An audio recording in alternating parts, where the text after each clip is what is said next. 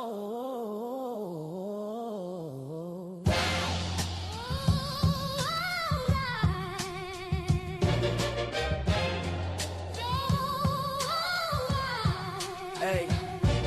Elder Suntan Spitfire, ignite the scroll from pyramids to pavement. They feel the soul, Elder Apostle dropping jewels rare and colossal. The HOK, we get hustle over gospel. Religion in your ears, science in your nostril. House of consciousness, ain't no room for the docile. Toughest debate forum, earth can't deny. Iron sharpens iron till the sparks start to fly. sa.neter says source up, source up. Get your skin thick or your career fold up.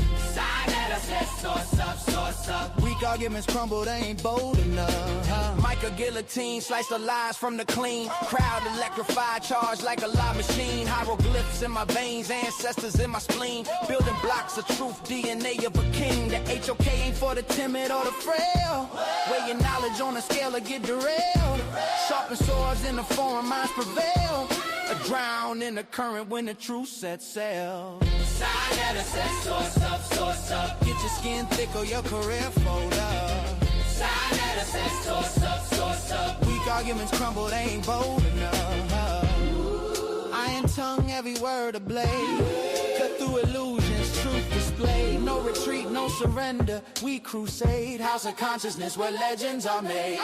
sa.neter says source up, source up. Get your skin thick or your career fold up.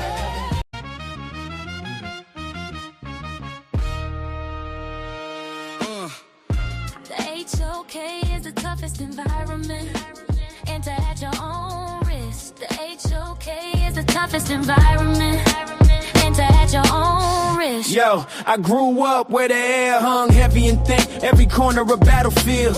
Gotta be quick, street light, neon sound. In the toughest environment, feet on the ground. I talk fluent in the silent language that the broken walls speak. This is a fortress of steel when iPad speaks. No escape from HOK, this is real. Before you come in here, you better know the deal. Carry the whole block's weight in my soul. Born from the cinder block, ashes, people are cool. The toughest environment is me. Built from the concrete, the toughest environment is sa.neter.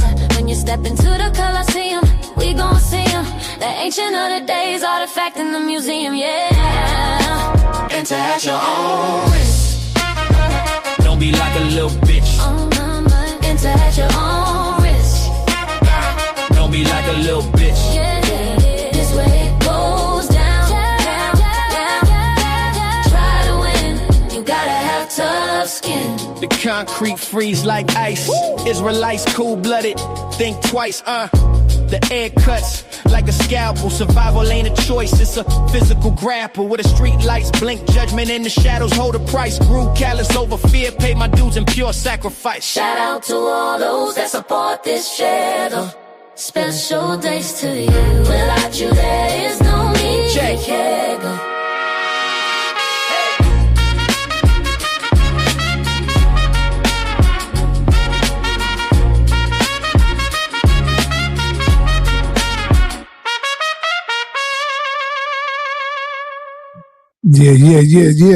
Testing 1 2 1 2. Can everybody hear me? Let me turn my sound up. 1 2. Yeah, I can hear myself now. Man, listen, we got the debate finally going down today. You know, we're gonna deal with the Ethiopian information. I think this is gonna be a real good one right here. Something totally different, you know, than the Bible debates. And we got Selah Shalom going up against Xion Warchild. And this is going to be great right here. I think I'm loving this one right here. But I'm going early because I'm calling out Judah Naz. See, now Judah Naz is running from me like a coward. First of all, you doing the show and you talking about me because you say I didn't answer your phone call. And that's the reason why you're doing the show. That's why you're doing the show, because you said that I didn't answer your phone call. Have you ever considered that maybe I didn't receive your phone call? Maybe I didn't hear it because every call you make got to be on WhatsApp. Have you ever considered that? Nah, you just went ham just because you said I didn't pick up your phone call. Damn, brother, there's been many times when you have not picked up my phone call when I called you?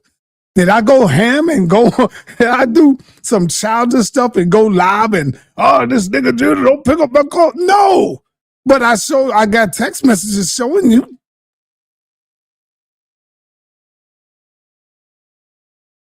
So I know it's some screws loose somewhere that who does that? Because somebody don't pick up your call. Who does that and do a stream? Now, people ain't got to answer your call, bro, if they don't want to. But the truth of the matter is, I didn't see no call. I didn't hear a call. You know? And if I did, if you look at your phone, you'll see when I've been calling you, trying to set up the debate with you and Commission. With you and Commission Adept. You know what I'm saying? So now you got me to the point because you was talking a lot of mumbo jumbo crap, talking about sa.neter, talking about God is evil. I stand on what I say. And so I'm calling you out, Judah. I'm calling sa.neter is calling you out, Judah. Are you going to be a man or a coward and go back there and make videos by yourself? Or are you going to face me like a man? Come up in here, Xion. Next time you see him and he go live, say sa.neter calling you out, Xion. Xion, let him know. I'm calling you out, Judah Naz. The stand on what you say you stand on and believe. I'm telling you that the God of the Bible, that your God, that the Israelite God is a goddamn warmonger. He's wicked. He's evil. I'm standing on that. Now, all you got to do is prove me wrong. But you ain't going to do that. What you're going to do is the Momo stuff. You're going to go and make, oh, sa.neter said this and sa.neter said that. Nah, nigga, I'm telling you what I said. Let the people hear it. Just come on and stand on it. Stand on it, brother. Right? I'll pull a scripture, I'll break it down, and then have you respond to it. Or you can respond to it first. Either way, it don't matter. We're going to both get fair or have a fair deal. Either way. And I bet you I will be victorious in the end, and people will say, yes, that's an evil God. But you ain't going to do it because you know I'll crack your dome. I'll crack your head, man. Pause. You ain't going to do it, Judah. And guess what? I'm not even mad at you. I'm not beefing with you, brother. I do this shit in my sleep, bro. I do it in my sleep. I'm not banging on you. I'm not coming up with ad homs. I'm strictly dealing with the information. I'm not going to be like you. I'm going to deal with the information. I'm not mad at you. I'm not beefing with you. I'm ready to get it in with you, though, on the knowledge, on the information.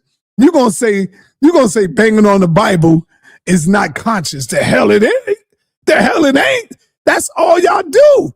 To Zoriach, all the Israelites, y'all outside banging on everybody religion. You bang on the Nation of Islam. Tell me if I'm right or wrong, family. Y'all niggas bang on the Nation of Islam. Y'all bang on the Christians' religion. Y'all bang on everybody who don't subscribe to your way of religion. But the minute someone say something about your God, it's like y'all got on panties and it's getting tight now. It's like you looking for Kotex and you need to put on the tampon. You see? It's like you can't handle it when it's coming back to you. And that's all Israelites do all day is bang on everybody, from the woman to the child. And the people know I'm right. And see, that's why I'm built different from y'all, because I come from the battlefield, the streets of hard knocks, man, on 125th, when I banged with everybody. You name it, from the Nation of Islam to the Nation of Gods and Earth, to the Moors, to the Hebrews, to the Jews. I come up under that. That's why this is nothing for me. I laugh at this type of stuff from the Kemet, and I'm not Kemet. I'm none of that.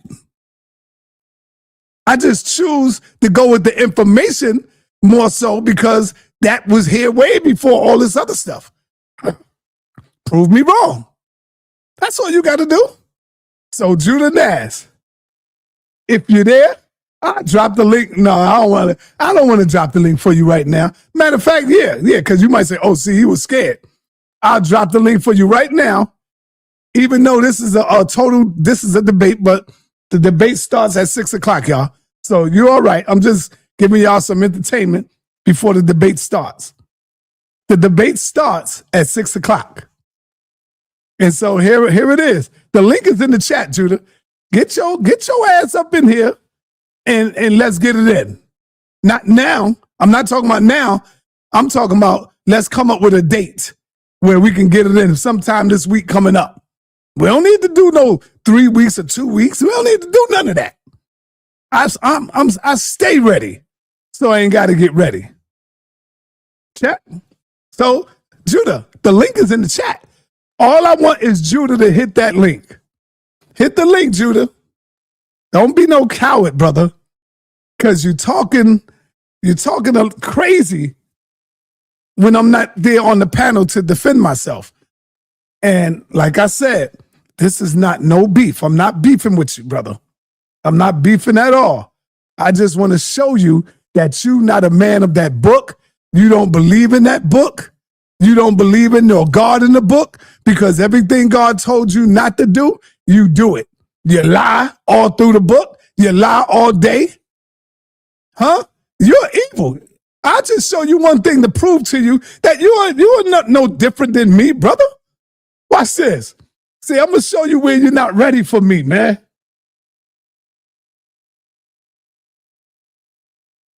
I'm going to show you where you're not even ready for me. You know we're in my league, man. Is this the one? All right, yeah, this the one. I mean, I hit you with this one and end the damn show. Show you where you know we're in my league, brother. Because you just as wicked as hell. All of you are wicked as hell. If you committed sin, guess what? You ain't nothing but the devil. So when y'all say, oh, saw devil, saw Satan, like y'all not the devil. You're the devil too. I'll prove it right here. Bingo. 1 John 3:8. Everyone who commits sin is of the devil. For the devil has been what? Sinning from the beginning. The devil been sinning from the beginning. And it's talking about you. It's talking about the people. Y'all been sinning. The man been sinning from the beginning. Everyone who commits sin is of the devil. Are you telling me you have never committed sin, Judah? Huh? Lying is a sin. Don't you know that? Lying is a sin. Getting high, smoking weed. You're not supposed to do none of that. So how much of a man of God? You're worse than me. All of you Israelites that's out there, you are worse than me. That's getting high, smoking, hitting that white girl. And I don't mean the physical white girl. You know what I'm talking about. That snow white girl. You know what I'm talking about. That powder. That's what I'm talking about.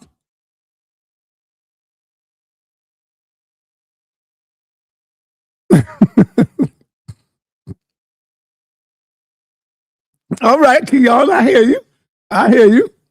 So that's all I'm talking about, Judah. Stop saying somebody else is wicked when you are wicked. Your God is letting you know that you're wicked, brother. Stop saying that. Come on, man. This is why you're afraid of me. Because you know I got that smoke for you, man. And I'm using scriptures for you. You ain't gonna face me, man.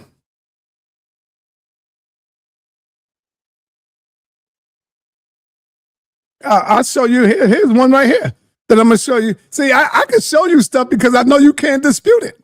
Watch this. Let me give you this right here. Here's one of them that I could prove to show you how wicked your God is, the God of the Bible. Don't get mad, nigga. Just come back and prove me wrong.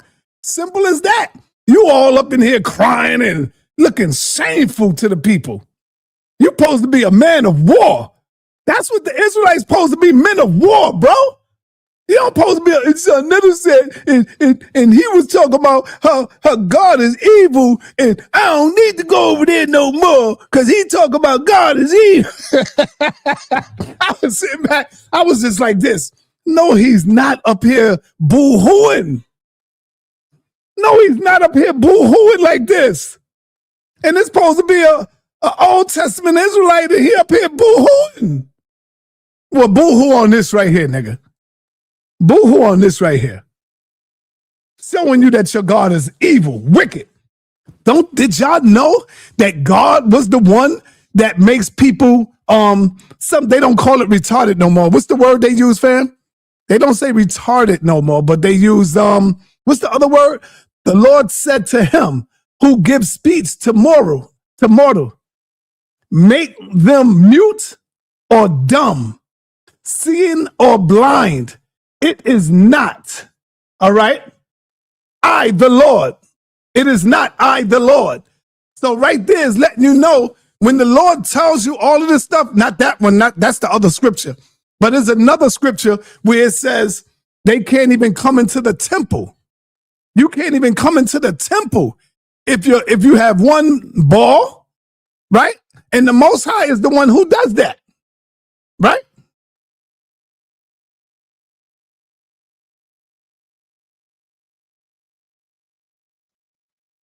Damn, where's that scripture at? I'm looking for it. That's not the one I wanted to show. It's the other one. Damn.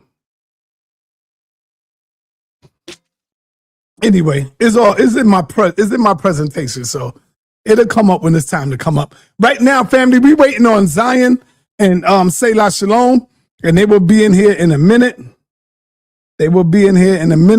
6 o'clock. I'm just heating it up, warming it up for them to come on in. Judah Naz, where you at? Yeah. Xion Warchild is in the back. He just waiting for Selah. We're gonna get this thing popping. We're gonna get it popping. So I'm calling out, and you know what? For some reason, Apostle really believes that Tazariak is gonna get me. I think I want to call out Tazariak too. I want the best, man. I want the best. Because if I can't, I want Judah first. But if Judah's scared, I will go after Captain Tazariak. I'll go after him. I'm going to give Judah some time to hit me back. Maybe not today or sometime this week. And then I'm going to go after the top, the Hebrew. I'm going after the top Israelite to prove that the God of the Bible is really the devil and evil and wicked. Captain might not want that smoke with me on this one. Telling you. If he was smart, he'd be like, he'd come up with an excuse. Come on, Sa.neter, you know, you don't want this smoke. He'd better be smart. Because I'm going to show you where God of the Bible, listen to me again, y'all. The God of the Bible not only condones grape, but enforces grape. Enforces it. Y'all didn't hear me. Y'all didn't hear me. He uses his power to make it happen. You ain't hear me, Xion. Xion, you ain't hear me. The God of the Bible, brother. And I'm not going to use the same scriptures that you're seeing. I got new scriptures, brother. Woo!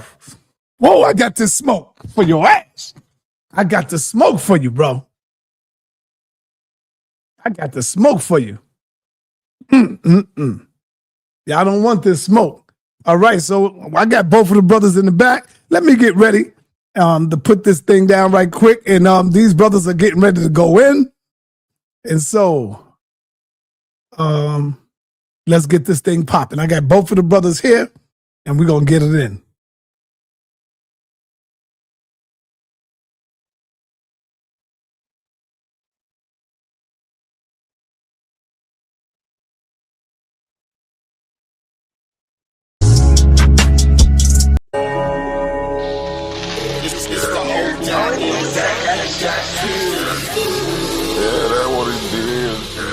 Messed up, like he say he from up there where y'all at. He say he from New York. Well, upstate. Upstate New York? Nah, we don't claim that. Screaming at the top of your lungs don't make you that guy. Try to watch my style and replay it, don't make you fly. Don't take a break, cause the fake like the snake. When the big dog away, all they do is clout chase. When I enter the room, all they do is bout face. Put them lions on my back, then ball with the minister. Side put me on there, everybody wanna mimic you. Yeah, I thought I told you we the toughest here. We be on the scene, niggas screen our shit. We the toughest you done seen, we the big boy clique. If he really want smoke, I pull up with him. Toughest environment, smoke city. I can tell by your energy, you ain't really woke. He showed up to debate, but he choked. No money in his pocket, boy broke. Shit, the only thing he can teach is hope. Kill a spider, drown a fish, stomp a rose, do something. But don't come on sa.neter with the stunt. Everybody over here getting money. Touche hit me up, told me go and run it. Guess I'm Carl Lewis. You looking dumb foolish. Nigga way upstate making soft music. Boy, this the toughest environment, show you how to do it. Mr. Toughest environment, show you how to do it. We be on the scene, niggas screen our shit. We the toughest you done seen, we the big boy clique. If he really want smoke, I pull up with it. Toughest environment, smoke city. I can tell by your energy, you ain't really woke. He showed up to debate, but he choked. No money in his pocket, boy broke. Shit, the only thing he can teach is hope.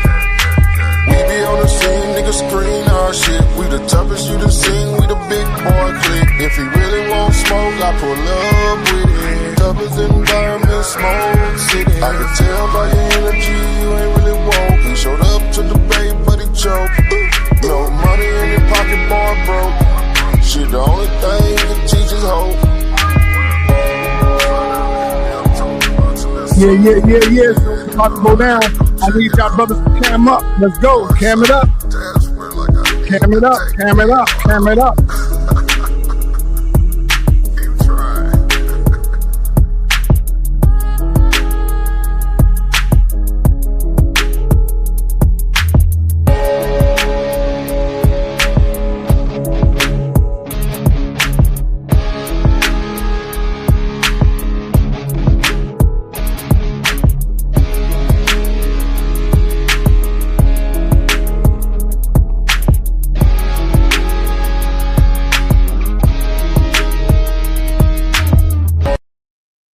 All right, we finally here today, and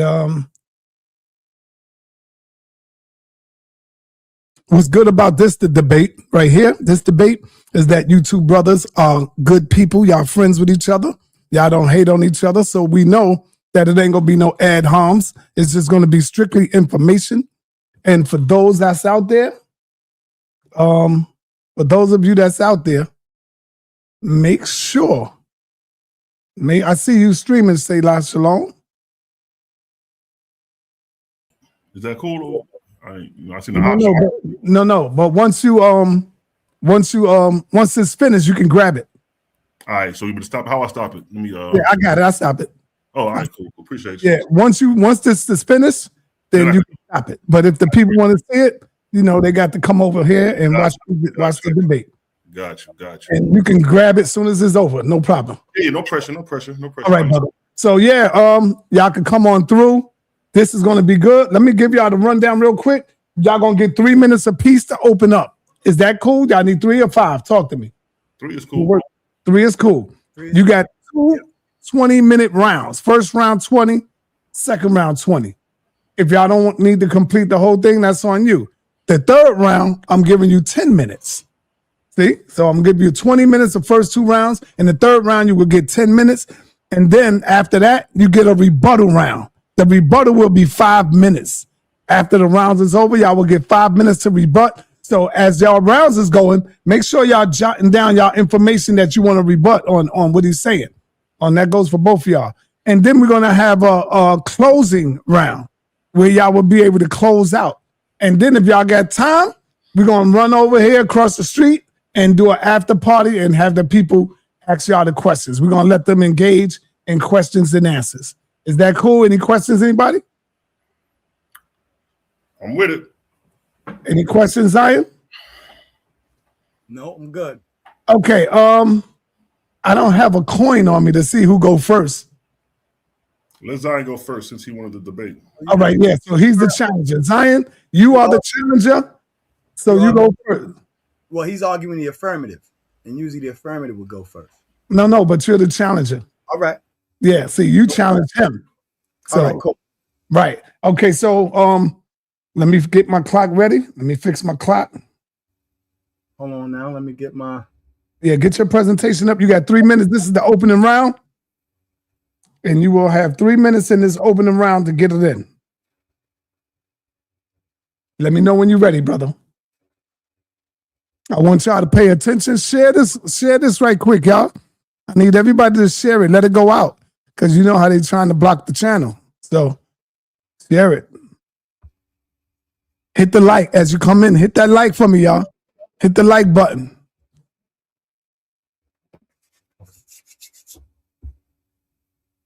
We got 50 likes and we got 180 people in the building. Let's hit that like. We should have had over 100 likes already. All right, Zion, that's your presentation there, right? Yes, sir. All right, let me know when you're ready. All right. Time start, brother. When you ready? Yeah, that's good. So my brother Selah Shalom, he made a statement, you know what I mean, on that video about the Ethiopian Bible. And this is what brought this whole entire Roman influence. What he said? You can see how Ethiopian Orthodox Tewahedo Church is a product of Roman influence. Say it again. You can see how Ethiopian Orthodox Tewahedo Church is a product of Roman influence. You can see how Ethiopian Orthodox Tewahedo Church is a product.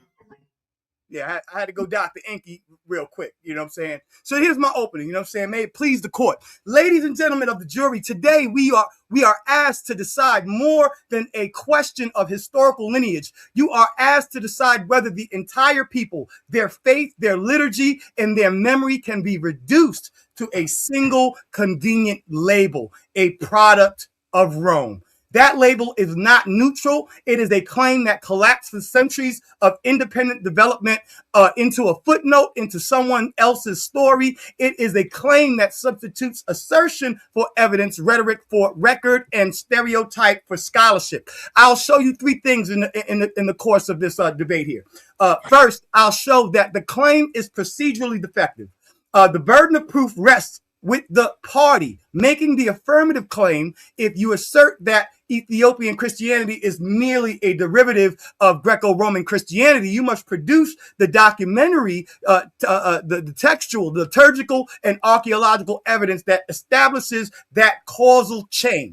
You cannot meet that burden by pointing to a handful of Greek words, a few stylistic echoes, or isolated artifacts, institutional little practices that demand the rest of us to disprove a sweeping historical thesis. That is a burden shifting dressed up as argument, right? So second, I'll show that the claim is logically flawed. It commits multiple fallacies, equivocation, confusing language of transmission with cultural identity, false analogy, treating superficial resemblance as proof of wholesale derivation, right? And cherry picking, selecting evidence that fits the story while ignoring a broader corpus that contradicts it.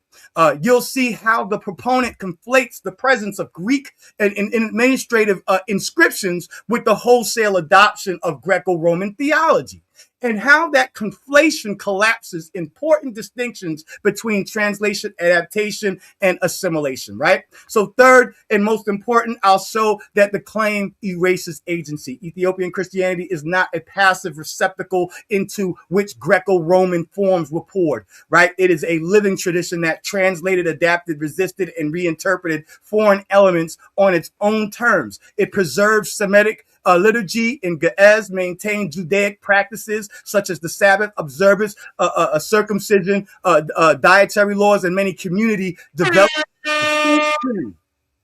All right. When you hear that horn, Yes, sir. your time is up. I want to thank you, brother, for your first opening round. I appreciate that. I mean, that was just the opening. Brother Selah Shalom, you geared up? You ready? Remove your slide, brother. Remove your slide, Zion. Okay. Let me know when you're ready, brother. Selah. Yeah, I'm ready. I'm gonna just talk. You know, this 3 minutes don't require too much. Okay, time start when you start talking. Yes, so what it is, peace to the creator gang, peace to sa.neter, peace to everybody on the chat, peace to Warchild or whatever, you know what I mean? So I don't need too much of a explanation for this. This is easy work on my side. What I'm gonna show tonight is without a shadow of a doubt that Christianity, Ethiopian Christianity, is definitely a product of Rome and is definitely influenced by Greco-Roman. So, you know, we're dealing with Christianity in Ethiopia, so we got to start exactly where it begins. We can't go to the Kushite dynasty of Kemet. We can't go back to the 4th century BC. We're dealing with Christianity entering Ethiopia, and that's the beginning point where this argument begins. We're going to see if Rome has any influence on Ethiopia. We're going to see if any of the biblical doctrines, which is the New Testament, because if you are a Christian, you are following the teachings of Christ, and the teachings of Christ are the New Testament. So we're going to have to see original manuscripts in the Ge'ez in the New Testament and showing how that influenced the Greek and the Roman world. So what I'm going to show you is Rome coming down with their influence into Alexandria, Egypt, which is the mother of Ethiopia. Ethiopia is the daughter to Alexandria, Egypt, and Alexandria, Egypt is a pawn to Rome, and we're going to show that. So if the mother is compromised, likewise is the daughter compromised, and I'm going to show that. So this is going to be a cakewalk for me because the amount of evidence that I have to show, sources, culture, translation of text, all leads back to Rome. So with that, y'all, you know what I mean? Get ready for a good presentation. I hope Zion got something to rebut what I'm about to come with, because all what I'm coming with is sources. I'm not coming with my opinion. Everything is objective, so you can see it for yourself. Now, what I will do is, when I'm doing my round, I'm going to say source, and I'm going to read the direct citation of that source instead of trying to quote the book and all that, so I could flow freely, so you could get a picture of what I'm saying. And the sources will be on the screen for you to see anyway. So with that being said, I'm going to prove tonight, without a shadow of a doubt, that Ethiopia is nothing more than a pawn of Rome. How much more minutes I got, son? 49 seconds? Yeah, 14 seconds. 14 seconds. Yeah, go ahead. I'm good with that. All roads lead to Rome. That's right. All right, yo, this is going to be a powerful scholastic debate on both sides. Both of these brothers are strong when it comes to this information. So I'm going to have to, I'm going to leave it up to y'all to see what y'all say about it. You know, if y'all don't know that much on the subject, don't even vote on it, you know. And without any further ado, gear yourself up, Zion Warchild. This is your first round, 20 minutes. And let me know when you're ready, brother. And family, don't be afraid. If y'all want to donate to these brothers, go ahead. I need my moderators. Y'all can put up y'all Cash App if y'all want to. My man Selah, if you can put up your Cash App, I'll make you a mod so that way you can drop your link. Same with you, Zion Warchild. Same with you.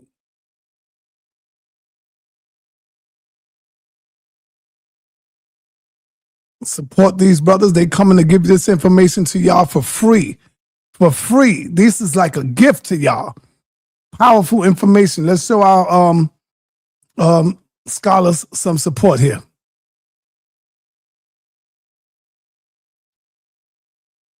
See that? I'm not even selfish. I need a couple of dollars too. But you see, I'm telling my brothers, send them the money. Send them something for them doing this, man.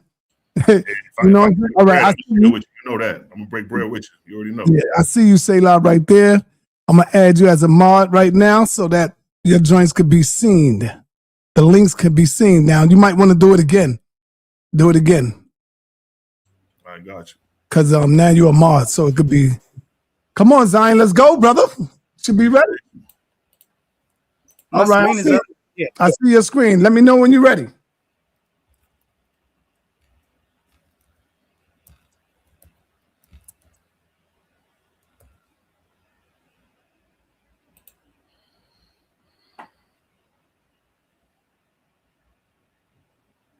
All right, there go my brother Selah Shalom. Show some love. Support him, brother. Support him. If y'all got 5, 10, 20, 50, 100, if you can do that, do it. You know, just show some love. Because then when we do stuff like that, guess what? They don't mind coming back over here showing love and giving y'all this information. You see? That's what we got to understand. That's what we're going to have to learn. When they showing love and supporting us, they don't mind coming back. So, you ready, Brother Xion? Yes, sir. Yes, sir. I'm going to start when you start speaking. All right. So here's the statement, right? The portrayal of Ethiopian Christianity as merely a product of Rome is a gross oversimplification and erases centuries of independent antiquitous theological development. Liturgical creativity. He's taking the seasoning out of the potato salad and throwing some Roman raisins in it, y'all. Liturgical creativity, the political resistance. It reduces the living African tradition to a footnote in a European story and thereby minimizes the agency, identity, and dignity of an entire people. You know what I'm saying? Who sent you? You know what I mean?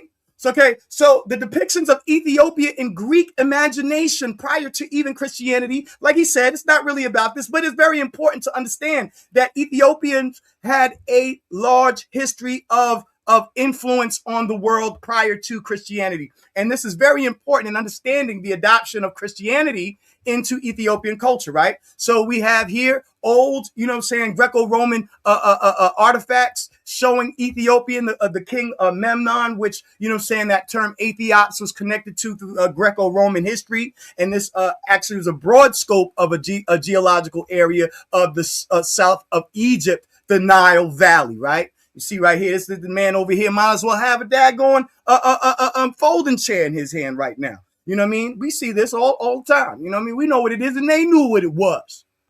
Over here talking about this is it's like these Ethiopians was some kind of, you know what I'm saying, like they fell over and just, you know what I'm saying, claiming Ethiopian Christianity as a product of Greco-Roman Christianity it's equal to Hellenization, y'all. Understand what this really means. To be a product of Greco-Romanized Christianity or Greco-Romanization, that is called Hellenization. It was something that was adopted from the Greeks once the Romans had conquered the Greeks, right? Hellenization means a deep assimilation into Greek worldview and identity. It's not just using Greek words or having the contract with Greek culture. It's adopting Greek philosophy, language, categories as a foundation of theological practice, right? So an example is Chalcedonian Christianity is Roman Constantinople define Christology using Greek philosophical distinctions, thesis, physis, hypothesis, and ousia, right? So these are Greek terms, you know what I'm saying, dealing with Hellenized ideologies, right? Over the past 20 years, I have further explored. This is a source here. I think I have the source somewhere. Yeah, I do. Right here. Okay, so let me go back. We go back here real quick. So it says here, over the past years, I have further explored the question of how developing Jesus movement was transformed in the context of integration into global culture or of the Imperium Romanum, right? Imperium Romanum, remember that, y'all. This in turn led to me to revisit the further development and the observations regarding the history of analytic category of Hellenization. Therefore, I was delighted when the conveners in the Dutch annual lectures in patristic asked me to present an overview of my research in this field, which the lecture in their new series let me know how media's in rest, right?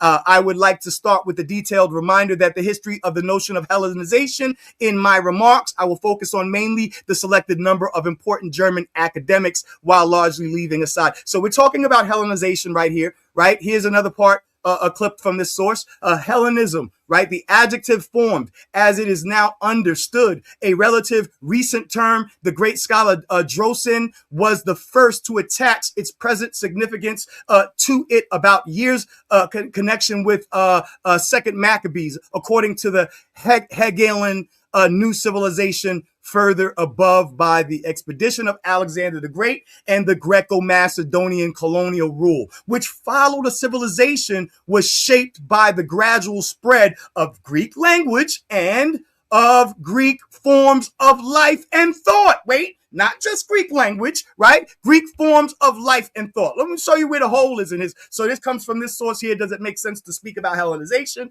in Christianity and antiquity? You know what I'm saying? By Christopher Mark Chase, DOI.org, Church History, Religious Culture, right?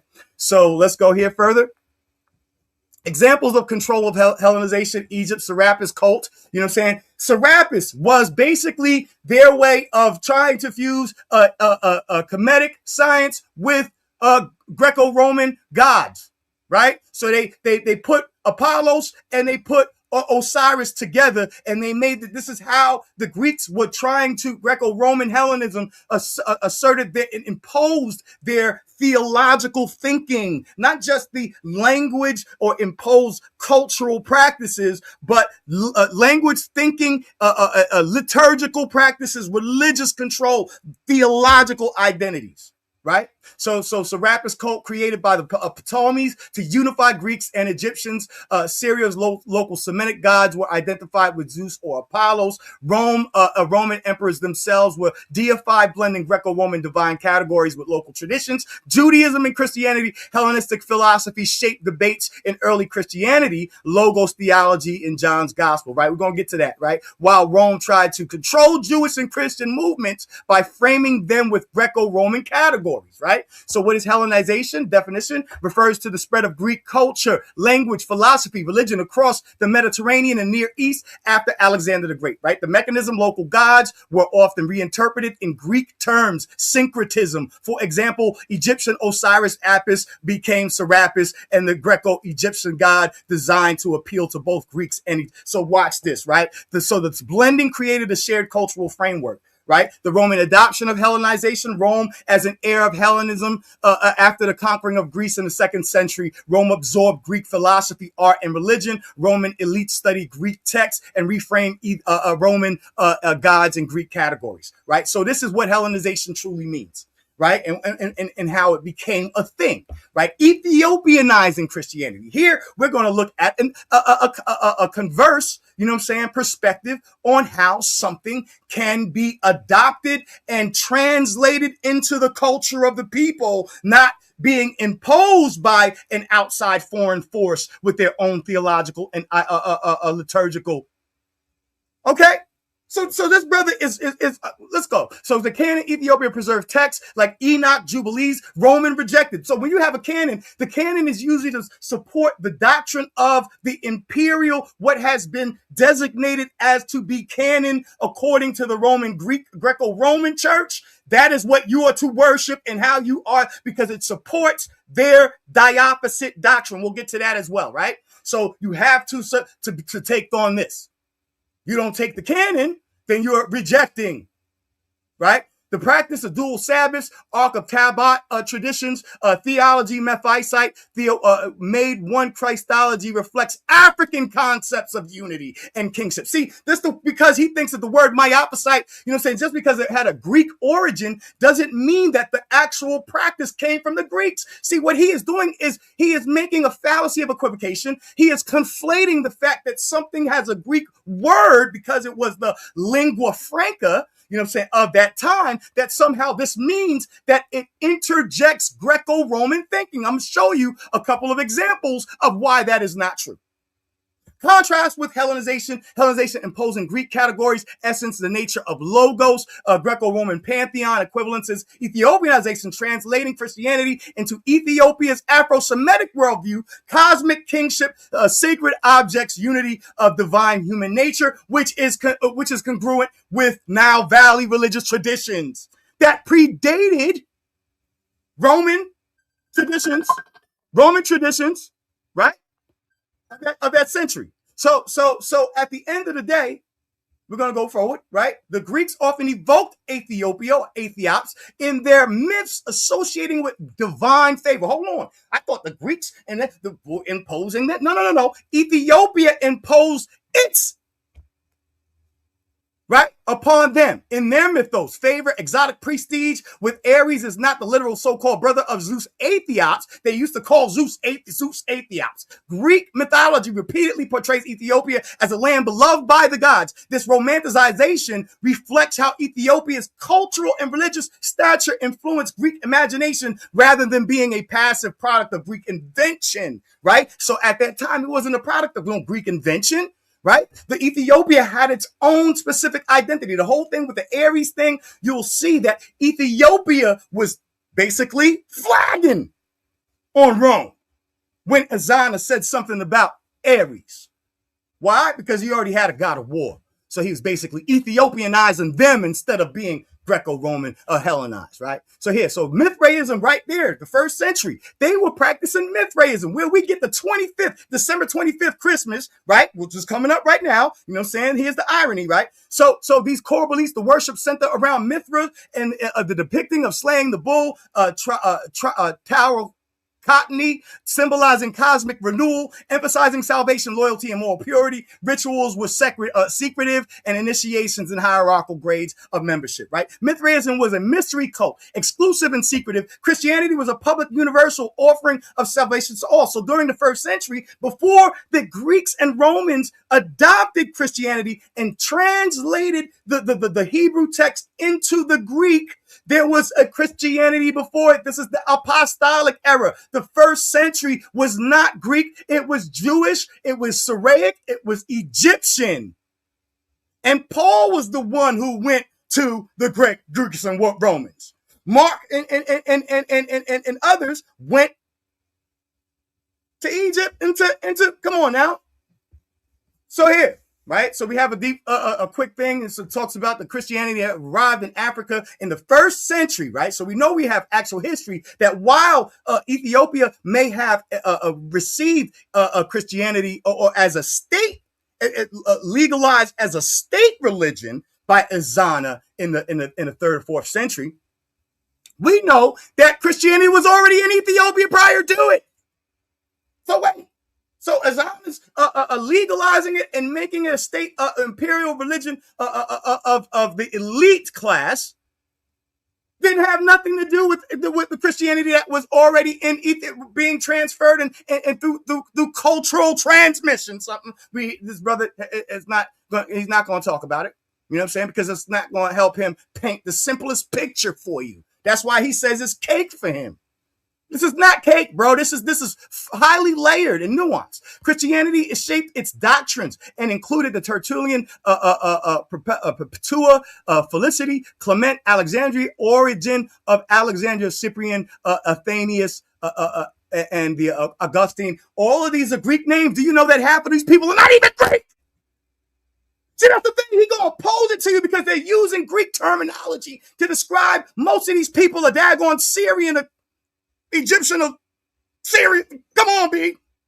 See, what you're not going to do is blow smoke today. In the 4th century, the Aksumite Empire in the modern Ethiopia and Eritrea became one of the first religions of the world to adopt Christianity as official religion. See, so that's when it was adopted as the official religion, not that it was really introduced there by Frumentius. We'll get to that, right? So this is the fallacy of in Greek by default logic. Equivocation fallacy. It occurs when the word or concept is used two different senses, but to treat it as the same. In this case, Greek as a language of transmission, manuscripts written in Greek, Greek as a cultural religious identity, Hellenized Christianity. The argument wrongly equates the two as if writing in Greek automatically makes the religion Greek.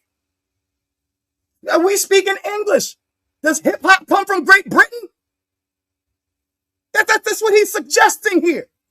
That's like saying that Vanilla Ice wrote freaking Rakim's lyrics. Like, come on, P. You bugging, right? Contrast with Miaphysite, Egyptian doctrine. Miaphysite Coptic Ethiopian Christ is the one united nature, fully divine and fully human, inseparable, reflects the Egyptian religious continuity where gods like Osiris and Horus embodied unity in divine human realms, not split. Thus, Miaphysism resonates more with the Nile Valley theology of unity and resonates with Greco-Roman dualism. Christ as a demigod in comparison. In the Chalcedonian terms, Christ is fully divine and fully human, but the two natures remain distinct. And in this structural similar to Greco-Roman demigods, Perseus and Hercules, who embody both divine and human identities. The difference Christianity insists Christ is one person, not half divine, whereas Greco-Roman demigods were often seen as half God and half man. Still, the conceptual framework of the dual natures is strikingly parallel, right? So we'll go a little bit further here, right? Here, look at this stuff. All of the statutes. Virgin birth concept is different from how the Mayan site looked at it. The Hebrew to the Greek with the connection to the Greek word pantheos, Parthenos, right? The Parthenos meaning the virgin or goddess, right? Look at this. Look at it. Don't that look like Helen? Hell to the no. Hellenized churches, the statues and carvings, churches influenced by Greco-Roman, Catholic, Byzantine, Orthodox, incorporated statues and reliefs. When you hear the first horn, that means you got 5 minutes left. Continue, Right. brother. Right. Greek artistic heritage, sculpture was central in Hellenistic art. This tradition carried into Christian Roman art. So when you talk about Hellenization, the Ethiopians rejected that. You'll never see a statue. You'll never see none of that wickedness over there. Right? So Matthew, so here's the interesting thing. We're going to see how different the mindset of the Semitics right there in Bible scripture, right? When the crowds in Matthew 9, the Jews were afraid when they saw some miracles being done, right? And they saw the miracles, the crowd saw it and they were afraid and they glorified God who had given such authority. See how they looked at it? They immediately said, God gave him the authority. That gave that person that the divinity through the unity between the Father and through whatever vessel God was using to do those miracles. But here's how the Romans looked at things. Acts, right? And when the crowd saw Paul had done and they lifted up their voice saying, Lysonian, the gods have come down to us in the likeness of men. Barnabas they called Zeus and Paul they called Hermes, immediately transfigurizing their Greek gods onto these men. And that is what Hellenism is, sir. Okay, factionalism in Corinth, we could talk about that. Chloe's the church between Paul and Chloe. We already know that, biblically speaking, they talked about the separation. The Syriac church, the Egyptian church, all came before the Greco-Roman Byzantine church, which was in the, later in the 313 CE, when that was legalized. So prior to that, they were still doing the daggone Serapis and the Mithraism. Lord, right? So Irenaeus demonstrates that the apostolic, right? Irenaeus' preachings supplies a model of how early Christianity claimed apostolic authorities through local tradition and text. A model Ethiopia used to legitimize its own Ge'ez, rejecting Greek. See, homeboy Moses 777 said Ge'ez is Greek. It is not. It is Afro-Semitic. It comes from a Syriac text and is closely more related to the Aramaic. So that is a lie. And the reason why they translated it over was because they wanted to preserve the Hebrew Semitic syntax, which I'll show you guys later. Greek ideological perspective, divinity, anthropomorphic gods, hierarchy of polytheism, Egyptian ideological perspectives, or Nile Valley perspectives, cosmic order, divine kingship. There's a difference, y'all, between the two doctrines. And this is why they had beef. And I'll show you, this dude is giving us scribble scrabble. I'm over here trying to paint pictures. Nigga. You know what I'm saying? Don't oversimplify stuff, man. The audience ain't dumb. Greco-Roman diopposite, Greco-Roman Roman gods is parallels. Christ is demigods in comparison, right? So I got all my sources and stuff, right? But right now I got to paint this picture, right? Reflections of Ethiopia in light of the Koine Greek, the language independence, right? Just because they had Koine Greek didn't mean that everybody who was using the Koine Greek was Greeks. In fact, when you look at the book of Revelation, it clearly states that the syntax in the writing shows that the person who was writing the book of Revelation, John on the island of Patmos, according to the legend, was a person who could not really write in Greek. But he was trying to write it in Greek, and it still had the Semitic syntax, and so therefore they knew that the writer was Semitic. And the language in it is codified anti-Greco-Romanization, Greco-Roman imperialism. The whole entire book is written in a political context. Anti. This is first century. The stuff that the Ge'ez and the Ethiopian Orthodox Church actually preserved. Right? So in this cultural continuity, Greek facilitated the spread of Christianity across the Mediterranean, but Ethiopia's Christianity was transmitted through Frumentius. That's what they say, right? A Syrian Phoenician and the Coptic Patriarch. Frumentius was running, and he didn't go over there and impose. The dude was a child. He became one of their servants to Ezana, and just taught him about Christianity according to how he learned it, and gave some texts, and they took that, but that didn't mean that it wasn't there already. When the Koine Greek represents the common Greco-Roman Christianity identity, Ethiopia's Ge'ez liturgy and Judaic practices represent a counter identity, sir. All right? Persecution and establishment, I'm going to get into that. You know what I'm saying? We're going to keep it real short and sweet here before we end, right? So Ethiopian Orthodox Church and the Egyptian Coptic Church even has key differences. And the Ethiopian Orthodox Church, though historically aligned with the Coptic Church, establishes independence through its unique canon, Judaic continuity, liturgical language, cultural integration. Ethiopia's Christianity is not a derivative of Egypt's either, but a distinct Semitic Israelite tradition reinforcing the independence from both Rome and Alexandrian Christianity. There's your source right there. All right.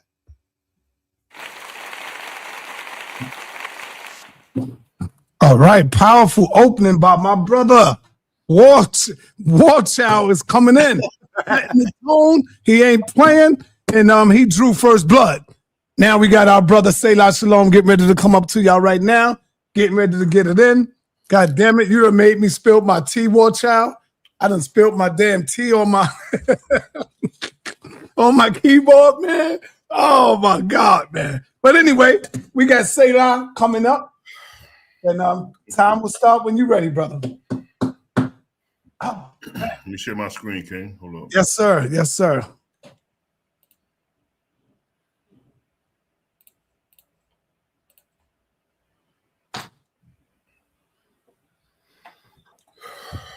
Get it. Should be in the back here. All right, I see it.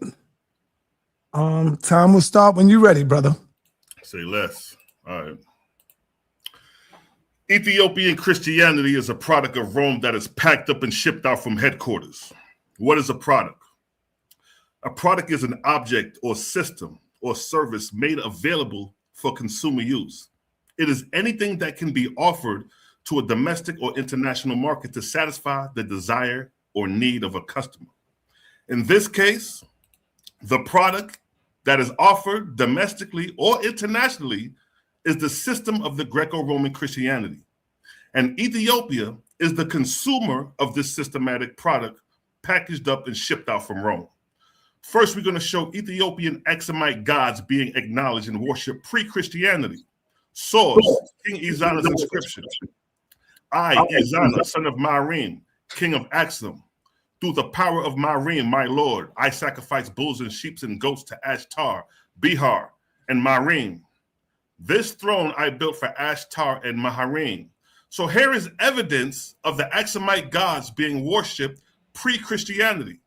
Now here's a quote from the same inscription where King Ezana is now worshiping the Christian God Christ. By the grace of God, I, King Ezana, have conquered all in Christ our Lord. So now we have King Ezana in his Roman production work clothes, being a consumer of this new product called Christianity, no longer worshiping the traditional indigenous god Maharim. How did the product Christianity reach Ethiopia? Consumer land, first wave, 4th century. Athanasius commissions Frumentius. Source, Frumentius carrying the product of Rome was sent to Aksum, the consumer, and ordained by Athanasius in the 4th century. Source, Zosemeyer, Athanasius consecrates Frumentius bishop. Source, Ecclesiastical Histories, Athanasius having examined Frumentius and finding him worthy, ordained him bishop and sent him back to preach the gospel, the product, to that nation, Ethiopia, consumer land.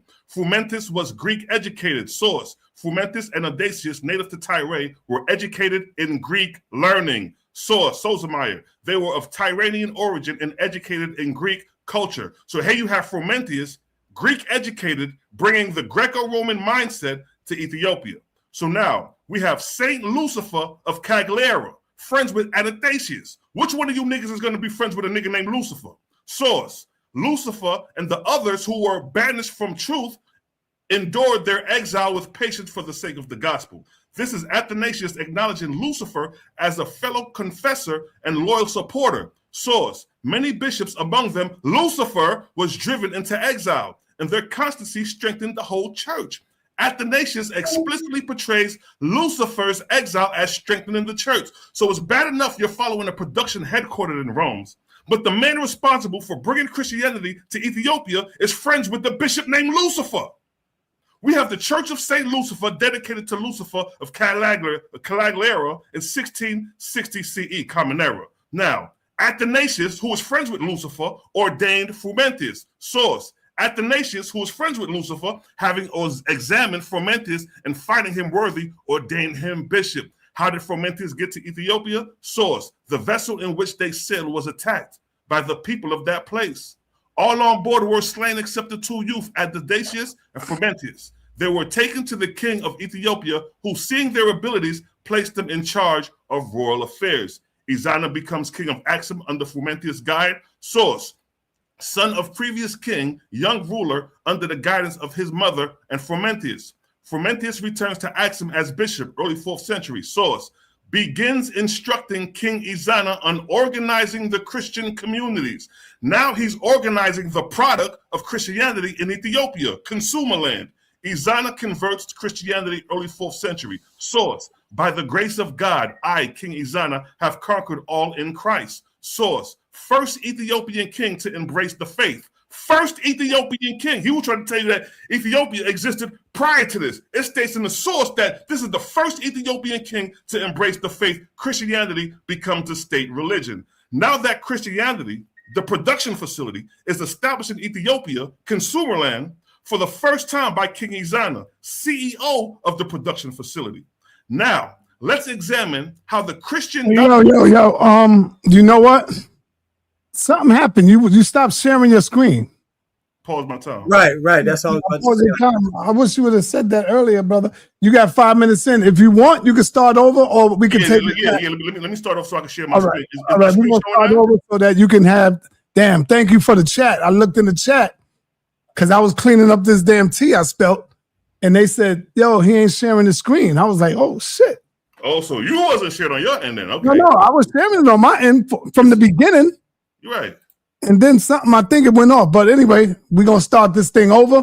Okay. And family, y'all ain't got nothing else to do. It's Saturday in the evening. Let's get it in. So let me know if you see my screen. Yes, your screen is up right now. And hold on, let me get my time right. Let me start my time over. All right. Hold on. Yes. Let's get this thing cooking. We got it. Yeah, man. I'm loving it. All right. Time is ready when you're ready. All right. Ethiopian Christianity is a product of Rome that is packed up and shipped out from headquarters. What is a product? A product is an object or service, or a system or service made available for consumer use. It is anything that can be offered to a domestic or an international market to satisfy the desire or need of a customer. In this case, the product offered domestically or internationally is the system of Greco-Roman Christianity. And Ethiopia is a consumer of this systematic product, packaged up and shipped out from headquarters. First, we're going to show Ethiopian Axumite gods being acknowledged and worshipped pre-Christianity. Source, King Izana's inscription. I, Izana, son of Maharim, king of Axum, through the power of Maharim, my lord, I sacrifice bulls, sheep, goats to Ashtar, Bihar, and Maharim. This throne I built for Ashtar and Maharim. So here is evidence of the Axumite gods being worshipped pre-Christianity. So here is a quote from the same inscription where King Izana is now worshiping the Christian god Christ. Source, by the grace of God, I, King Izana, have conquered all in Christ our Lord. So now we have King Izana in his Roman production work clothing, being a consumer of this new product called Christianity, no longer worshiping the traditional indigenous god Maharim. Now, how did the product Christianity reach Ethiopia, consumer land? First way, 4th century, Athanasius commissions Frumentius. Source, Frumentius, carrying the product of Rome, was sent to Axum, the consumers, who ordained Athanasius in the 4th century. Source, Zosemeyer, Athanasius consecrated Frumentius bishop. Source, Ecclesiastical Histories, Athanasius, having examined Frumentius and finding him worthy, ordained him bishop and sent him back to preach the gospel, the product, to that nation, Ethiopia, consumer land. Frumentius was educated in Greek. Source: Frumentius and Adasius, native of Tyre, were educated in Greek learning. Source: Zosimiah. They were of Tyrrhenian origin and educated in Greek. So here you have Frumentius, Greek educated, bringing the Greco-Roman mindset to Ethiopia. Now let's move to Saint Lucifer of Cagliari, friends with Anastasia. Which one of you niggas is going to be friends with a nigga named Lucifer? Source: Lucifer and the others who were banished for the truth endured their exile with patience for the sake of the gospel. This is Athanasius acknowledging Lucifer as a fellow confessor and a loyal supporter. Source: Athanasius. Many bishops, among them Lucifer, was driven into exile, and their constance strengthened the whole church. Athanasius explicitly portrays Lucifer exile as strengthening the church. So it's bad enough you're following a product headquartered in Rome, but the man responsible for bringing Christianity to Ethiopia is friends with the bishop named Lucifer. Here is the church of Saint Lucifer, dedicated to Lucifer of Cagliari in 1660 CE. It's interesting how they got that 666 in there. Now look, Athanasius, who was friends with Lucifer, ordains Frumentius. Source: Athanasius, who was friends with Lucifer, having examined Frumentius, finding him worthy, ordained him bishop. How did Frumentius get to Ethiopia? Source: the vessels in which they sailed was attacked by the people of the place. All on board were slain except the two youth, Athanasius and Frumentius. They were taken to the king of Ethiopia, who, seeing their ability, placed them in charge of royal affairs. King Izana becomes king of Axum under Frumentius' guide. Source: son of previous king, young ruler under the guidance of his mother and Frumentius. Frumentius returned to Axum as bishop, early 4th century. Source: begins instructing King Izana and organizing the Christian community. So now he's organizing the product of Christianity in Ethiopia, consumer land.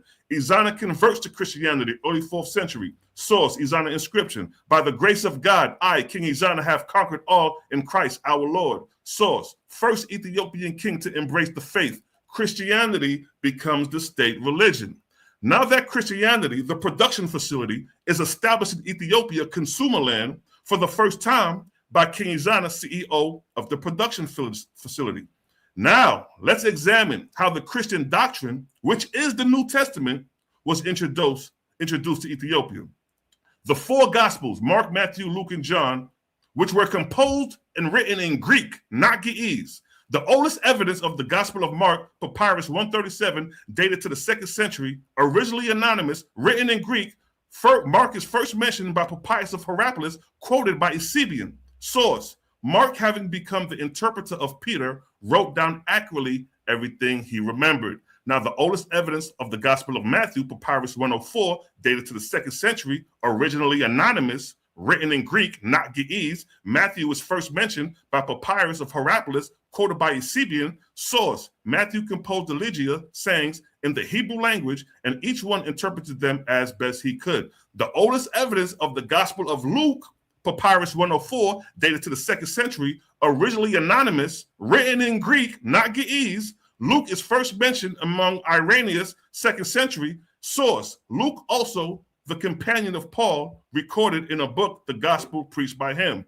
Now, the oldest evidence of John is Papyrus 52, dated to the 2nd century, originally anonymous, written in Greek, not Ge'ez. John is first mentioned by Irenaeus, 2nd and 3rd century. Source: John, the disciple of the Lord, who also leaned upon his breast himself, published the gospel while residing at Ephesus in Asia. Now, as you can see, all the New Testament Gospels were originally written anonymously in Greek, not Ge'ez, and are cited by early Roman church fathers rather than Ethiopian Abinus. To substantiate your argument, you need to source the four Gospels in Ge'ez rather than Greek, thereby demonstrating Ethiopians' authority over the Greco-Roman. But we don't see that. Now we're going to go into the translation of the Gospels from Greek to Ge'ez. Source: in 347, Athanasius ordained Frumentius bishop and commissioned him to initiate the cultural adaptations of Greek Christianity, biblical liturgical texts to Ethiopic symbols and languages. Ethiopian traditions credit him with what? The first Ge'ez translation of the New Testament. What are we talking about here? So we have a direct product from Rome, headquarters, because the earliest Gospels were in the hands of the Roman church fathers. Remember, what is a product? A product is an object. In this case, the object is the New Testament, or a system of service. In this case, the system of service is the church, made available for consumers. In this case, the consumers are the Ethiopians. Now we're going to move into the Garima Gospels, 4th century CE. The Garima Gospels are 3 ancient Ge'ez manuscripts containing all 4 canonical Gospels. Now, I already showed the 4 Gospels, Mark, Matthew, Luke, and John, were all composed in Greek, quoted by Roman church fathers. Now, here are experts in the field of Ge'ez, because Xion is not an expert in the field of Ge'ez, and they said the Garima Gospels, which is the oldest Ethiopian text you got, was translated from Greek. Let's start off with Elisandro. Source, the Ethiopic version of the New Testament, one of the world's leading experts on Ge'ez biblical texts. What does he say? Direct quote, the Ethiopic Gospels are represented in the Garima manuscripts, preserved a translation made from the Greek Volage. What are we talking about here?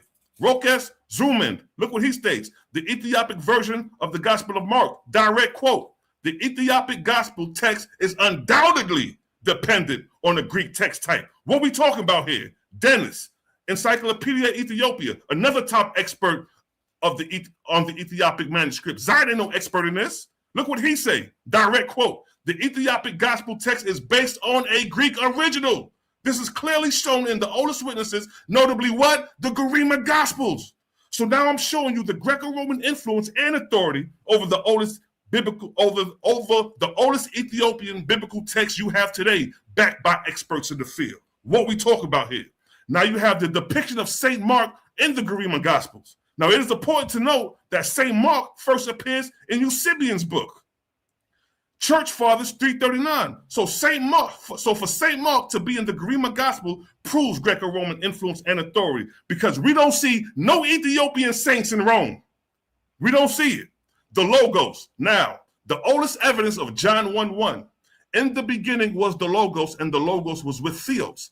And the Logos was Theos. Now we got to put on our Greek thinking caps. Papyrus 66, dated to the 2nd, 3rd century. In the blue letter, the Strong's Concordance for Logos is G3056, which is Greek, and it states in biblical usage, it states, note, a Greek philosopher named Heraclitus first used the term Logos around 600 BC. So, God in Greek is a title.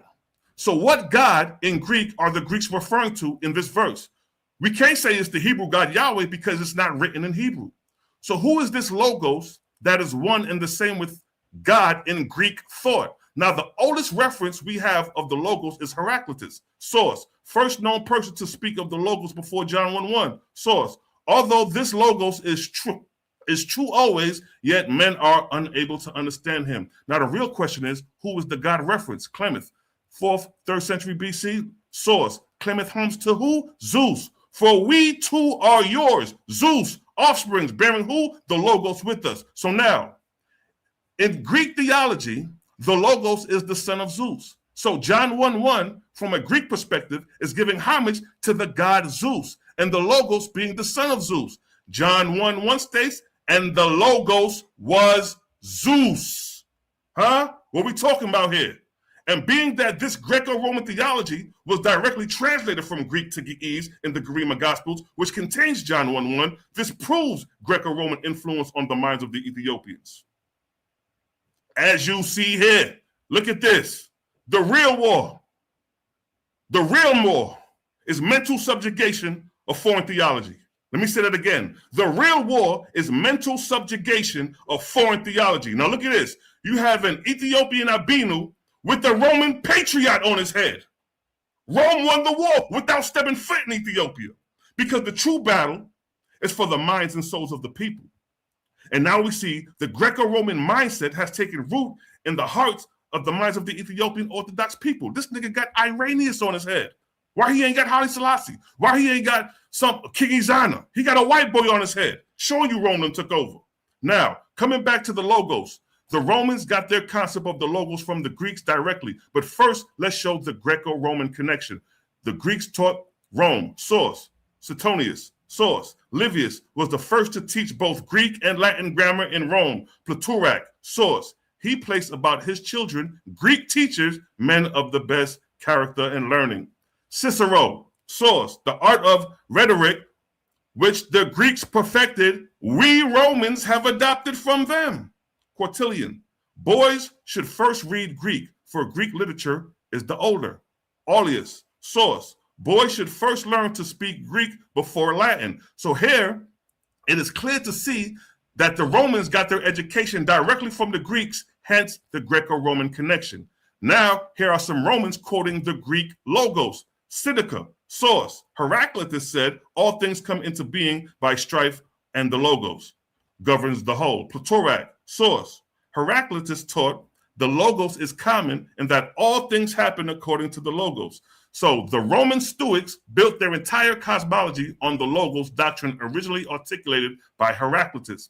Philo of Alexandria, the first Jewish Greek thinker to use the logos as a divine meditator foreshadowing John. Source, Philo, who in Greek addressed an audience thoroughly familiar with Greek.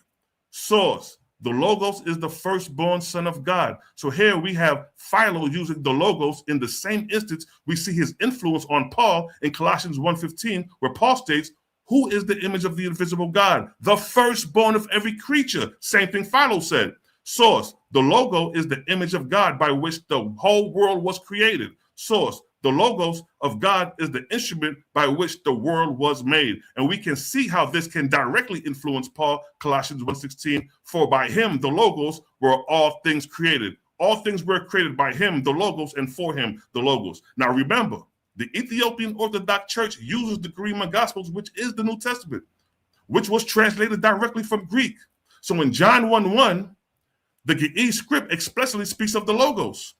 Here's a breakdown of the Aramaic Ge'ez script for John 1:1. In the beginning was the word. The Ge'ez word is ka'al, is a direct translation from the Greek word logos.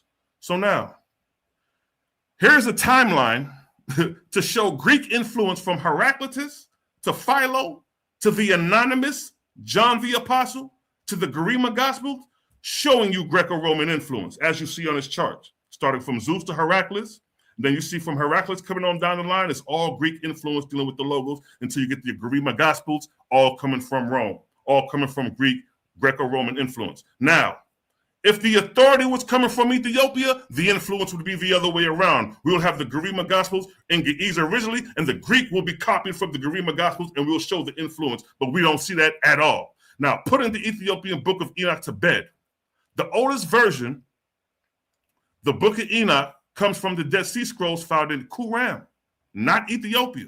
They go a map showing you the distance, and is dated to the 2nd century BCE, long before Christianity existed. Plus, the Book of Enoch is written in Aramaic, not Ge'ez. Now, the Ethiopian Book of Enoch is written in Ge'ez, but the oldest account is written in Aramaic. So how did the Ethiopian Book of Enoch get translated into Ge'ez? Now look, coming back to these experts, look what he say. R.H. Charles, source, Ethiopic manuscripts of the Book of Enoch. What does it say? The Ethiopic manuscript of Enoch are all late.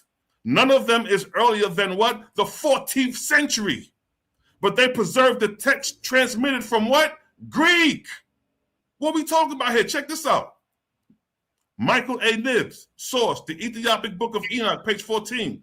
The Ethiopic text of 1 Enoch represents a translation from a Greek version of the original Aramaic. Listen, no direct Aramaic volage survives for the Ethiopic translation, meaning they do not have an original Aramaic translation. The Greek copied it.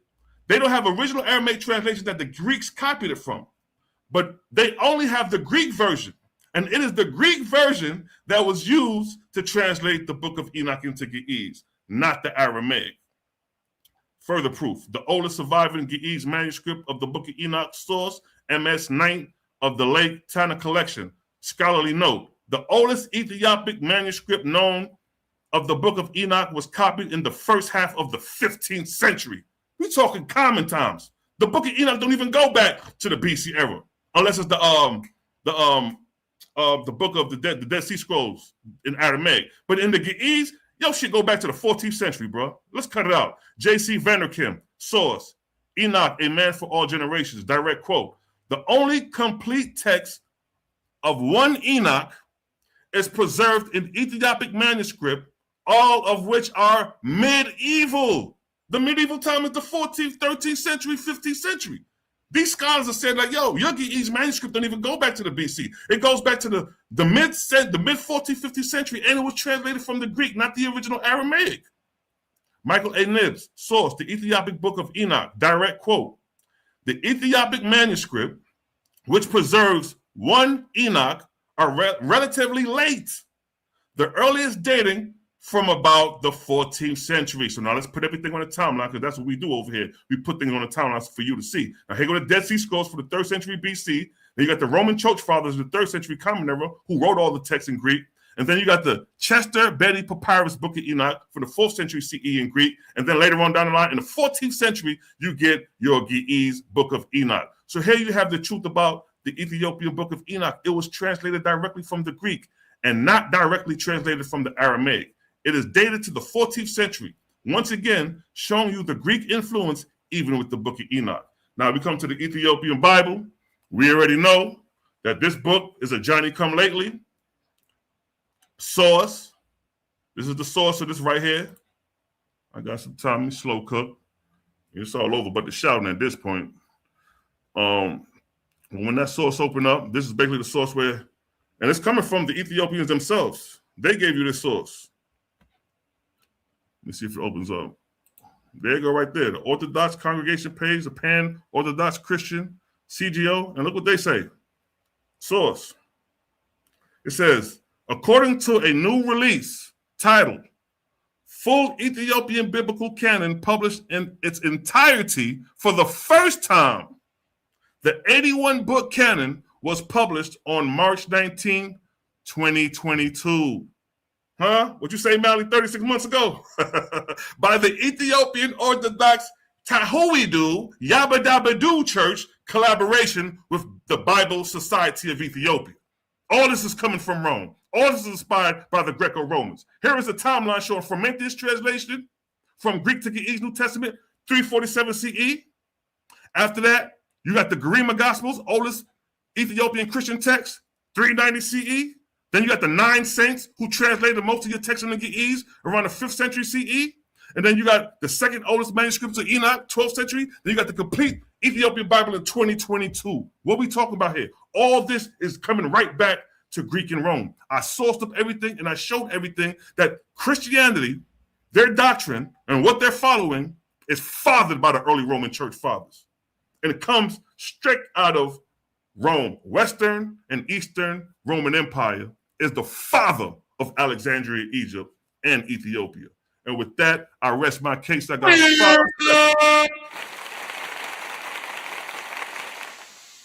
Wow. Powerful response from both brothers, setting it off, setting the tone. Selah Shalom.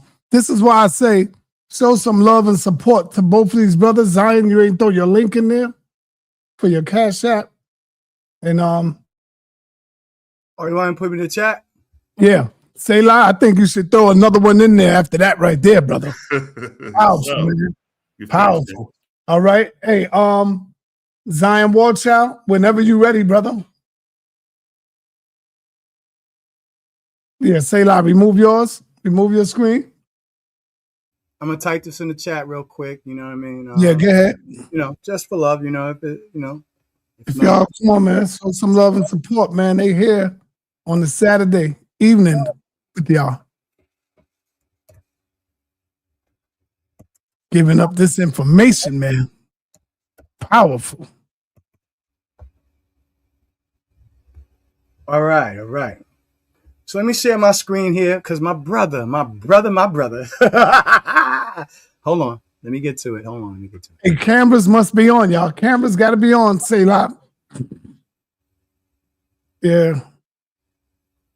Now, if you got to get up and go somewhere to the bathroom, whatever, yeah, I know, understand. Turn it off. All right. Share here. All right. I see we got a freeloader here. He said, and he got a nerve to call himself Prince Judah. He said, Sa, you should pay these guys to debate. So you just want stuff free. You don't want to pay nothing. You don't want to give these brothers no support, huh? You want sa.neter to pay them, but you don't want to give no donation or no support. Yeah, that's a Hebrew for your ass. That's a Hebrew Israelite for you. I got you. I got you. Show the brothers some love and support, y'all. They doing this for y'all. Let me know when you're ready, brother. Your screen is up. Can you hear me? Yep. All right, let's get it, y'all. You know what I'm saying? Again, y'all, I already told y'all that he's trying to use the fact that Greek was the lingua franca to assert that because that people had Greek names or used the Greek, you know what I'm saying, popularly in culture at that time due to the influence. Now, there is no rejection of the fact that there are influences, but to say that it is a product is absolutely absurd. And I'm going to show you why, right? So here comes so we're talking about that there is a Christianity that began alongside or prior to Roman Hellenized Christianity, sir. Okay, everyone, please pay attention. So before Christianity became a state religion under Constantine, the Egyptian Christian community suffered heavy persecution. Why? Because they were not doing what Rome wanted them to do, right? So, and important, this is before Roman Christianity, right? Important part. So what we're doing right here is addressing the fact that there was a Christianity before Rome. And these people still wrote in Greek, though. But let's continue, right? Important part of the Roman state religion was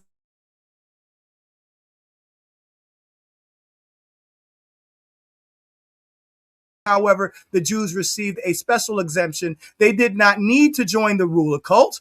For the religious reasons, the Christians were the first seen as Jews, but they became a separate religious group. They did not receive the same status. In the century AD, persecution of the Christians grew particularly intense. For example, Septimus Severus of AD 201, in the reign of Decius, AD 247, there was the first persecution across the whole empire.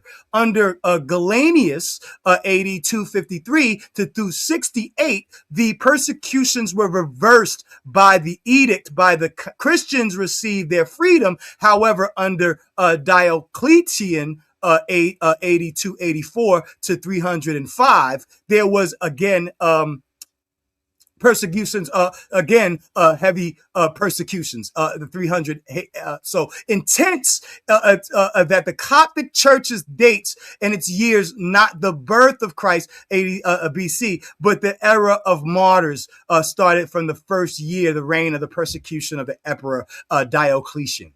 Right. So what we're talking about is Roman persecution of the early Christians. Why is that important? Because we are defining the fact that there are these Greek named people that are not Greek at all, that are using Greek, that are not Greek at all, building a Christian doctrine that has no Greco-Roman influence, right? At this time, it's an enemy of Greece.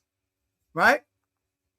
So under the Byzantine, so the Dead Sea Scrolls, he says something about the Dead Sea Scrolls. Don't you know that is the closest related language to the Dead Sea Scrolls? And one of the reasons why he keeps on trying to hammer in this nail of Greek language, that fallacy of equivocation argument, is because he really has nothing to prove that other people did not write in Greek and write and translate the religious text. The Septuagint was supposed to be 72 Jewish rabbis or abuna, right, who wrote and translated the Aramaic into the Greek. Now, while we don't have evidence of the Aramaic text today, the Greek syntax is not there. And I'm going to show you that, right? So key evidence, Dead Sea Scrolls, Qumran, 3rd century BC, 1st century, you know what I'm saying, discovered in the caves. The closest way to translate these books were used through the Ge'ez, right? So the Masoretic, right? So let's go forward a little bit. Ethiopian Orthodox. So I want to distinguish, you know what I'm saying, that there are even differences in Ethiopian Orthodox versus the. So one of the things he brought up was the Ashtar and Mahir, right? But he forgot to bring in Bihir. Right? So there are three religious gods. He's saying that they totally removed it. No, it was integrated into their Christianity because Mahir is Tar, which is not a Greco-Roman god. It's Syriac and Phoenician, right? Right? Which is the relationships that they had, right? With other influences that predated Greco-Roman in Christianity. Syriac, Armenian, Egyptian, and Judaic cultures were the first apostolic churches, right? Before the split happened during the Council of Chalcedon, y'all. You see, what he's doing is called rhetoric, right? So here, Semitism and Septuagintalism in the book of Revelation, the grammatical particulars, right here, here's the source published by Cambridge University, 05 February 2009, right? The grammatical peculiarities in the Greek of the book of Revelations have long been noted in the recent SNTS monograph. Stephen Thompson re-examines the peculiar language associating the verb with the clauses of an apic, which would have in centuries been a source of perplexity and misunderstanding. The major proportion of this work, based on the dissertation under Matthew Black, looks under the un-Greek use of the verb, the attributes into which the influence of the Semitic syntax, primarily biblical. So again, Greek written translated text, something written in Greek that is written by a Semitic. So we're not going to do Negro. So, because it's written in Greek, it has to be Greco-Romanized. It's got to be Hellenized. That is a fallacy, bro. Again, crayons to my paintings, bro. Right? So watch this. Evidence that says familiarity with the biblical Hebrew and the representation of the LXX means the Septuagint. Max Wilcox notes Thompson's dependence on the Septuagint as a major weakness in the argument. It is necessary to show that those constructions may not owe their presence in Revelations to some form of influence of the Septuagint, or perhaps even a deliberate modeling of the language and style of the book on that Old Testament Hebrew Aramaic.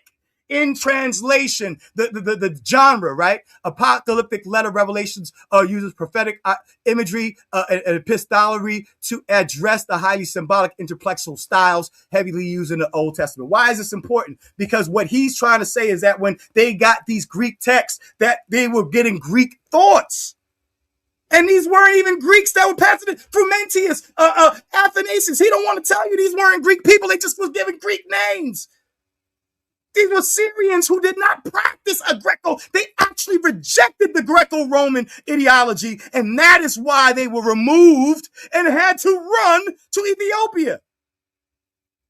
They were banging against the consensus, right? So the Roman Empire in the book of Revelation, the article surveys the study of the Roman Empire in the apocalypse of John, particularly illuminated the post-colonial, decolonial biblical scholarship, discusses and summarizes scholarship that describes how fantastic imagery of the book of Revelation plays with a respond to the Roman imperialist histories. So the book of Revelation, though it was written in Greek, was anti-Greco-Roman. Oh, wow. Isn't that interesting? Revelation Babylon, the beast imagery functions that you can find that in Revelation chapter 13, 17, and 18. Maybe in 19 as well. Those imageries are codified, like gangs freaking daggone codified language. It was codified language banging on their rivals, the Romans, the Greco-Romans, right? So Babylon the Great, against the imperial ritual economy, Wood Naylor provided a methodological caution and nuance about local variations of the imperial cult, which strengthens an argument that Revelation resists Hellenistic, say it again, raise your right hand, Selah Shalom. It resists Hellenistic Roman cultural power. A book written in Greek. Oh, my Lord, have mercy. right? So what we're not going to do, historical setting of the writing of Revelation, I'm not going to go too much further into that. I think you get it. Revelation codifies, here's another source, historical setting of the historical setting of the writing of, see, what he's not doing is showing you the setting and the players on the field. He's only showing you Rome and Roman influence, you know what I'm saying? But he's not even telling you half of those names that sound Greek ain't even Greeks and Romans. That's what I call rhetoric. That's what I call propaganda. Why is it so important for you to try to propagate this false idea, this really oversimplified idea of the culture and religious practices of a people? You know what I'm saying? And in their antiquity, right? The book of Revelation is necessary in order to understand the message of the book's property. The reader ought to appreciate the concrete setting of the book and the historical perspective, which the author, half of your gospels are written in this setting as well. And that's why there is so much anti-Roman language in it. It was written in the case of the books, Revelation, and answer such questions will more significantly affect one's interpretation of the text. So let's go forward. Aramaic, Syriac, and Ge'ez. Remember, Frumentius was Syriac. Remember, Athenius he was Alexandrian. The dude was like, Mark was Libyan. St. Mark was a Libyan. These men were not Romans. They just wrote in Greek because it was the lingua franca. Say it with me, y'all. Lingua franca. Just like we all speak English. You got Japanese people who speak English today. When they write, they don't write the way we write. Spanish people are writing English. You see their comments. You don't be understanding how their sentence structure is because they're writing according to their own sentence structure, but they're just using English words, right? This is fallacy of equivocation, yo. Oversimplification. Only a person who doesn't understand these complexities won't get it. The paper intended the historical critique of the contribution of the question of Aramaic loan words in Ge'ez. The loan words everywhere. Thank you, JJ7000 Mandy Kamala for this. The Aramaic words, if correctly interpreted, the evidence of cultural contracts and influences. Such evidence is especially welcome if it beds some light onto the obscure subject of Christianity and the ancient Ethiopian and circumstances, right? So this goes a little bit further. The correct interpretation of the evidence is so when they were essentially translating the text back into the Ge'ez from the Greek, that which also had syntax, a Semitic and Syriac syntax, Aramaic syntax, because it was translated from Syriac and Aramaic speaking people. They took it and they put it in the Ge'ez, rejecting the Greek. The fact that they wrote it in Ge'ez was a direct example of their rejection of Greek transmission. Why? Because the Greek would be more in line with the Aramaic and Syriac syntax, right? Unfortunately, however, it is earlier to formulate that such a rule than to put it into practice. The number of words exhibiting distinctive dialectual features is very limited. Most of the words will have to be deal with a dialectically neutral, right? There arises the question of whether such cases must rein ourselves to abstain from drawing specific conclusions. Like my brother is doing right here, right? So let's go forward, right? Concrete. Here's the problem. He want to talk about the Greek. I speak, but it's not even a topic of discussion. But I can show you the Greco-Romanization within its cosmology. But we don't want to go there. We want to get to nigga, please, right? Let's go forward. This nigga talking about Ja Rule. I'm talking DMX. Refrain for the word. Refrain for that word. My bad. So here, Diaphysite Chalcedonian Greek Orthodox. It's a Hellenistic dualism. Christ has two distinct natures. Christ fully God, Christ fully man, but the two remain distinct, right? Going down, the diacetic, Gnostic Hellenistic spiritualism, Platonic, disdain for matter, emphasis on spirit. That is where they get the term total depravity doctrine, right? That we see that in some of the churches that were literally products of Roman Catholicism.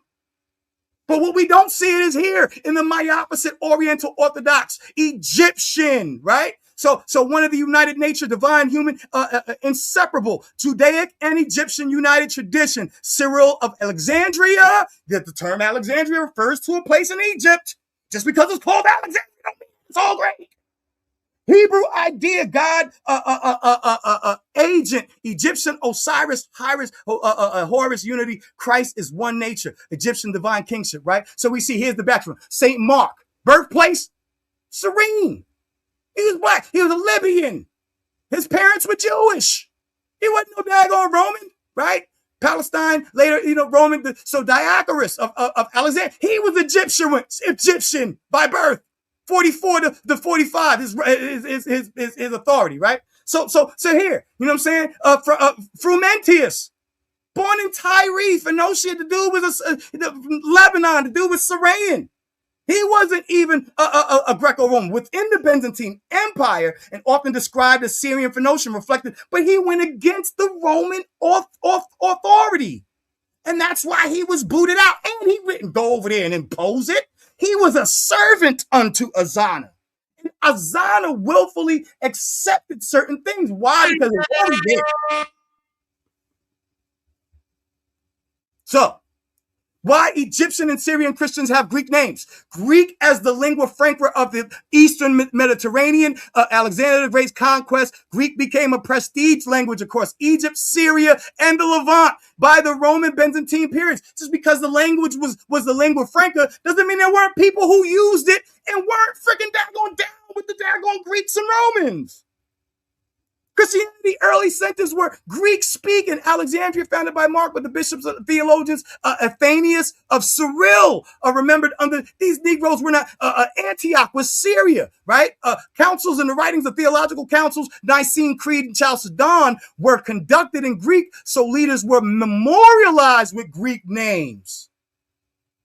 But these things were rejected by these people, and this is where the problem lies. This is why Frumentius ended up in Ethiopia, right? Many figures of the dual identities of the local name in Coptic and Syriac, the Greek names of the ecclesiastical records. Yohanan in Syriac became Ioannis in the Greek John, right? Marrow Jewish practice where Hebrew names were Hellenized. Let's go forward. Wait, hold on. Let me see this, right? So the interpretive implications of Revelation in Greek, grammatical irregularities, often through a show of Semitic influence on the author's language, right? And that's by Matthew. I got my sources, y'all. All of this comes from this book right here. So, you know what I'm saying? Here's the issue, you know what I'm saying? I'm not going to go through the legal, you know what I'm saying? But here are all of the difference. Scriptural canon, the E's language, patriarchy, fed in the guest, 13-month calendar, right? They didn't even accept their calendar. They kept their own calendar, which more aligned with the Alexandrian, while the Greco-Roman calendar, which was enforced upon its subjugation, its territories, was Julian.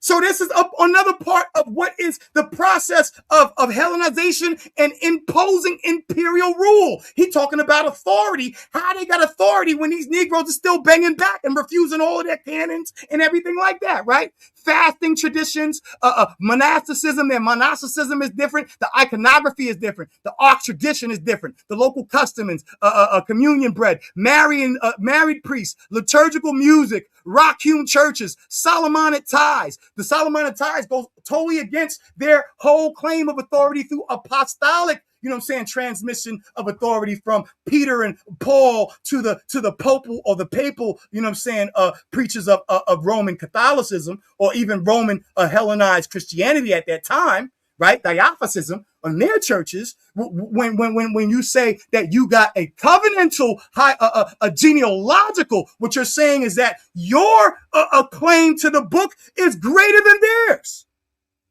We're talking about some serious gangbanging going on over here, and y'all are not paying attention to the depth. He wants to talk about these simplicities, right? So I can go forward over 40. This is a 40 clip. Thank you. You know what I'm saying, man? Think about it. He just dropped that off on me. You know what I'm saying? Frumentius correction, not in The introduction, the worldwide misconception that Frumentius introduced Christianity to Ethiopia arises from the conflation of institutionalized Christianity with the as the introduction. The early ecclesiastical historians attest Frumentius was a Phoenician from Tyre, not a Roman, present day or Greek, Lebanon, who was shipwrecked along. No, they weren't shipwrecked. The Ethiopians destroyed the ship, you know what I'm saying, and slew all of the Romans. But we can go on. And the companion of Odysseus, who was not a Greek, and enslaved in the they became slaves in the Octan-like kingdom, and then began to serve Azana. Serve Azana! It wasn't imposing nothing on them Negroes. It just got finished slaying all of the Romans and only saved the Syrians. Why? Because they had a relationship. And gaining the freedom and the trust of the royal court, Frumentius became the tutor of the young prince Azana, right? So going forward, his conversion declared Christianity the official state religion, establishing Aksum as the world's first Christian kingdom, a peer of Armenia, and preceding the conversion of Roman Empire. But what this says right here, powerful demonstration that that the Christianity doesn't mean that it's Christianity. Well, he was not the origin of Christianity in Ethiopia for its formal adoption. So Christianity was already there with Judaism. You know what I'm saying? Was that?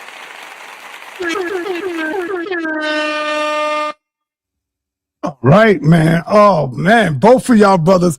This might be a hard one to score, but y'all both putting in that work.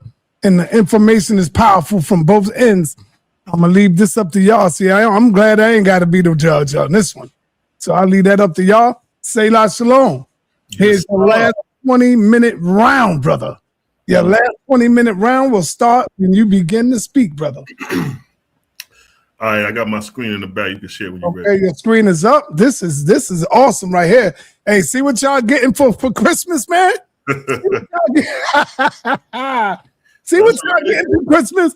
Yeah, Christmas hey, Selah, did anybody support you yet, brother? Yeah, actually, I think I did see somebody did drop a 10 in there. You know what I mean? All right, good job. But we get. I mean, come on, man. Whatever y'all donate, we appreciate it. Yeah, whatever you donate, man. Yes, sir. Yes, sir. All right. Time will start when you're ready, brother. All right. Now, the Greco-Roman authority over Egypt. Alexandria the Macedonian conquers Egypt, 4th century coming up, BC. Source: he took possession of Egypt, where he was welcomed by the people, who were eager to exchange Persian rule for Macedonia.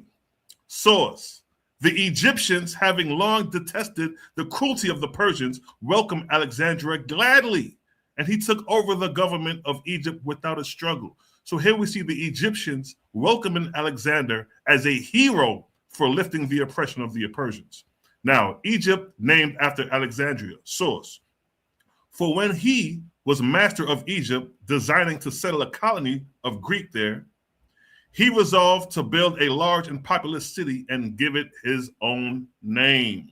Source: he founded a great and populous city and named it after himself, Alexandria. Source: he founded a city in Egypt and called it Alexandria. Here, Alexander names Egypt after himself, demonstrating complete Greek authority and dominion over Egypt. And this name still exists to this day. So now, who was the architect of Alexandria? Diocrates, 4th century BC. Diocrates was a Greek architect and technician advisor for Alexander the Great. Source: Diocrates relied on his skill and ingenuity, set out from Macedonia to Alexandria and proposed the planning of a city in Egypt. Source: Alexandria chose Diocrates of Rhodes, who had planned many Hellenistic cities to lay out Alexandria. Source: among them whom Diocrates of Rhodes, he set about measuring off and enclosing a site for it, and marking it out the streets in regular plan with a view to beauty and convenience, with ports and harbor for trade. Source: the city is well constructed and laid out with wide streets. So this shows Diocrates, a Greek, played a key role in laying out the city of Alexandria. So now we move 275 years later to Rome. Rome takes over Egypt through Octavian. Now, during Roman occupation, Alexandria, Egypt, was ruled by a Roman prefix. A prefix, one who is in charge. The prefix answers directly to what? The Emperor of Rome, showing imperial authority over Alexandria, Egypt. Now, in 49 CE, Alexandria was ruled by the Roman prefix Gaius Caesar under Emperor Claudius. And this is the same time that St. Mark, who he said is Libyan, supposed to be coming into Egypt, quoted by Eusebius. Source, Ecclesiastical Histories, chapter 2, verse 16. They say that this Mark was the first to be sent to Egypt, and that he proclaimed the gospel there, which he had written and first established church in Alexandria. Now, here's the catcher. However, there is no evidence of this, since the Roman prefix Gaius Caesar, who governed Alexandria at this time, makes no mention of either St. Mark or Alexandria church dedicated to him. You got the Alexandrian riots from 38 to 41 CE, then again in 66 CE. Now, according to tradition, in 49 CE, St. Mark, who he said was a Libyan, traveled to Alexandria and found the Church of Alexandria, the Coptic Orthodox Church, the Greek Orthodox Church of Alexandria, the Coptic Catholic Church, all trace their origin to this original community. So the Church of Alexandria would be the mother church, and Ethiopia, the Orthodox Church, would be the daughter to Alexandria. So if the mother church, Alexandria, is subjected to Roman authority, likewise would be the daughter of Alexandria, the Ethiopian Church, Orthodox Church, and we're going to show. Now, here is a chart of the time period. How much was that, baby?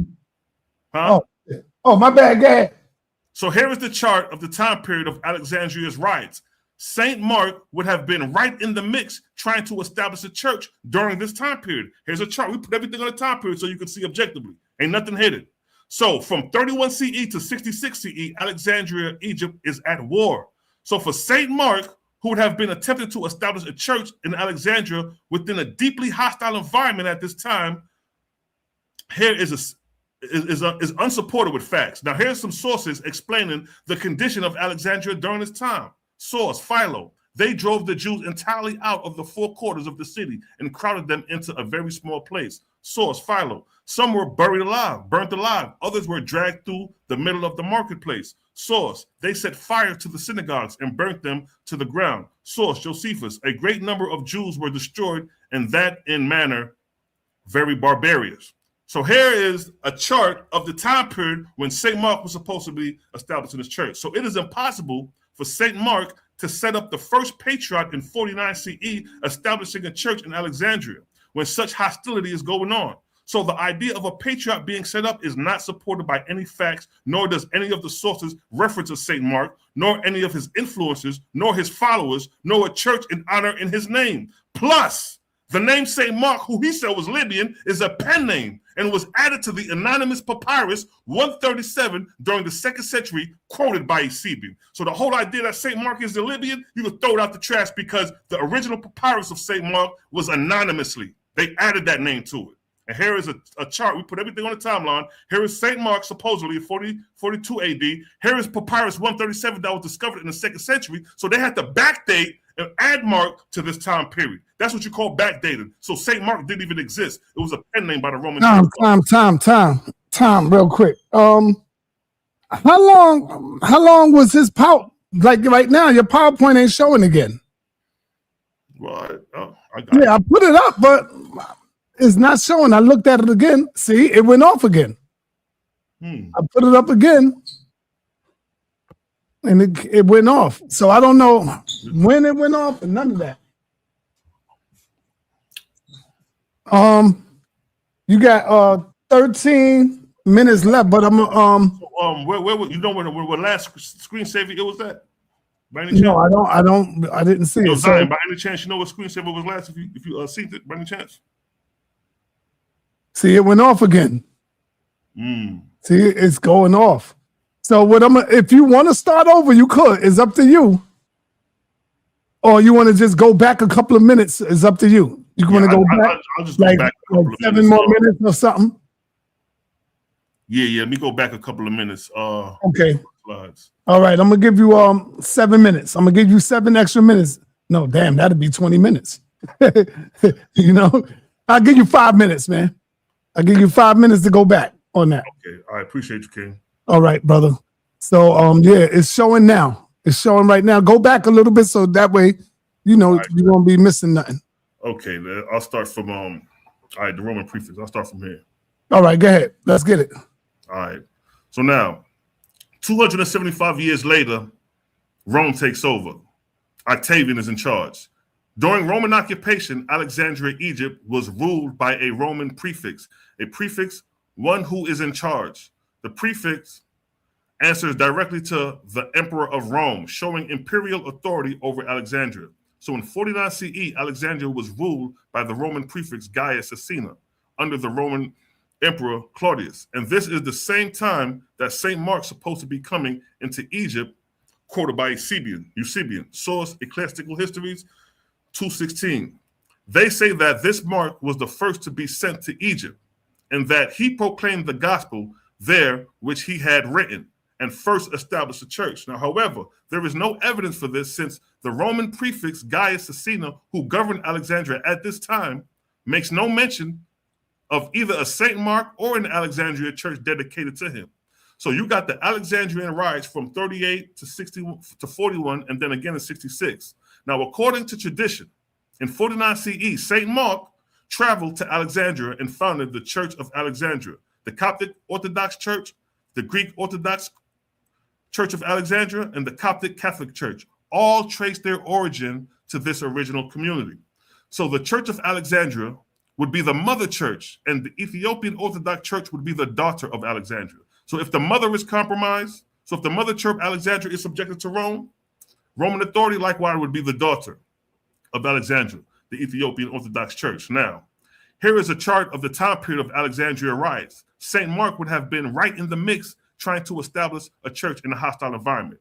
So from 31 CE to 66 CE, Alexandria, Egypt is at war. St. Mark would have been attempting to establish a church in Alexandria within a deeply hostile environment at this time. Here are some sources explaining the conditions of Alexandria, Egypt during that time. Source, Philo. They drove the Jews entirely out of the four quarters of the city and crowded them into a very small part.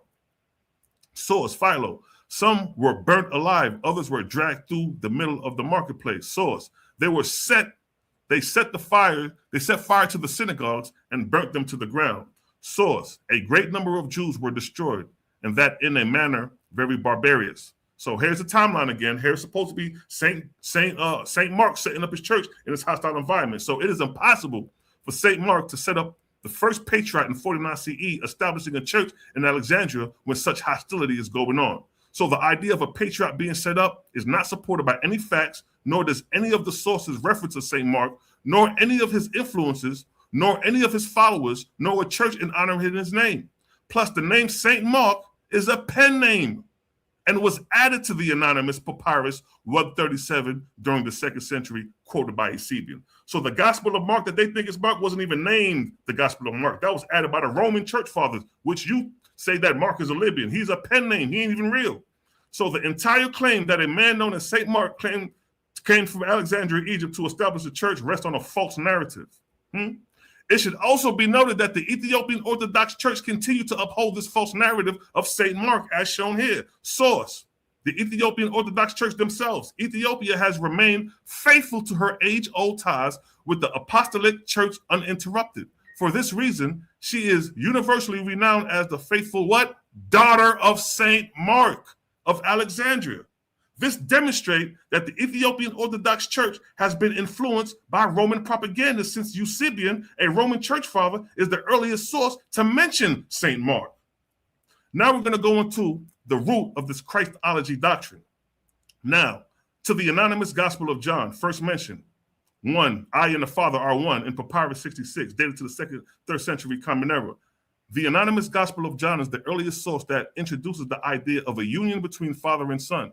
It is also the only gospel in which Jesus directly identifies himself as being one with the Father. No other gospel expressed this Father and Son unity in such terms. This concept later influenced and gave rise to two important theological beliefs: the Miaphysite doctrine theology and the Diophysite theology. Now here you got your left and your right wing, your Democrats and your Republican under Christ. So here we have the left-wing Democrats, the Miaphysites, and the Ethiopian Orthodox Church. And then we have the right-wing Republican, the Diophysites, the Roman Catholic Church. This theology can only be explained with the Gospel of John. Mark, Matthew, and Luke does not support the Miaphysite and Diophysite theology. Now, what is a Miaphysite theology? The term Miaphysite comes from Greek, not Ge'ez, meaning one united nature. Miaphysite teaches that Jesus Christ has one united nature, fully divine and fully human, upheld by the Coptic and Ethiopian church. What is Diophysite theology? The term Diophysite comes from the Greek, not Ge'ez, Diophysite meaning two natures. Diophysite teaches that Jesus Christ has two distinct natures, divine and human in one person, upheld by Western and Eastern Roman Catholic Church.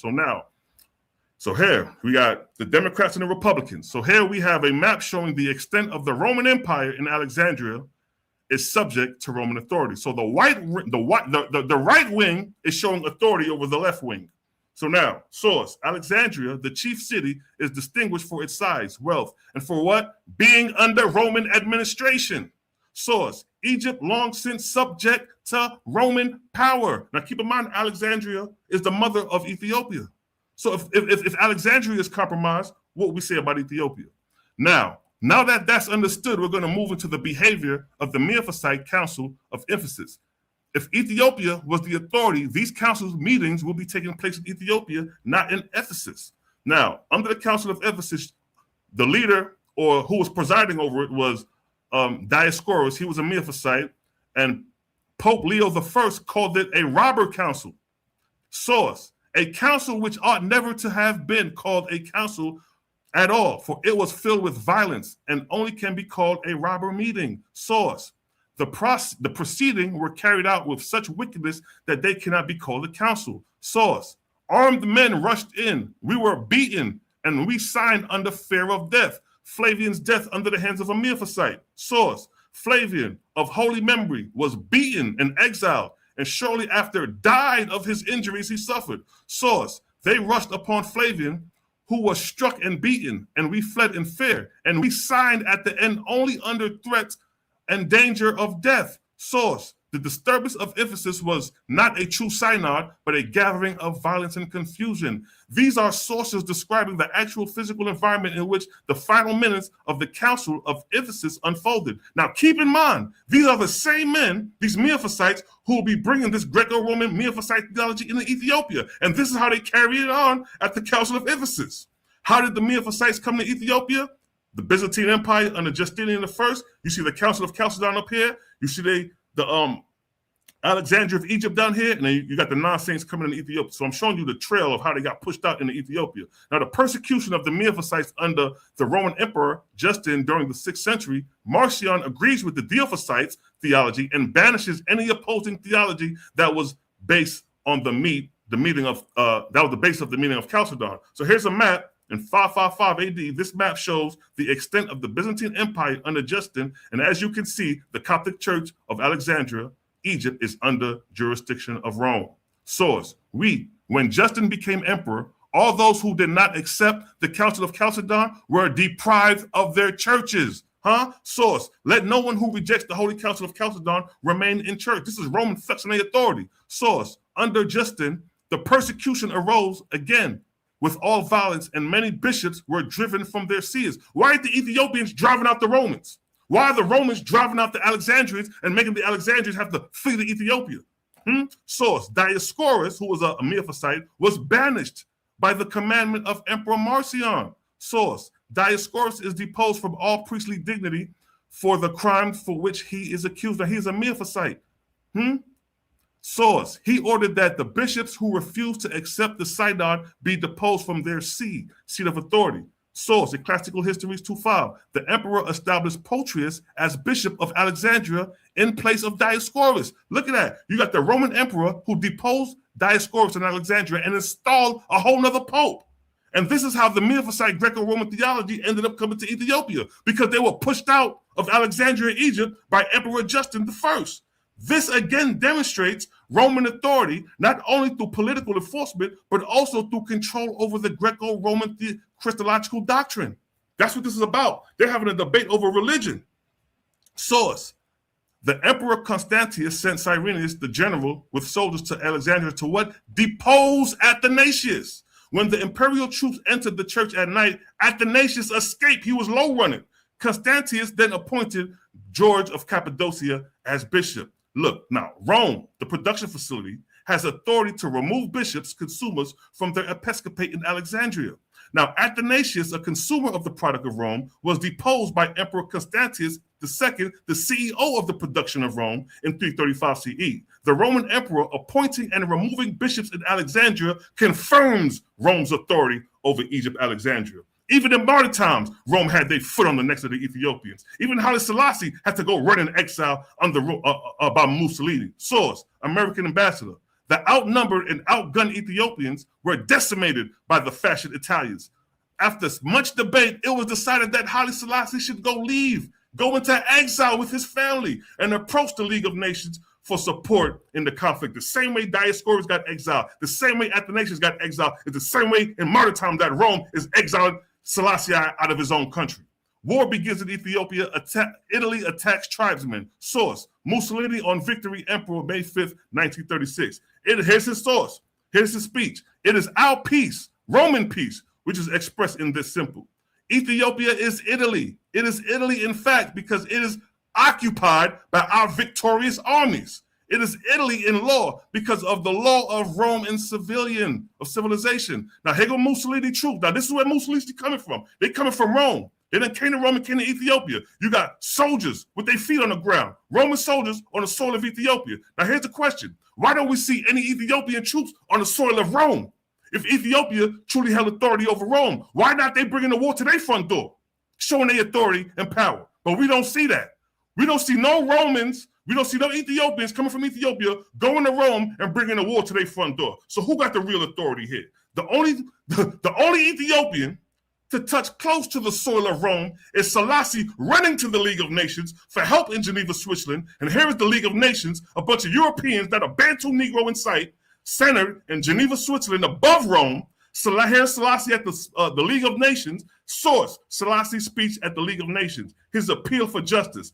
I ask the 50 nations who have given their promise to protect the integrity of Ethiopia, to give us the support they guarantee. Now, if Ethiopia was the authoritative power, why would Selassie have to seek assistance in the Geneva from the League of Nations? Rather than exercise authority over Rome itself, Selassie is a sovereign ruler. Nothing is stopping him from going to war against the Roman Italians. Nonetheless, this pattern of Roman authority continues even to this day.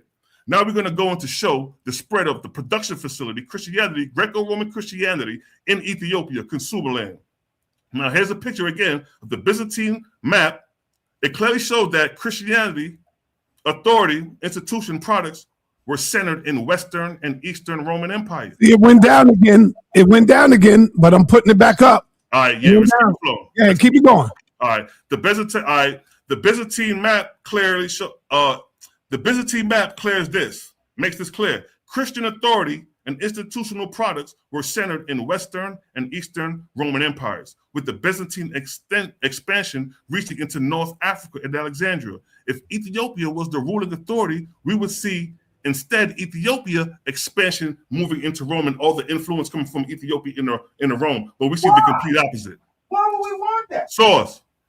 Then converted, I can hear some noise, then converted and baptized King Xion, who built many churches, production facilities, and spread Christianity throughout Ethiopia. Frumentius established the first monastery of Ethiopia. The people called Frumentius Revealer of Light, Father of Peace. He became the first Abinu, CEO, a title given to the head of the Ethiopian church, the production facility. And we have pictures of Frumentius. He don't look like no Bantu Negro. He don't look like no black man.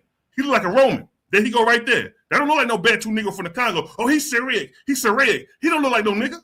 Let's stop playing. So now we have the production facility, churches set up in Ethiopia, consumer land. And now we have the first CEO of this Greco-Roman production facility, Frumentius, a Greek, who is the first Abinu of Ethiopia. He looks more like a Greek than a Bantu Negro to me. Source, Frumentius, the first bishop of Axum, who brought Christianity, the production facility, to the kingdom of Axum. They also began to teach Christianity in the region. Now the production facility is in operation. Later, Frumentius travels to Alexandria, Egypt, where he appeals to have a bishop appointed and missionary priest sent to Axum, consumer land. Therefore, he was appointed bishop and established the church, the production facility in Ethiopia, consumer land, converting many locals, people, as well as the king. Now look, See, this is how them local Ethiopians was looking before Frumentius brought Christianity. After he brought Christianity, them locals started looking like this, a product of Rome. Here you have before Christianity, and here you have after Christianity. Show you that Ethiopian Christianity is a product of Rome. Because why they not looking like they indigenous brothers right here to the left? Pause my time. How much time I got left, sir? How much time I got left, Ken?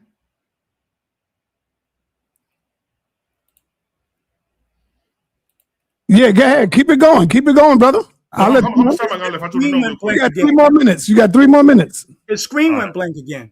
Yeah, go ahead. I got you. You got 3 more minutes. All right, so I'm going to just rock out this 3 more minutes. So for the most part, it's obvious to see that Rome had total authority and control over Alexandria, Ethiopia.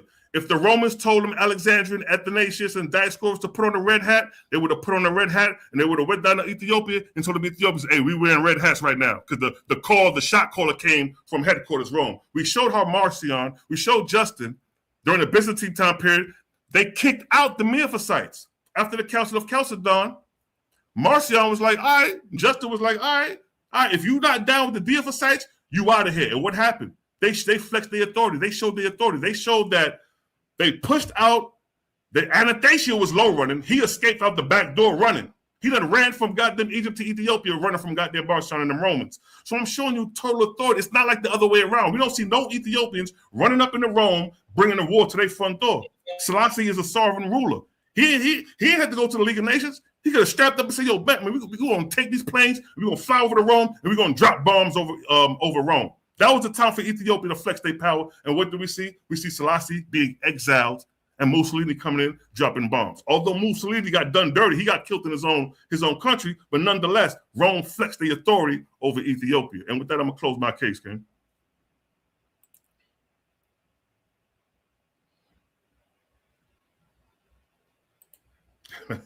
So we got before Christianity and after Christianity. It's plain as day right here. This picture says it all. These are both Ethiopian tribes. The men on the left are indigenous Ethiopian who did not take the product of Rome, because this debate is Christianity a product of Rome? Obviously it is, because to the right, you see the brothers with the cross on their head.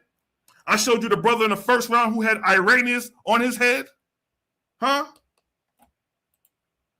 He got a goddamn a church father on his head. Man, this is easy work. Easy work. We don't see no Romans with Ethiopians on their head. Show me that. Then I could be like, yeah, you saying something.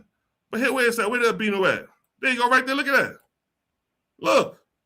How you gonna tell me that this is not Roman influence when you got him holding the white Jesus up? Look at this. He got the white Jesus in the background. How are you going to tell me this is not Roman influence? Where did white Jesus come from? It don't come from Alexandria, Egypt. It come from Rome. Look at this guy. He got the patriarch on his head. That's a white man. That's not an Ethiopian. That's not an Albino on his head. That's not Selassie on his head. That's not the eunuch, the first century eunuch mentioned in Matthew who helped Jesus with the cross. That ain't him. That's a straight Roman on the head tire of an Ethiopian albino, and you got the nerve to say that Rome has no influence over Ethiopia when the Ethiopian albino is wearing Rome on his head? Showing you Rome has been conquered. Showing you that Ethiopia has been conquered by Rome. Not physically, but spiritually.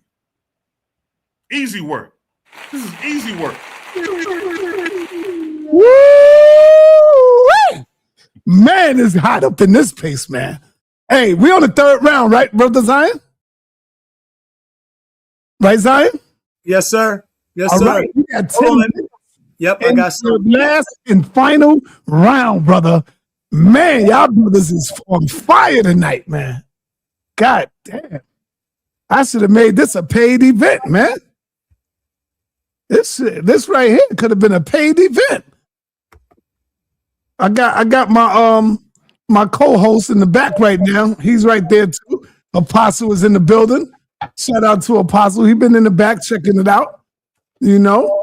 And man, oh man, he's filling in. He's filling in for Nepal tonight because Nepal was supposed to be here, but she had to take care of something. So Apostle is in the building tonight. And, yo, let me know when you're ready, Brother Xion. Remove your screen, brother Selah.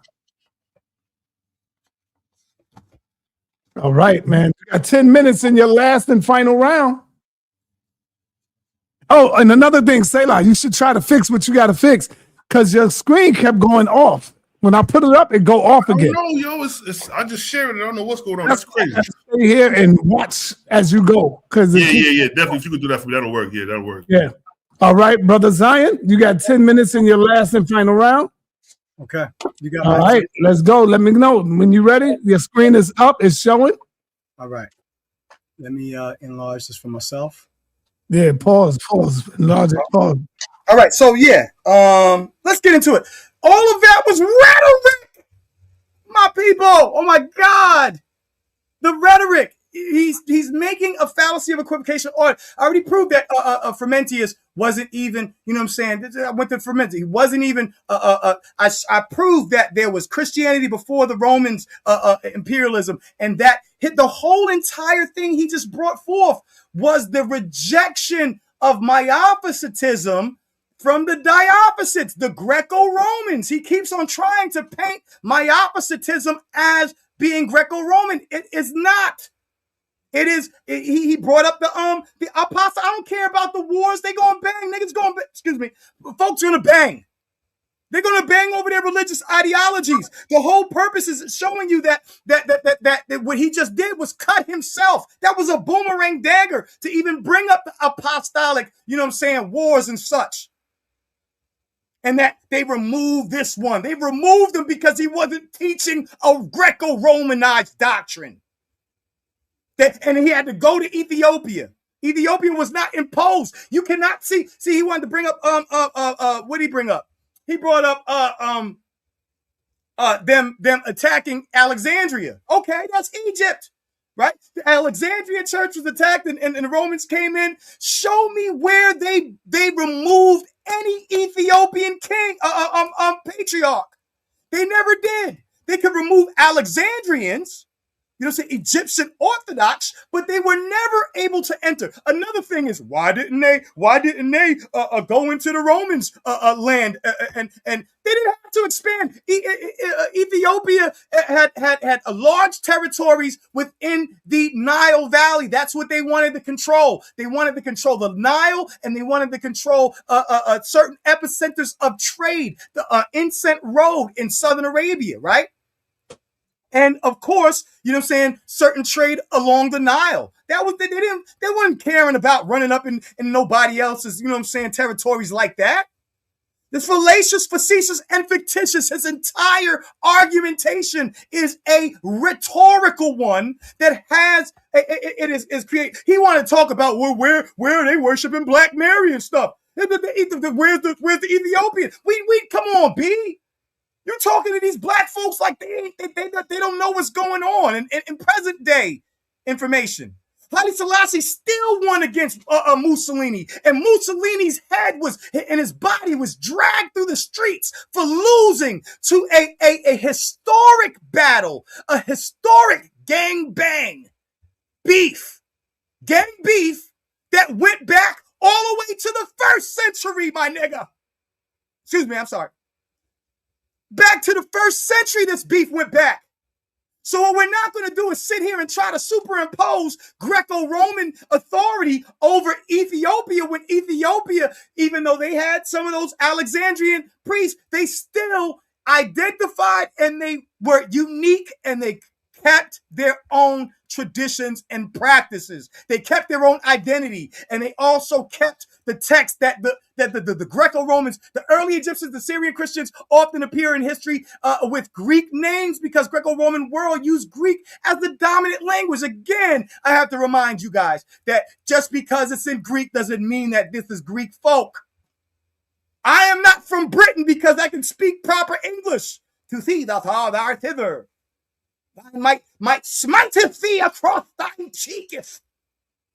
Does that mean? Come on, B. And Christianity spread into Alexandria, Antioch, and other centers. Local leaders and saints were recorded in Greek. Even their native languages were Coptic or Syriac. Their native languages, sir. See, he is trying to paint you scribble scrabble. You see this red crayon? That's the Romans. And this green crayon, that's the Egyptians. And this yellow crayon, that's the Ethiopians. That's what he's doing here. Simplify the evolutionary word. He wanted to bring up logos, but really, where does the word logos come from? And we know that they even have a concept of the logos, moira, in your OWASP text. Man, stop it, sir. You're not deceiving anybody. Hebrew, Judaic, the bar, God's spoken word, the active and creative. It's not Greek. Aramaic, the memra, you know what I'm saying? Substitute for for God's name in the Targums, mediates God's presence without anthropomorphism. Wisdom, chokmah, you know what I'm saying? Right there, wisdom, personified, deified agent. So these ideas were Greco-Roman Christian logos, right? Rational principle. Who came first? The chicken or the egg, my nigga? Excuse me, I'm sorry. I keep on saying the N-word. Fusion of the Debar, the Memra, and the Greek rational, and the Hellenized tried to fuse the two. But they had a distinct way of looking at their logos as opposed to how early Egyptian, Syrian, and Jewish, Judaic cults looked at the Debar, the word, the Memra in the Aramaic. Aramaic being more closely related to the Ge'ez. So if there is any deviation in the syntax of the written Greek that is more akin to the Semitic, it will be clarified in the Ge'ez. And that's why they had to use the Ge'ez to translate the daggone scrolls of Qumran, my dude. Lord, Judaism, Debar, meaning the Hebrew scripture, Debar refers to God's word. So you want to get into this, he's over here trying to leave out important parts of the painting. He's giving you a black and white, you know what I'm saying here, the Hellenism's logos, Greek philosophy, Stoicism, Platonism. If you're not talking about the difference between the myopposite thought and the diopposite Platonistic thought, you are not arguing your debate. It doesn't have nothing to do with them having to go over here. It doesn't have nothing to do with daggone people having some influence and having to bang out between the two. The Ethiopian-Italian wars were won twice by Ethiopia. The only reason it happened so far in the 19th and in the 20th century is because this old school beef going back to the first century, which is what I'm talking about, and he is leaving out, came to a head, and they still lost twice. They dragged Mussolini's corpse through the street and pissed on him and spit on him and other nasty things because he lost at the end of the day. You like to leave that out, right? Well, who sent you, bro? Hellenism logo, Greek philosophy, Stoicism, Philo of Alexandria, Jewish philosopher, first century, explicitly linked the Debar with the logos, interpreting the Hebrew. So no, they did not. That is not Hellenism. But they interpret the way they interpret logos, you know what I'm saying, and try to enforce that upon Ethiopian or other people would be Hellenistic. And we know that they didn't accept it. Here's a chronological chart. Oxum, Assyrium, Saber. Look at all of these influences before we even get to this little green dot over here called the Oxumite pre-Christian dynasty. He want to sit over here and leave out all of this. Nubia, Kush, Egypt. He want to sit here and act like Egyptian Christianity is totally Romanized. 2 minutes. You're absurd. Assyria is. The Syrians, Frumentius, Dioscorus, all of the cats that you mentioned were being kicked out by the Romans. Why? Because they were not agreeing to the Roman thinking. Foolishness, Judaic influence, and go on forever. The Messianic complex, Ethiopia preserved Judaic practices. The Sabbath, not practiced by the circumcision, not practiced by the Romans. Dietary law, not practiced. Tabat, not practiced. Reinforcing continuity, not practicing. You know what I'm saying? The Roman tradition, not keeping no idols, no statues, no. Come on, B. Get out of here with that. You know what I'm saying? Judaism's influence, I can go on for days. The syncretism, tradition, race, and revelation, and the study of religious admixture, or the mixtures, right? So here's the abstract, cultural transmission, and religious describes how beliefs and practices travel, change, and become locally meaningful. It is not a single mechanism, but a cluster of translation, linguistic, and conceptual syncretism, blending elite adoption to top-down legitimization, right? So here we go on, case studies, Ethiopia, Ethiopia and the Christian ecumene studies how Ethiopian Christianity used translation and diplomatic bilingualism to address Mediterranean audiences, Rome, while preserving as liturgy and local theology, syncretism, scholarship. So basically what they did was the opposite of Hellenism. They Ethiopianized it. They put their old God. That's why the term exhibier is used. Exhibier is an old God word that they use for their old gods that they then transpose upon the Christian one. They weren't being Hellenized. They were Ethiopianizing Christianity. Right? The relevant pages, chapter 3, universal polytheism, pages 55 through 78, discusses how Jewish monotheism was preserved in Greco-Roman divine identity. Right? Come on, he talking this. Right. I'm talking Rakim, he talking daggone vanilla ice. Man, goddamn, Xion, what a way to come back in your 3rd, 10th minute round, brother. Powerful information on both ends, like I stated. Let's remove your screen, brother. Let's give our brother Selah Shalom his last and final round. Yeah, let's go ahead and close this thing out strong, man. You know me, bro. I'm gonna go ahead and end it. It ain't gonna be no more talk about this Ethiopian Christianity after this round. You can share my screen when you're ready, and just watch the screen just in case it go off, so I know when I'm at. Yes, I got you. Appreciate Time will start when you're ready. And this is the 10-minute round, right? Yep. Let's talk about the Feast of the Holy Cross celebrated by the Ethiopian Orthodox Church. The Ethiopian Orthodox Tehuidu Yabadabadu Church commemorates the finding of the true cross September 17th of the Ethiopian calendar. What does commemorate mean? To recall and show respect for someone or something.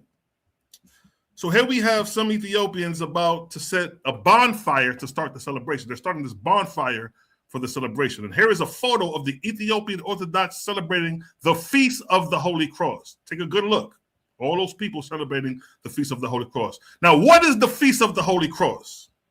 It's about to get ugly.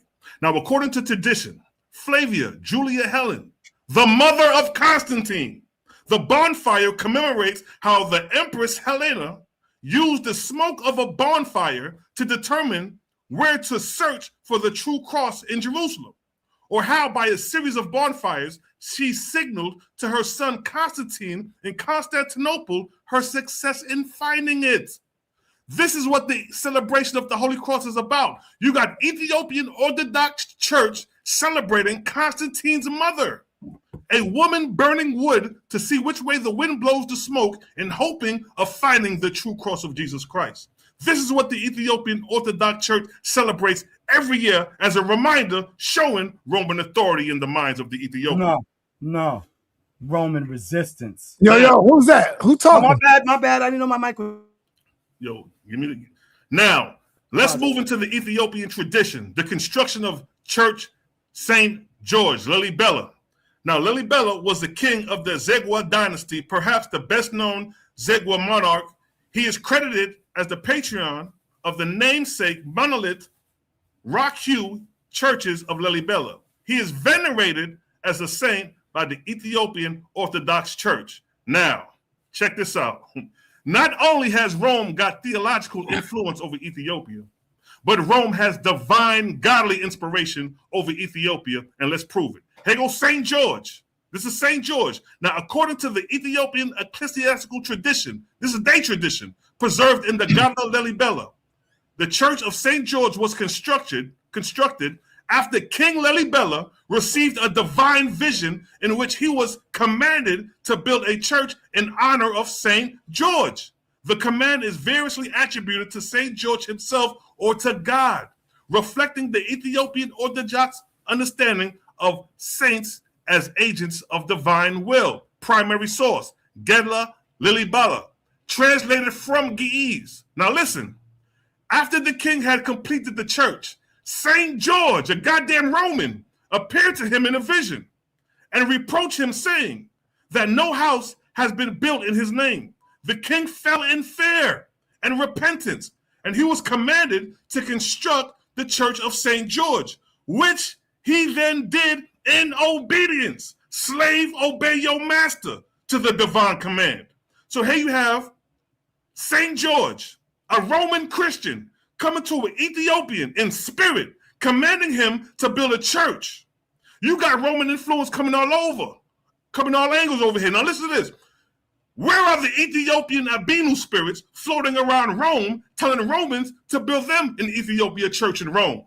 But here we have a Roman spirit floating around Ethiopia, commanding Lelibela to build a church. Make it make sense. And he did it. That's the Church of St. George right there. Now, according to the Ethiopian Traditional Summary Statement, source found in later homiletic and monastic teachings, text translated in English, it says, the Church of St. George was built by a heavenly command for the honor of St. George, for the protection of the land. So what we talk about here, the Ethiopian Orthodox Church is not only under Roman authority physically, but the Ethiopian Orthodox Church is under Roman authority spiritually. You got white Romans telling you niggas to build churches and you doing it. Now here you got the Virgin Mary of Rome. This is a Roman theology. You got the Catholic Orthodox Virgin Mary.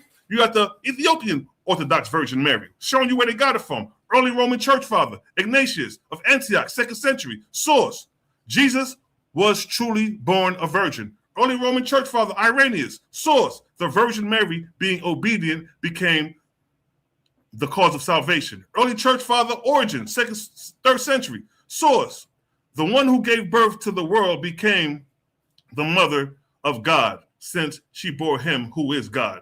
Sirius, a Miaphysite following the Roman theology. Source, we do not hesitate to call Mary the mother of God, for she bore in her womb the word who is from God and truly God. Now, this Miaphysite is revered in Ethiopia, and he's following the Roman Virgin Mary. Source, the Act of the Council of Ephesus. For the right faith, we confess the Holy Virgin Theotokos, not only as the mother of Christ according to the flesh, but also the mother of God. Does the Ethiopian Orthodox Church celebrate the Virgin Mary rooted in the words of the Roman Church Father? Yes. Source, Ethiopian Orthodox Tehuidu Yabadabadu Church worship. The Ethiopian Orthodox Church honors the Holy Virgin Mary as the Mother of God. She is invoked in prayers and is venerated in many feasts and hymns. The Church believes that she intercedes on behalf of the faithful, protects them. Jesus is supposed to be the interceder, not Mary. This is a Roman Catholic belief that the Ethiopians are following. Man, it don't get no worse than this. Now, come on, here's a map showing the Roman Virgin Mary, showing you the influence coming down the history. Started with Ignatius, a Roman church father in the 2nd century, then Irenaeus, a Roman church father, Origen, then the Miaphysite, Cyril, and then to Ethiopia. Showing you where it came from. The Trinity, a product of Rome, carried to consumer land. Who was the first to mention the Trinity? Tertullian. Source, the Trinity consists of the Father, Son, Holy Spirit. Source, the Father is God, the Father is God, the Son is God, and the Holy Spirit is God. Yet, these three are but one. Now, you see Athanasius saying the exact same thing. Source, Athanasius, direct quote, the Father is God, the Son is God, the Holy Spirit is God, and yet these three are but one. This is Athanasius who brought Christianity to Ethiopia, and he's quoting a Roman church father. And here is it, side by side, Tertullius 200 CE, Athanasius 325, and he's quoting the Roman church father. Now, here, do we see Greco-Roman influence in Ethiopia? Of course we see it in Ethiopia. Athanasius through Frumentius carried the Trinitarian Greco-Roman theology to Ethiopia. Now let me skate down. Because this is a short round. It's all over but the shouting at this point. And again, the Roman Trinitarian showing you where the Trinitarian came from, starting from Tertullian, coming down the line to Severus, showing you the influence where it came from. Now let's come to this right here. I'm going to show you the Greco-Roman Christian cultural influence and architecture that influenced the Ethiopian Orthodox Church. The link between Egypt, Coptic, and the Ethiopian church having thus been established, Frumentius returned to Ethiopia to set up the episcopal see and erect churches. This is what he came to set up. This is Roman. The episcopal see, bishop of authority, comes out of Rome, right? Let's scroll down because we ain't got that much time on this one. So here we have Roman influence in the Ethiopian Orthodox Church. Now here we have Ethiopians mimicking the papal throne. You got the Pope. They're them niggas masquerading around like him. You got Ethiopian Orthodox masquerading as Catholic popes. There it is. We don't see the Romans looking like Ethiopians. Here you have the Roman Episcopal consecration, the Ethiopian Episcopal consecration, showing you where they got it from. You got Saint Basilica Church. Let me scroll down, showing you the architect, the similarities. You see the similarities in the architect? Let me scroll down, right? Now, in this picture, you can clearly see behind the Abinu, the Roman influence within the Ethiopian church. There you got it right there. You got baby Jesus, the whitest of Jesus, and the whitest of Mary. And then here you have, again, the Ethiopian with the white Jesus, and you got an Edomite Jesus right here on the side of him right here. And here, again, look what it states. You have showing on his head. You got an Edomite Jesus on his head. He don't even have an Ethiopian Jesus on his head. Not even a black Jesus on his head. But the Roman Catholic Jesus is on this Abinu's head. What are we talking? How is Rome not influencing Ethiopia when they got Jesus Christ, the white man, on his head? Now look at this one coming back. Do you know who this patriot is? This one got a Roman church father on his head. And here you have an Abinu with Saint Irenaeus on his head. He is a 2nd century Roman church father on the head of this Abinu. We see the product of Rome all over the face of Ethiopia. Now, here are some indigenous tribes showing you they're not a product of Rome. Here's the Masa tribe, showing you they're not a product of Rome. Here's the Benin tribe, showing you they're not a product of Rome. Here's the Ma'in tribe, showing you they're not a product of Rome. Here is the Abora tribe, showing you they're not a product of Rome. Here is the Desanak tribe, show you they're not a product of Rome. And here you have it side by side, the product of Rome and the non-product of Rome. And what do we do with disposable products? We throw it in the trash. The Ethiopian Bible, you could throw it in the trash because it came from Rome. The Abinu priest, you could throw it in the trash because it came from Rome. The Jesus Christ, you could throw it in the trash because it came from Rome. The Ethiopian Orthodox Tahui Yabba Church, you could throw it on the trash because it came from Rome. The Ethiopian Orthodox, you could throw it in the trash because it all came from Rome.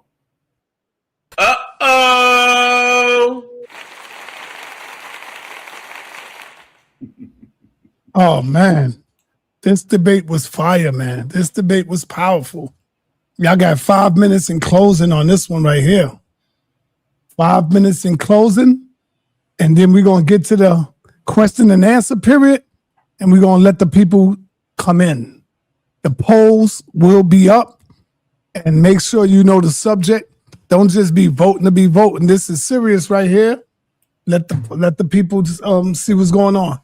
Xion, you got 5 minutes in your closing.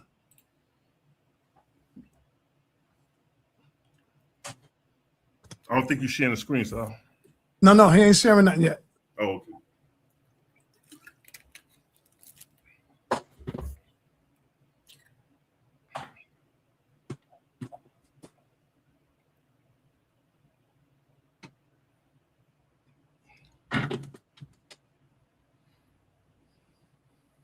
Xion, you there? Let me know you hear me, man.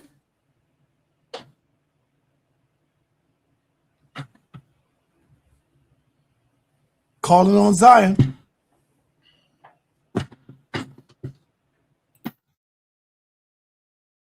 I'm right here. Let me just get this organized here, because for some reason my screen fell out somehow. I don't know. Yeah, it's all right. Woo. Yeah. Let me get to the work here. Let me get to this work. I gotta do some flying, B. Gotta do some flying.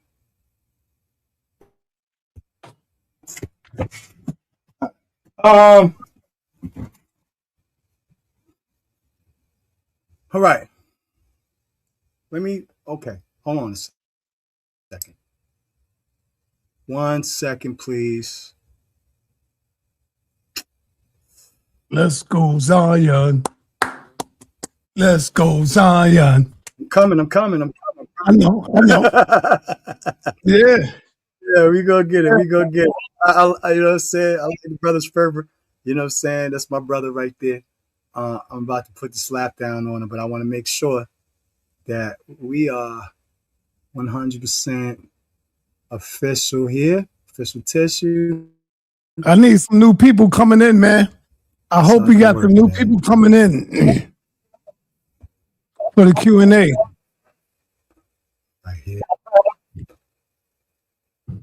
Yeah. Oh, shit. Selah called you to reconstruct all that shit, huh?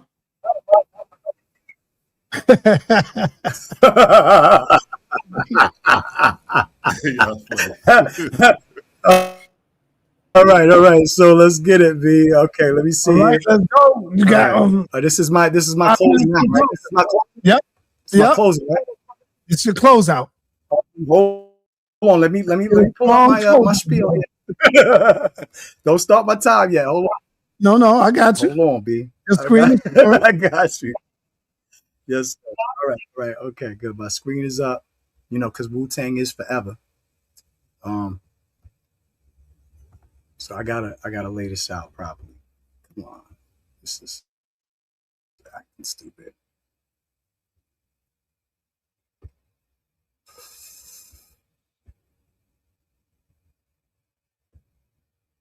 Second, this is acting retarded.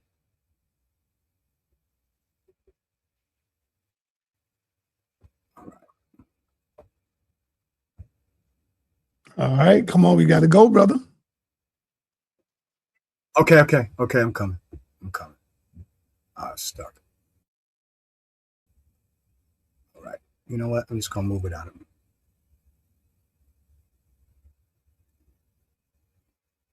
Say less. All right, cool. Let's get it. All right, y'all. Enlarge the screen here. All right. So the brother, he's doing a hell of a job of ignoring key factors. You know what I'm saying? We're talking about Kushite peoples. You know what I'm saying? Sheba. You know what I'm saying? This geographic region. I'll give you some maps here. You know what I'm saying? To show you what the Kushite people, you know what I'm saying, really encompass, and even the Aksumite dynasty reaching up, you know what I'm saying, from this area, you know what I'm saying, Nile Valley and Red Sea. You know what I'm saying? The connection between the southern Arabia. He wants to try to encapsulate all of this into, you know what I'm saying, Roman, Greco-Romanism. You know what I'm saying? And that is just a fallacious idea. Elephantine, you know what I'm saying? Obviously, that's a Greek Greco-Roman name for a place where there were Jews, you know what I'm saying, during the early Assyrian expulsion. Assyria had an extreme amount of influence on this region, right? So concise timelines, early origin spreads, haplogroups like J. We see a genetic transmission, you know what I'm saying, in Ethiopia, Southern Arabia, as well. So he's trying to make it seem like, Christianity came into Ethiopia from the Romans. I'm sorry, just because there was Roman influences, that does not mean that it is a product of Roman influence. And so we want to, you know what I'm saying, I'm talking Wu-Tang, he talking PM Dawn. Come on, man.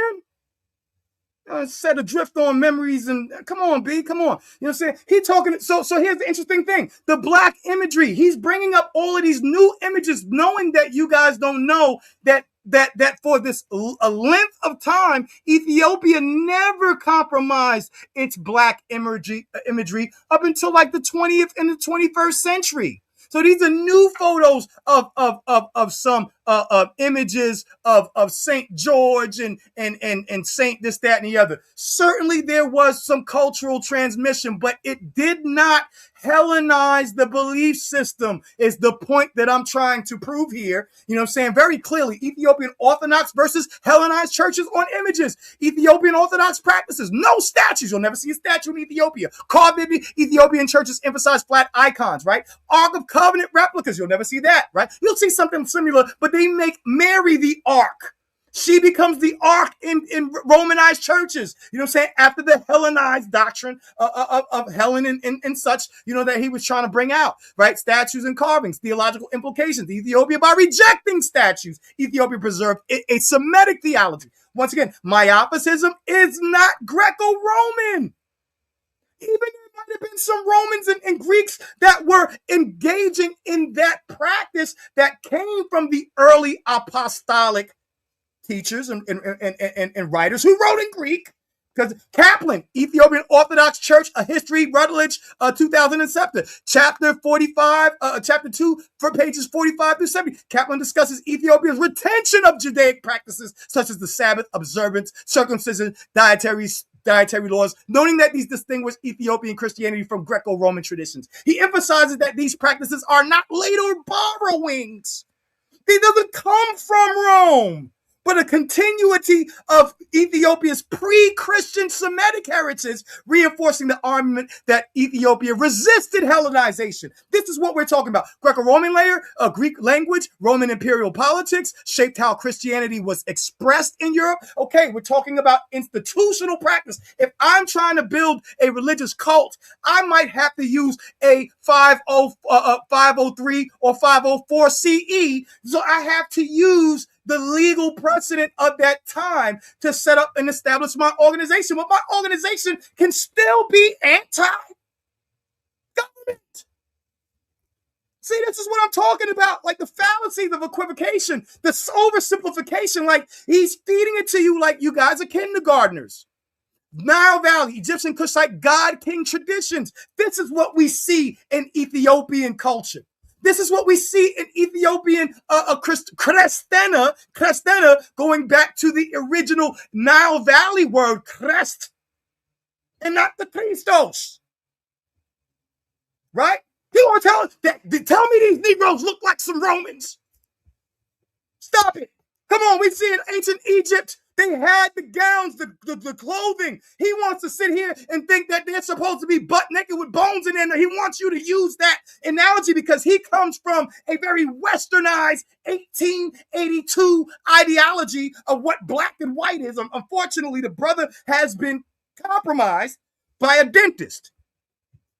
You know what I'm saying? Egyptian influences in Kush, key ancient religions in Kush, overrun. All right. Stop it. Thank you for the closeout. Powerful closeout, my brother Xion. Now let's go to my man here before we open up the floor. I want everybody to know y'all can go ahead and vote who you think got this, And we also have the link in the chat for y'all to come up and ask y'all questions. Do I get a closeout or we good on that? No, you good for 5 minutes. You got 5 minute closing. Oh, all right. No, I was just and then that's it. Oh, all right. That's cool. Yeah. Let's go. All right, yeah. This was easy work, man. I don't even need to show no slide for this. It's obvious. What I brought out is clear to see that Ethiopia is definitely a product of Rome because I showed you some indigenous Ethiopians. Then I showed you compromised Ethiopians compromised by Christianity. It's clear. My first run, I showed you how the oldest Ethiopian gospel, the Garima Gospels, which is dated to 390, 370, 390 CE Common Era, was translated from Greek. It's not even original. It's not even like you have the Garima Gospels in Ge'ez and then they translated it into Greek and then into English. I'd understand that, but you don't have that. You got the Garima Gospels that are translated from Greek, which is the New Testament. I already sourced and showed the New Testament, all of them coming from the second century Common Era. I showed you Papyrus 137, Papyrus 52, and all these are anonymous papyruses. Mark, Matthew, Luke, John were added to those papyruses in the 2nd century and 3rd century by the Roman church fathers. So by saying that St. Mark is even Libyan shows you're under the authority of the Eusebian, who was the first one to quote St. Mark. Ain't no Ethiopian from the 2nd century quote St. Mark and gave you St. Mark. Ain't no Ethiopian had the original Ge'ez manuscripts of the New Testament in the New Testament in Ge'ez. No. You got experts in the field of Ge'ez that are telling you that the Garima Gospels was translated from the Greek. You're not an expert, Xion, and I'm not an expert. Let the experts speak. And the experts saying that your oldest Ethiopian text, the New Testament, comes from the Greek, showing you Greco-Roman authority and inspiration over your text. By you having St. Mark in your Bible, you have a picture of St. Mark. St. Mark was created by Eusebian. He's a pen name. When Papyrus 137 was discovered, it was anonymous. They added the name St. Mark. So by St. Mark being in the Garima Gospels shows you Roman influence.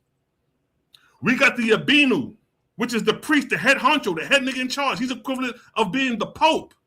And we have on the turban of the Abinu, we see the white Jesus. We even see an early Roman church father, Irenaeus, on the head of the Ethiopian, showing you Rome's authority on the head of the Abinu. This is a spiritual battle. Physical wars end quick. Spiritual battles last for thousands of years. And it's clear to see that this spiritual battle that has been lasting for 1,000 years for these Greco-Romans got influence on our people.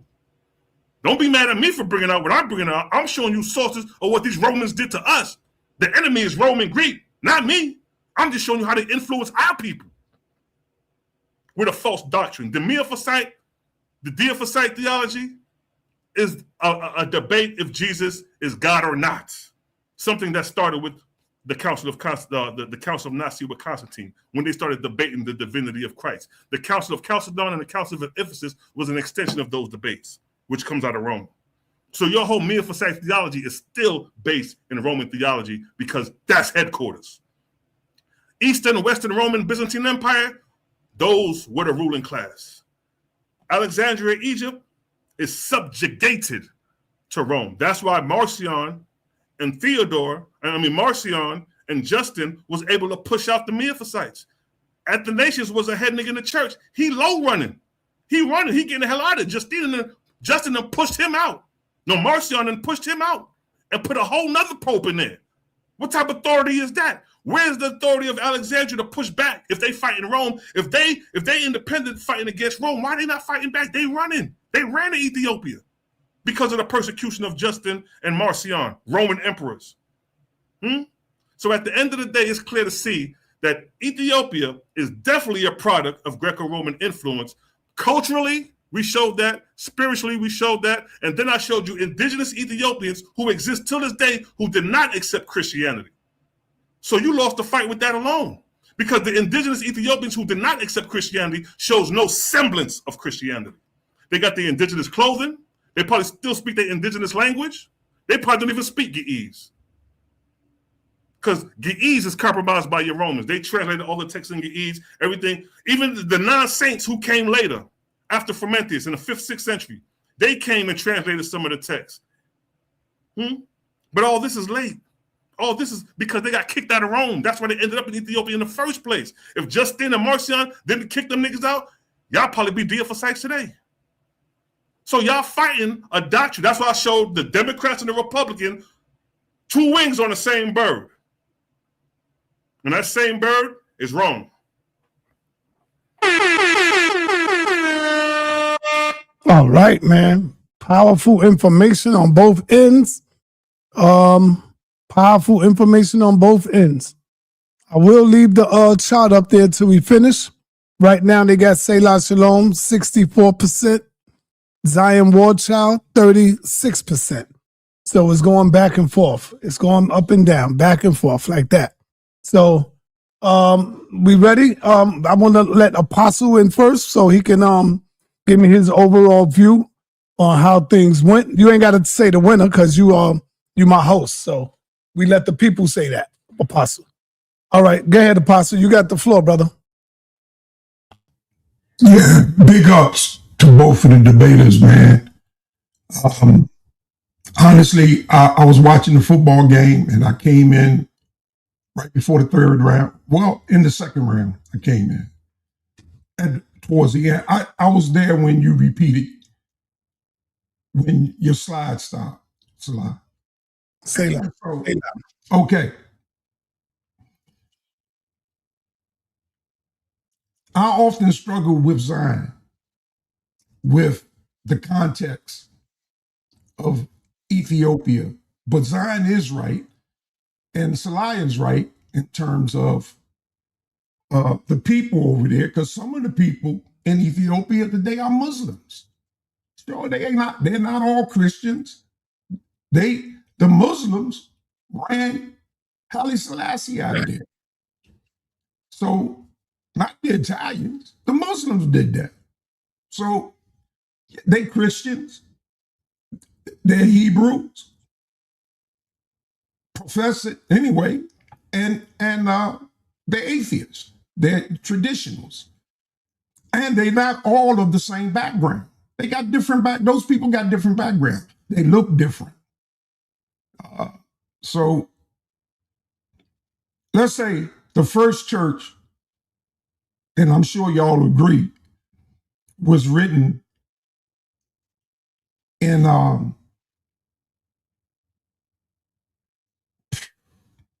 Africa. Where's If you got a brain fog, it's all right. You ain't got. Where's Hannibal from? Carthage. Carthage, right. The first Bible was written in Carthage. That's the Vulgate. It was written in Latin, 398 AD. After that, sometime after that, the other Bibles started to be written. The Ethiopian Bible was written 800 years before the King James. King James was written in 1600. So that means 800 before, we'll give it about the year 800. The Ethiopian Bible was written. It's interesting, y'all. Both of y'all made some good arguments, man. Like Sai said, it's not up to me to say who won or who didn't win. But I will say this to Selah. Often churches came out of struggle. So to say that because there was struggles going on, Mark could not have brought forth the church, because the Bible says that we taketh it by force. This struggle that we in is going to be taken by force. It's not going to be given to us. So in chaos, a lot of things were birthed. Wasn't no church named after nobody. The first churches, they were named after the city that they were brought up in. So you ain't gonna find a church of Mark. Anyway, that wasn't Mark's name. Mark was penned, like you say. His name was John Mark. But the writers entitled it Mark not to get it confused with the Gospel of John. But his original name was John. All right, Apostle. Thank you, brother. Yeah. Okay. Let me bring on Prince Cosmon. What's up, brother? Peace, man. You have a question? And I want all questions pertaining to the debate. Let's not deviate. Let's keep it all on the debate. Yeah, I thought Selah did a great job. Salute to both panelists. I mean, to both debaters, man. Y'all did an excellent job. The delivery coming from Selah was a lot more comprehensive and a lot more clear. Yo, speak up, son. We can barely hear you. Oh, can you hear me now? Yeah. All right, cool. So I was just saying, Selah did a great job presenting overall the information. The sources were clear, comprehensive, and we were able to track with Selah. I feel like Xion got a little bit less coherent in his delivery, so it was hard to track what he was saying.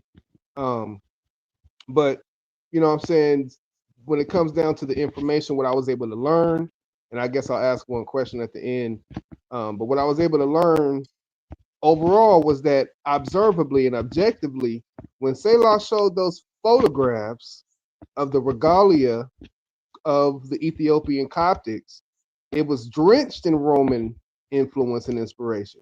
It was literally a picture of white Jesus on the hat of the quote-unquote rabbi, Rabbah. You know what I'm saying? So that in itself right there just shows you the heavy inspiration of Rome, you know what I'm saying, in the culture of the Ethiopian Coptics, the Ethiopian Christians. So yeah, I just wanted to bring that out. Great job. And then I guess my question would be to Xion is like, how do you defend that in reality? Like, how do you make us unsee the fact that the Ethiopian Coptic Christians are drenched in Roman regalia? You understand the question, Xion? Yep, absolutely. There was about maybe like 6 or 7 slides that I had showing that that the regalia, number one, did not originate from the Romans. The regalia actually originated from Northeast Africans and Jews, the mitre crown and such. And then there was some other influences on the Roman crown with the fish-headed, you know what I'm saying, but you don't see that in Ethiopian, I actually have slides, you know what I'm saying, not being able to get to those. So when you say that they're taking on the regalia, and I have a chart that shows that later on, after the Second Italian War, that in the 20th to 21st century, certainly we're seeing a lot more white images, but did not exist from the 3rd century all the way up to like the 15th.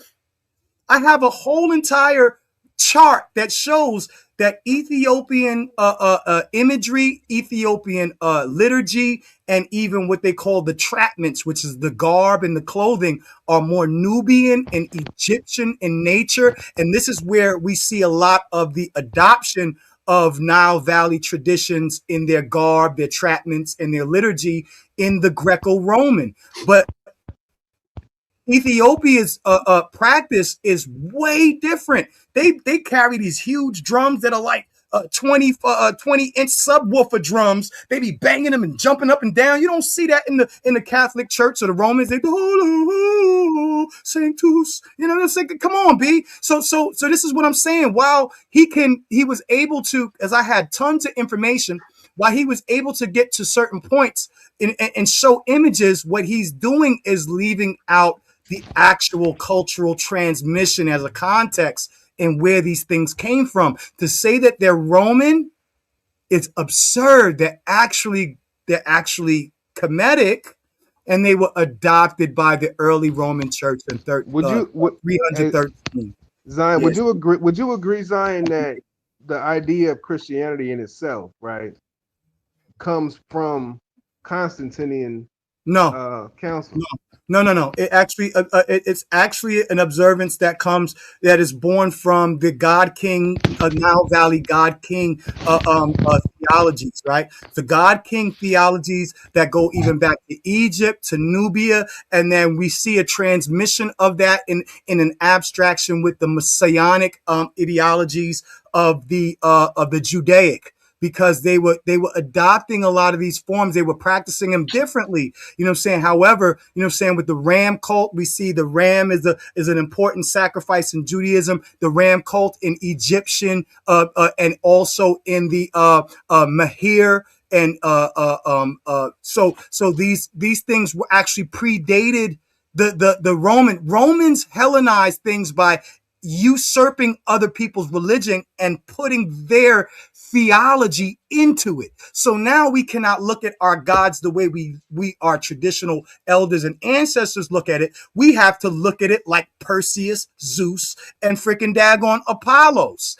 That is what Hellenism is, and I'm clearly showing that they rejected that. The Miaphysite doctrines were more apostolic and therefore more Afro-Semitic in how they viewed divinity, and the saints and the angels in heaven. The cosmology was all more Afrocentric. If they were to accept the Hellenization, they would have had statues. They would have stopped using the Sabbath. There wouldn't have been no dietary laws. There would have been no circumcision. They preserved the origins of the faith.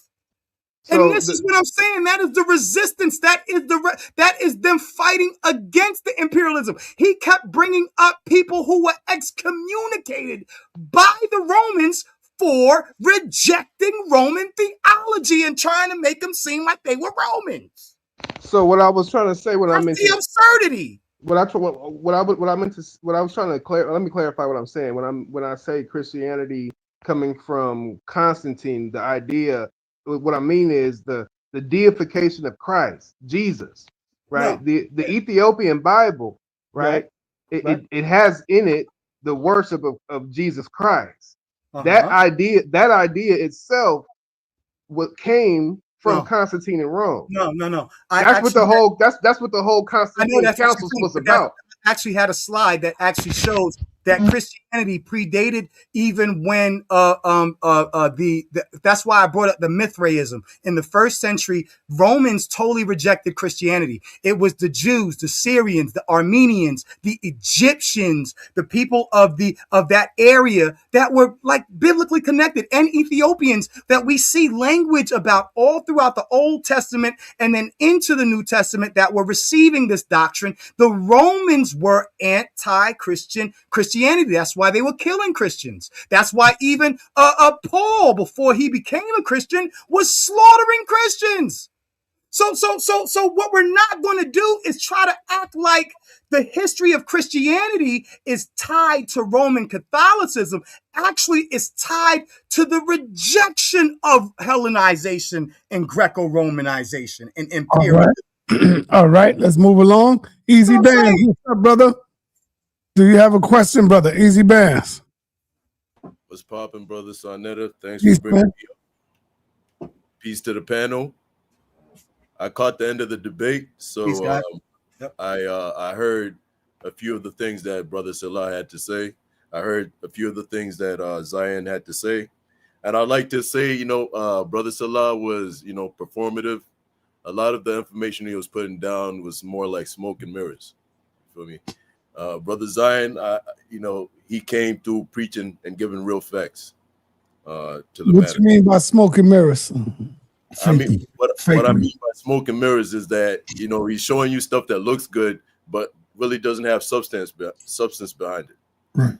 Meanwhile, so you say he wasn't showing you no sources? Substance, like it I'm doesn't talking about sources. Every slide he showed, he put up sources, brother. They were corrupt. He was showing you pictures of, people wearing regalia and then claiming, that the religion comes from Rome, which, like I said, it doesn't have substance to it. Okay, all right. Rome came to the party much late. Hold up, you can't do that, Apostle. You got to let them say loud. You want to respond to this? Yeah, first off, he admit he ain't watched the whole debate. He came at the tail end. Right. So obviously he ain't see the sources. What he caught was the part when I was exposing the fact that these Ethiopians are draped in Roman apparel. And you can't get around the fact that your Abino got a white Jesus on his head. That alone, there is no more talk after that. You have a white Jesus on the head of your Abino priest. We don't see Rome. Hold up. We don't see Rome. Brother. Hold on. You got to let him finish. We don't see Romans with Ethiopians on their cap. So what I'm showing you is that in order for Ethiopia to show the authority, we have to show Rome, Ethiopian influence in Rome. I showed you the complete opposite. I showed you the council meetings that took place in Chalcedon, and Ephesus, and how that affected Alexandria, Egypt, and how that caused the 9 saints and them to flee Egypt to come in Ethiopia to bring the Miaphysite theology in Ethiopia. So all this is going on with Rome. We don't see nothing coming from Ethiopia going the opposite direction. We don't see no Abinos in Ethiopia wearing the Ethiopian cross. I don't know if you've seen it, but Saint your Lely Bella, you might as well call him a house name. He got a vision of Saint George and built the church based off the vision that Saint George told him to do. That's a Roman. That's a European. But we don't see no Abinu spirits, some priestly spirits coming from Ethiopia going to Rome to tell the Romans, build me a church that symbols Ethiopia. We don't see no Ethiopian culture in Rome, but we see Roman culture influencing Ethiopia. And when you need to go back and watch the first or second round, and then you probably have a better understanding why I showed the drape. Because at that point in the debate, I was cross comparing the influence of Rome on Ethiopian culture. Hey, yo, y'all got to slow down. Y'all got to slow down with this stuff, man. It's getting crazy now. It says, slow your bias a bit, sir. What do you mean? Well, I'm not biased towards it. Both of these are my brothers, man. What are you talking about? Damn, man. Oh, man, I can't weigh in on nothing today. Nothing without being biased, man. I got to be biased. You was definitely not biased, bro. Word, man. Come on, man. All right, go ahead, Easy Band. You got more? Yeah, I have more. I had like four points that I wanted the brother Selah to respond to. Go ahead. Before I do that, I just wanted to ask you if you know about the Black Madonna and Christ. Yeah, that came later though. That came around the 12th century. That's way late. Yeah, but I'm saying though, because you keep talking about how the regalia of these priests in Ethiopia they adorn like these white depictions. I wonder if you know that in Europe. Yeah, they got the Black Madonna. That comes from the 12th century, right? Let me just finish my point. If you go to even in the Vatican, in the most holy of holy rooms, there's even a picture on the internet right now where both popes are praying in front of a Black Madonna and Black Christ. If you go to most European churches, they keep the most sacred depictions of Jesus and Mary, and they're all black in the most sacred places. They only bring them out when there's celebrations and traditions going on and they're marching them in the city. You know, they only bring them out on sacred events. But you've seen that, right? Of course, the Black Madonna. You got the Russian icons. You got all that. We have all that. So my point by bringing this up is that what you're doing is kind of like smoke and mirrors. You get what I'm saying now, right? No, it's not smoke and mirrors. Because first of all, you got to contend with the fact that your earliest gospels, we're dealing with the New Testament. We're dealing with Christianity. Your New Testament gospels are in Greek. So right? it's the language. So I can show you some. I can show you some black men as Christians today. What does that mean? I can show you some black people rocking Santa Claus outfits. Does that make sense? Did that change the fact of the tradition of Santa Claus? Because we said we got a black Santa Claus now. It doesn't negate the fact that the theological belief system that was given to Ethiopia through Alexandria does not change because it's a black face. Okay, all right. You had the hold up. If that's the case, to nip you in the bud, if that was true, the Ethiopian Abinus would have had that black bandana on their head instead of that white Jesus. No, I'm saying though, if you go to the Vatican, right? If you go to the Vatican where the Pope, where the two popes. So why would the Vatican be rocking black people and the goddamn Ethiopians rocking white people? Come on now, make it make sense. My point is, there's only one mic. My point is, hold on, easy man. My bad, yo. Zion, you're a host. I apologize. You're a debater. So if you got something to say, and Selah got something to say, that trumps everything. Yeah, I do have something to say. I want to let my brother finish. Go after him. I want to make sure go ahead, brother. So I have, after this, if I can, I have 4 points that I wanted to ask. Right. When it comes to Ethiopia being a Roman product. Go ahead, man. Go ahead and do it. Right now? Yeah, I'll let Zion said he can wait. I'll let Zion said he wanted to drop. No, you go ahead and fly, brother. Go ahead and fly. I talked enough right now. What are you saying? Do what? What are you trying to do? No, it's all right. Bunch of people started he's got some relevant questions. I want to hear his questions because he's got some relevant questions for both of us. So, all right. We got to move. Hey, yo, where's the people at? Well, y'all, I think this ain't their topic. They probably don't know about this topic that much. Right. That's why they not. Bands was talking. Right. He had said he had 4 points. He only made one. That's some good points. He got some good questions on both sides. So I want to hear that. So the first point, if y'all remember, the first thing that I brought up was basically to show the smoke and mirrors with the depictions of regalia. Because if I could show you guys pictures of, what these guys keep in the most sacred rooms, the holiest of holiest, is depictions of a black Madonna and black Jesus Christ all through Europe, even in the Vatican. But all right, so let me go to these points that I wanted to bring to Brother Selah. So we're talking about the historical independence of Ethiopia.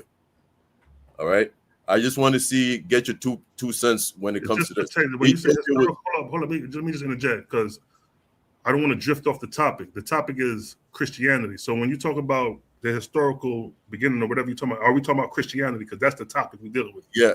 So it goes with Christianity, right? I'm talking about the historical independence. I'm just showing you that basically the Christianity that appeared in Ethiopia was, how should I say this? It was overseen or under like the Egyptian Coptic and not Rome.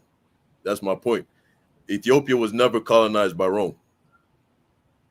Ethiopia was colonized by Rome mentally. That's why you got the Abino with the white Jesus on his head. But you can't, come on. That's what I was talking about with the smoke and mirrors. That's not a smoke and mirror. I just showed you objective proof that your Abino got a white Jesus on his head. How is that smoke and mirrors? Okay, it's smoke and mirrors that he's working that Abino on his head with that white Jesus. That's smoke and mirrors. All right, so if we keep that same logic, right, it means that in the minds of the Vatican and all those Europeans, they believe basically that, their God. They believe the fact that the truth was that Jesus, Yeshua, and those indigenous Hebrews were indigenous melanated people. We know that. Okay, so if that's the truth, you're seeing that what you're saying doesn't make sense because you're saying that the black people are copying from the white people who copied from the black people.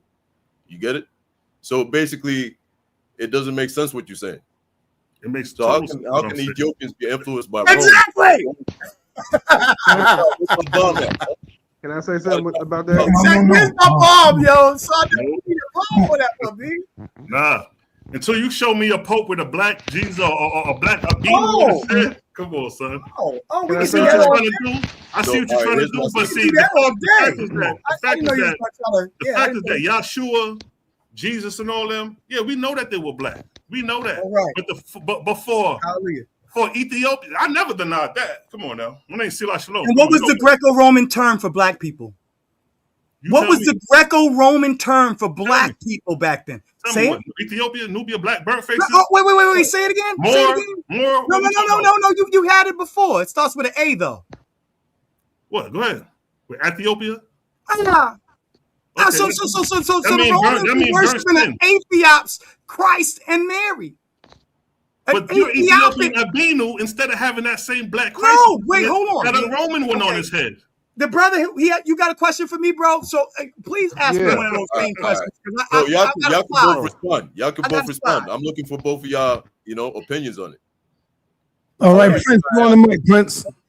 So can I share my screen real quick to respond to the brother on that one? Yes, you can. Okay, so let me share this. Thank you, sir. I appreciate you, paying attention to that. That is the detail that I've been bringing out this whole entire time, right? So we have, can y'all see it? Yep.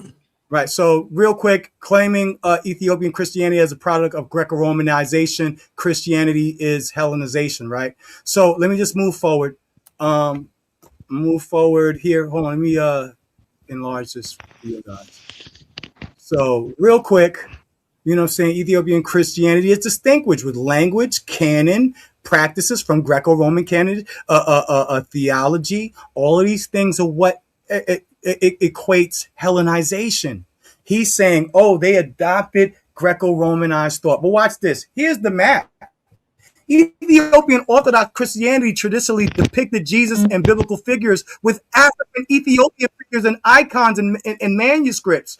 The introduction of European white Jesus images. This is where it is smoke and mirrors. The brother is correct. This is where it is smoking with. The white Jesus imagery began much later, primarily during the 19th and 20th centuries through Catholic Protestant missionary influence. So here, look at this bottom chart right over. You see all of this green from the 4th to the 19th century. This is what Jesus and Mary and all of them look like.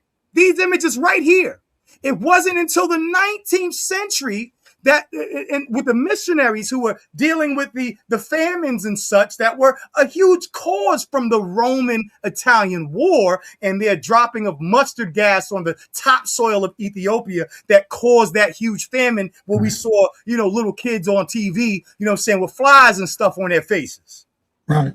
This is where the influence of the white European Catholicism comes in to Ethiopia. Not during the period that he specifically himself said he was going to focus on, which is the early first, second, fourth to even the 13th. We'll stretch it to the 13th, 14th century, maybe 15th century too, since we're talking about a Xion and a Amla.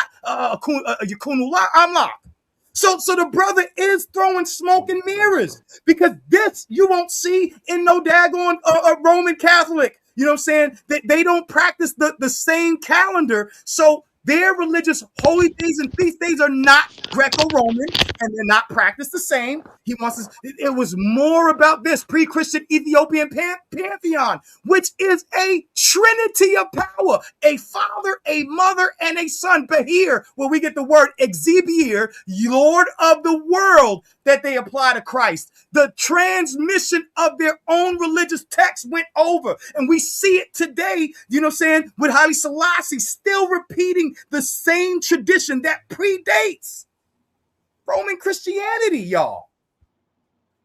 So I'm gonna rest there, but thank you. I'm a slash. And what did Haile Selassie say? Since you want to daggone bring him up, he said David will still beat Goliath, and he did. They drugged Mussolini through the streets because they couldn't impose Roman authority from old ancient world beef, my dude, that you try to sit here and act like this man didn't win. Who sent you?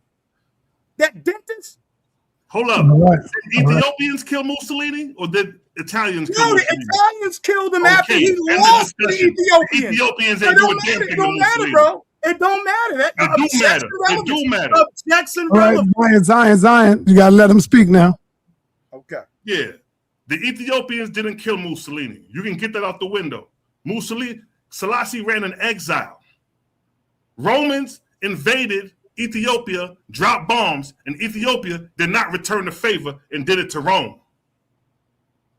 So you could go ahead with that Ethiopian talk because Mussolini got killed by his own people. Not no Ethiopians who came from Ethiopia went to Rome and showed and brought the war to their front door. Ain't no Ethiopians brought the war to Rome's front door, but we see Rome bringing the war to Ethiopia's front door. But they didn't prevail. It don't matter. The fact that he did it is what we're talking about. We talking about God did it. The fact that he did it is what we're talking about. The fact that he lost. If you can't show Ethiopians going to Rome to exercise their sovereignty, we're talking about a sovereign nation. We're not talking about a people like us who are subjected under another sovereign nation. Ethiopia is a sovereign nation. He had all the right to get his goddamn pilots and his soldiers and fly to Rome and drop bombs the same way they drop bombs on Ethiopia. No, why would he do that? So now, with that being said, you can scratch that and get that out the way. Can I say something real quick? Vietnam. Go ahead, Zion. Did America take the war to Vietnam? Did Vietnam bring the war to America? And who got the behinds kicked? Ethiopia got bombed by Rome. Ethiopia did not go to Rome and bomb them. That's the case in point. He didn't. No, that's he didn't. case in point. That's not the case in point. Okay, the same way Rome. Watch this. The same way Rome watch this. will tell Alexandria, Egypt, I want y'all to wear red hats from now on. Y'all gonna wear red hats. If Rome tell Alexandria, Egypt to wear red hats, they gonna wear red hats. And if Alexandria, Egypt got to go to Ethiopia and say, yo, we got to wear red hats from now on. They going to wear red hats because they're the daughter of Alexandria. And Alexandria is a pawn to Rome. The Miaphysite and Deiphysite theology that they was debating was the divinity of Jesus Christ. Was he the son of God or was he not? Right. We don't even rock with that. That was the Roman theology. The disciples of Yahshua was never debating was he the son of God or not. That's a Greco-Roman theology. That's what Paul gave you. Paul gave you that philosophy of. Paul didn't give you that. The Council of Nicaea gave us that. Right. No, it's in your Bible. It's in your Bible. Yeah, it's not in your Bible that Jesus Christ is God. It's not in the Bible that Christ is God. The brother of Jesus, James, did not preach that his brother was one and the same with the Father. You can't find me no verse in the Bible where James, the brother of Jesus, speak of his brother being one and the same with the Father. When you look at the records of James, first off, James was the one who had the church in Jerusalem. He was in charge of the church after his brother. He had the authority power after Yahshua left. It was James in Jerusalem.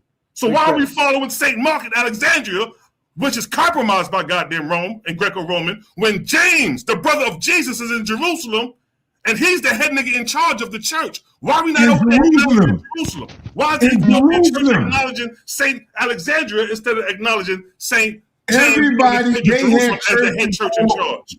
They had churches all over the place, man. No. Yes, sir. James, hold up. They had churches in Laodicea.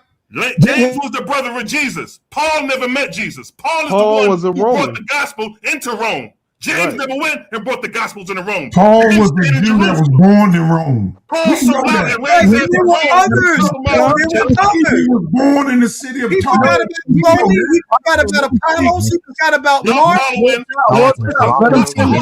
Y'all following the Greco-Roman Christianity that Paul brought, and y'all not following what James and the disciples, the real Nazarenes, the real zealots that was following Yahshua. When James said, yo, share my screen. Let me put this to bed. I'm gonna show these niggas that they following St. Mark in Alexandria instead of following James in Jerusalem. Let me share my screen real quick, son. Hold on, let me share it real quick. Let me put this to bed. Y'all talking about St. Mark and the Ethiopian church. Their tradition is following St. Mark. Let me show you who was in charge of the church after Yeshua left. Let me get to this. This is a whole nother doc I'm bringing to y'all. Now look, quoted by Eusebius. Source. First, he was a holy man from his mother's womb. He drank no wine, no strong drink. He ate no flesh, and not a razor was upon his head. We talking about James. He was a Nazarene. Let me come down to how he held authority over the church. Right here, James holds authority after Jesus. Gospel of 12. The disciple said to Jesus, we know that you will depart from us. Who will be our leader? Jesus said, whoever you are to go to James the Just. That's a heretic book. Let me finish. Apostles, shut up. For whose sake heaven and earth came into being. Okay, that's one source where we show James is to be the leader after Yeshua. Now, the Clementine recognitions. The Lord, after his resurrection, appeared to James first and made him the bishop of bishops. What did James, the brother of Jesus, teach? Hold up. Come back. The other apostles after the resurrection were ordained to wait for who? James, that he may give them permission to preach the gospel. Not Paul, James, the brother. Ooh. Clement Homilies 1135, 4:2. James, the Lord entrusted the government of the church after his ascension. Why are we talking about St. Mark and Alexandria if Yeshua is telling you the church is entrusted in his brother James? James was the head of the church. Because those books are heretics. Hold up. Source. Ecclesiastical Histories, chapter 2, verse 1 and 2, it states, James, the brother of the Lord, who was called the Just, was the first to preside over the church at Jerusalem. He was a man of great virtue and steadfast, observing what? The law of Moses with scriptural devotion. Here we have proof that James is the one, the head nigga in charge after Yeshua. Not Mark, not Paul, none of them. And your Ethiopian church, that's not a fact. Your Ethiopian church traditionally follows St. Mark and the Church of Alexandria. Hold on for 1 minute. 1 minute. Apostles, you're not debating, brother. And but the point is, they're deliberately saying these things out of books. They're not even in the Bible. Yeah, man. You're not debating, Apostle. That's what I'm telling you. You can't be quiet, man. Allow Selah to finish. Let Xion cut in if he wants to. But you can't cut in. Let Selah. I definitely want to cut in because this is it. But go ahead, Selah, finish. Go ahead, Selah. Even topic, man. What he's doing is not even topic. All right. You ain't got nothing to do with that, though, brother. Okay. This got everything to do with the topic because we're talking about Christianity. Ethiopian Christianity follows St. Mark. And that's not Christianity that you're talking about. Apostle, you still doing it, brother. The Ethiopian church traditionally follows St. Mark in the Church of Alexandria. I'm showing you that after Yeshua left, the true church was in Jerusalem with James. That's what I'm showing you. Ecclesiastical Histories, chapter 2, verse 1 and 2, it states, James, the brother of the Lord, to whom the episcopate, you know what episcopate means? It means seat of authority of Jerusalem had been entrusted by the apostles. We're talking about James here. James, the Just, was appointed the first bishop of Jerusalem. So why are we worrying about St. Mark and the Church of Alexandria when James, the brother of Jesus, is what we should be focused on? So Paul is the one who gave you the Greco-Roman theology, and St. Mark and all that which I follow with the Trinity, Father, Son, all that came from Rome. James wasn't preaching none of that. But go ahead, I rest my case, man. None of that what you just showed is true. No, my man, Apostle, what are you doing here? You're not debating, Apostle. It's Xion got to defend that, brother. Brother, I understand that. But stop, brother. Stop, Apostle. Hold on, let me give it. Yo, look at this. Look. This is quoted by Eusebius, Ecclesiastical Histories. Look, after the ascension of the Savior, Peter, James, and John did not claim the glory, but they chose James the Just as Bishop of Jerusalem. So why ain't nobody talking about James the Just, who was Bishop of Jerusalem? Y'all over there talking about Objection. Paul. Objection. All right. But ain't nobody talking about the brother of the Messiah. I heard you. Hey, let me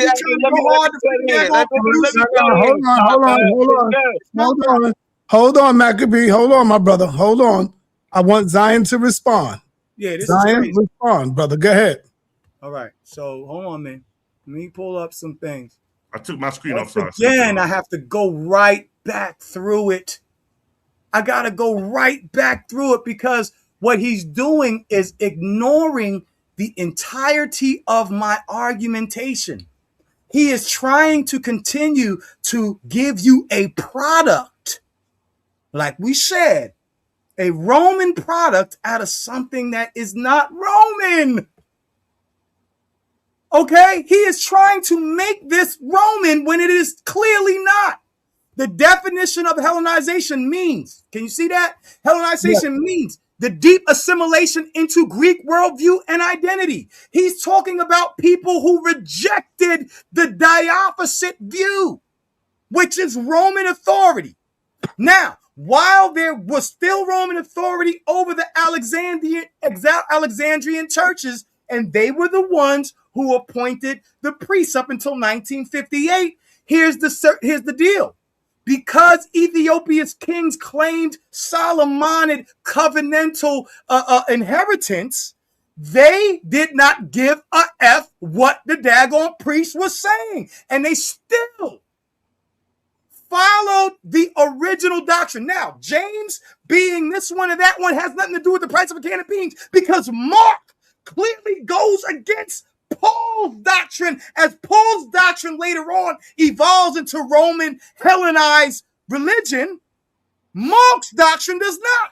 Whether you want to consider Mark a real, yes, John Mark. They changed the titles. I absolutely give respect to the elder apostle, you know what I'm saying, for bringing that out. Example, Chalcedonian Christianity. Chalcedonian Christianity is the Romanized, Greco-Romanized Christianity. Y'all, get that through your heads. Define Christology using Greek physiological distinctions. Physis, hypostasis, and ousia. Ethiopian Christianity is distinctive. Language, Ethiopian retained ge'ez to literally deny the Greek, because the ge'ez was more in the Semitic syntax than the Greek. So the retranslation of the Greek into the ge'ez and the liturgical use of the ge'ez and not the Greek lets you know that Ethiopia said, okay, let us take that and put it back to where it needs to be. Ethiopia's the denial of their canon, the Roman, Greco-Roman canon, absent from Greco-Roman canon. These books, Jubilees, Megabayan, Enoch, all of those books, the Jubilees, all of those are not present. When a Roman imposed power imposes their religious doctrine, they impose their canon, they impose their calendar, they impose their language for the liturgy. So that means that Ethiopians would have literally been praying in Greek, and they did not. Judaic continuity, that means they would have had to drop their Sabbaths and only accept the Sunday service. They would have had to drop the dietary and the circumcision and practice according to that. Theology, Ethiopia adopted the Miaphysite. It is not Greco-Roman. It is Syrian, Judaic, early Christians. The apostolic doctrines were Monophysite. It was only later labeled Miaphysite during the Chalcedonian councils, right? So the implication of the claim to say Ethiopian Christianity is a product of Greco-Roman Christianity would imply that Ethiopia's theology was shaped by Greek philosophical categories, which we could see clearly is not. Ethiopian abandoned its Semitic Judaic roots in favor of Greco-Roman identity. It clearly did not. But the evidence shows the opposite. Ethiopia resisted Chalcedon and preserved ge'ez, which is closer to the Aramaic, sir, and maintained Judaic practices. This is why we know that they did not accept Hellenization, regardless of the institutional practices. We're talking about the thinking and the mindset, the ideology and the practices of a people, which is the theology itself. And that is not consistent with Hellenized Greco-Roman authority. You're done, bro. I don't care who voted for you. They didn't understand because they like crayons like you do. Can we respond? Can we respond to this Millie Mouse Negro? Let me share my. This Can we respond to this Millie Mouse delusional Negro? Bro, Big Melly in the All right, hold on, y'all. Hold on. Yo, let me share my screen one more time. Then I want my brother Mally to speak after me. Let me share my screen one more time, sir. All right. Let's go. Remove your screen, Zion.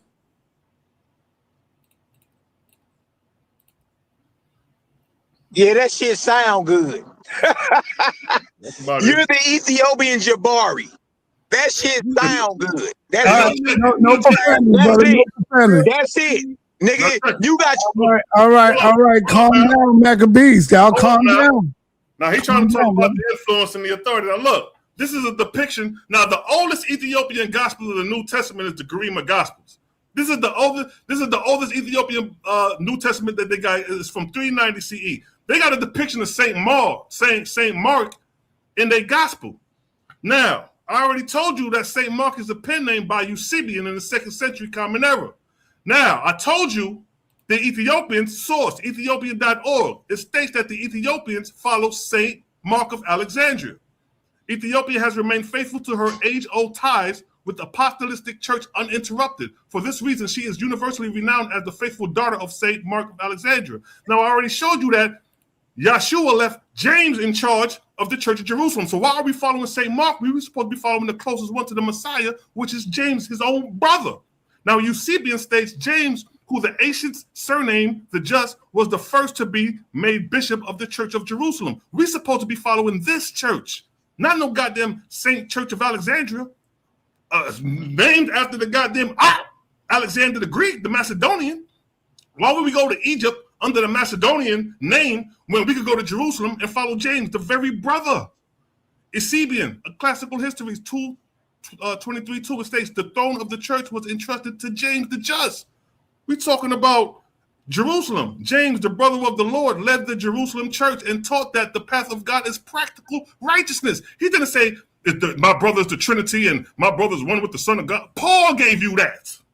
James, that ain't come out the mouth of James. Eusebian, quoted in classical histories, James, the brother of the Lord, succeeded to the government of the church. What are we talking about? So my point is that Ethiopia is following Saint Mark, a pen name created by Eusebian, when you should be following James, the brother of Yeshua, at the Church of Jerusalem. So the Ethiopians, instead of saying they're renowned to Saint Mark of Alexandria, they should be following St. James and the Church of Jerusalem. So we're going to put that to bed one time. And like I already showed you, this is what your man was talking about, because I showed these, I was comparing these, he's talking about these smoking, this ain't no smoking mirrors. What you have is a product of Rome. That's why when you come down here to this part, I showed you the indigenous Ethiopians. They're not a product of Rome. They're not a product. These are the Marsi. They're not the Marsi tribe. They're not a product of Rome. And then I came down and showed you the two right here. You got the product of Rome and the non-product. These are all both Ethiopian tribes. One is compromised and one is not. One is free and sovereign and one is not. One is under Roman production and one is not under Roman production. It's clear to see. A child can see this. So we're not going to sit around and play the game and act like Rome did not influence Ethiopia when they dress just like the goddamn Pope. Why these niggas ain't dressed like them over there? I bet you these non-products of Ethiopians, they looking at these women like, yo, y'all compromise. What y'all bring that into our land for? Huh? So don't talk to me about Ethiopian Christianity is not a product of Rome when you got these brothers over here showing you their true indigenous nature. Y'all lost this one. I'm sorry, y'all lost. First, y'all followed St. Mark in the Church of Alexandria instead of following St. James in the Church of Jerusalem, because if y'all was following St. James in the Church of Jerusalem, y'all would have never been talking about no Miaphysite, Deiphysite, the divinity of Christ. Is he one with the Father? Because James ain't teach that. James was a strict observer of the law of Moses, just like it states up here. Right here. Ecclesiastical Histories by Eusebian. Again, this is the same Eusebian who St. Mark was penned after. He's giving more credence to James. Man, the same thing. James, the brother of the Lord, was called the Just, was the first to preside over the Church of Jerusalem. He was a man of great virtue with steadfastness, observing the law of Moses with scrupulous novation. So we're not going to sit here and say and play games that James is the one we should be following, while y'all over there following St. Mark, a man who never got them existence. Go ahead, Malak. All right. No. Hold on, Malak. Before you, Apostle was here. Apostle, go ahead. And then Malachi. Get him, Apostle. First of all, a bishop is not a called office. It's a desired office. If a man desires the office of a bishop, he must be blameless. So it's not like an office of an apostle who is called, or an office of a pastor who is called, even an office of a minister who is called. A bishop's office is that equal to a deacon, one who is selected or chosen by church membership. If a man desires the office of a bishop, it says the only requirement is a desire. James was placed in head of the church in Jerusalem, but they had a church in Rome, they had a church in Ephesus, they had a church in Corinth, they had a church. All of these churches were spread out through Asia Minor, not just Jerusalem.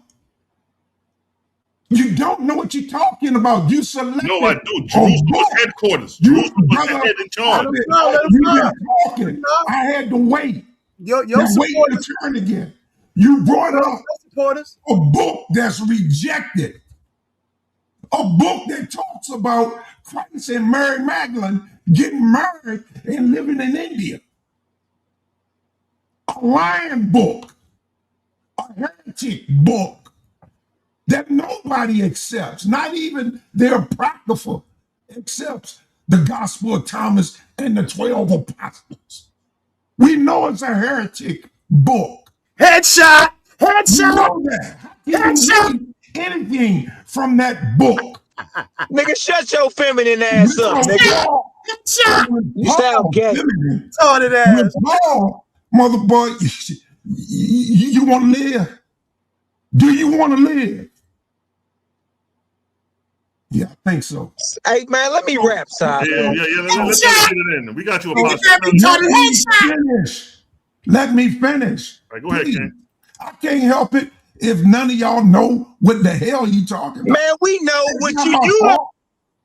It's not my fault that you don't know what the hell you talking about. Because you want to talk about James the bishop. What did James do? In Acts 15 at the Jerusalem Council, when they called Paul to feet about what Paul was doing, when Peter said that Paul is mostly misunderstood. All right, Apostle. Honestly, you let him go for 10 minutes. That's Apostle. He's the debater, brother. And you don't understand. Hold on. Stop for a minute, brother. Just be quiet for a minute. He is the debater, Apostle. You're just supposed to be asking questions, really, but I'm giving you a little shine to let you go in. But you can't control the show, brother. That's all I'm asking you, man. So let me move on to Maccabee. Maccabee, before you go, brother, no profanity, none of that stuff, because y'all destroyed my... I already know these Millie Mouth. No, brother, you don't know. That's why I only got 353 people. People calling me up, asking me, am I live? And I'm telling them I'm live because they're not shooting out my notifications. Right? So that's why it's like that, because of the constant profanity, using the N word. Okay. Damn. Okay, but look, let me rap real quick. All right, just none of that ad homs and none of that crazy. All right, but look, you saying no cussing or nothing like that. Right. But look, Nick Rose can get up here and call men liars. No. Nobody called you. Like, stop muting me, man. Because I'm trying to stop you before you go crazy and go. I ain't finna kill shit. I'm not finna cuss no niggas out of none of that. I'm just saying these same men, like Apostle. All right, brother, deal with the information, brother. You got the mic. Go ahead, go in. Look, bro. Just stop muzzling me. Let me rock. Okay. Shout out to my brother Selah Shalom, brother. Excellent presentation. You understand? Against the Ethiopian Jabari. He ain't never blew no guns at us ever. You know what I mean? He stood on the opposite side with Apostle, with them Lions Den Negroes. Can I say Negro? Okay. Yeah. With them Lions Den Negroes and got buried. Objection. Okay. Every bit of information this brother brought out tonight was sourced. It was sourced. It was mine. Okay. Whether we dealing with, hey, look, zip it up. Zip it up, Si.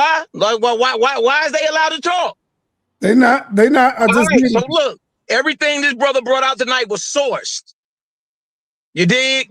Point, counterpoint, source. So if anybody got a problem, deal with it, what he brought out.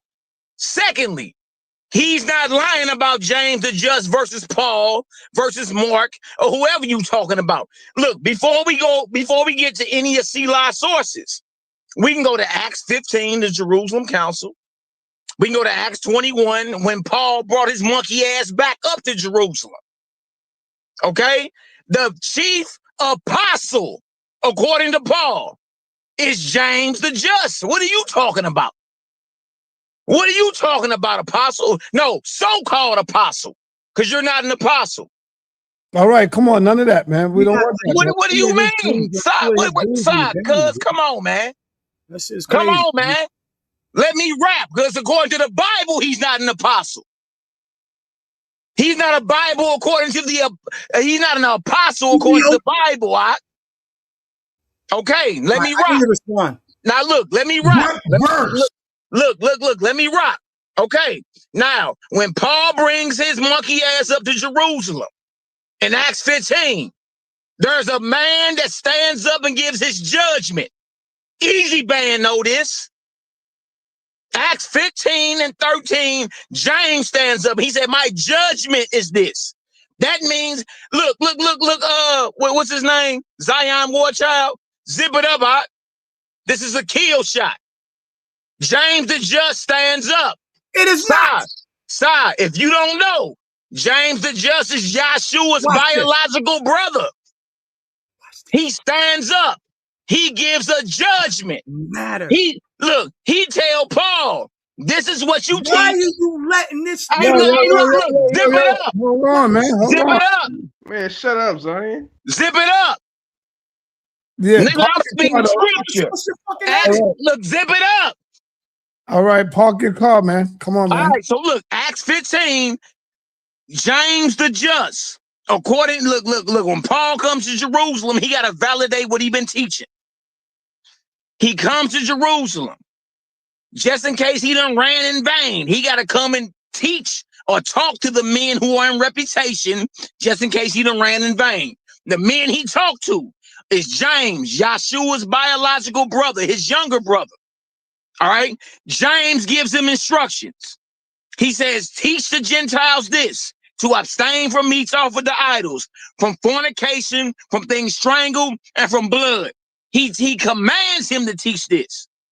Then in verse 29, he tells him, not only do you teach this, nigga, you live by it. Okay? Park your car, brother. Park your car. All right, so look, he got to go to Jerusalem and check in with the real apostles. They give him, the top apostle gives him an order.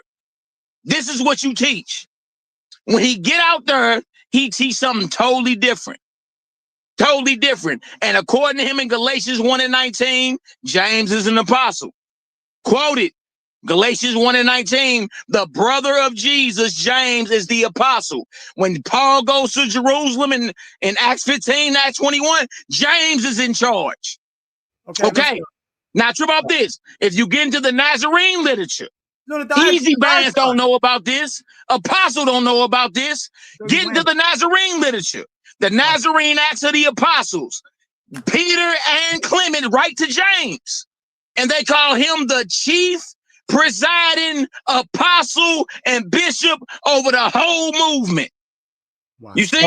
All right, brother, we got to move on. So Acts matches up with the Nazarene. Done, bro. I heard you. All right. What I'm saying is Acts matches up. I heard you, bro. All right. See what he's leaving out. Okay. Acts matches up. brother. Acts What matches he's up with the leaving out. Nazarene literature. Okay, All brother. right, Brian, go ahead. You got the John- floor. Okay, bridle your tongue, brother. Okay, so here's the problem. Here's what he's leaving out. James was over a specific region. Paul was over a specific region. Watch this.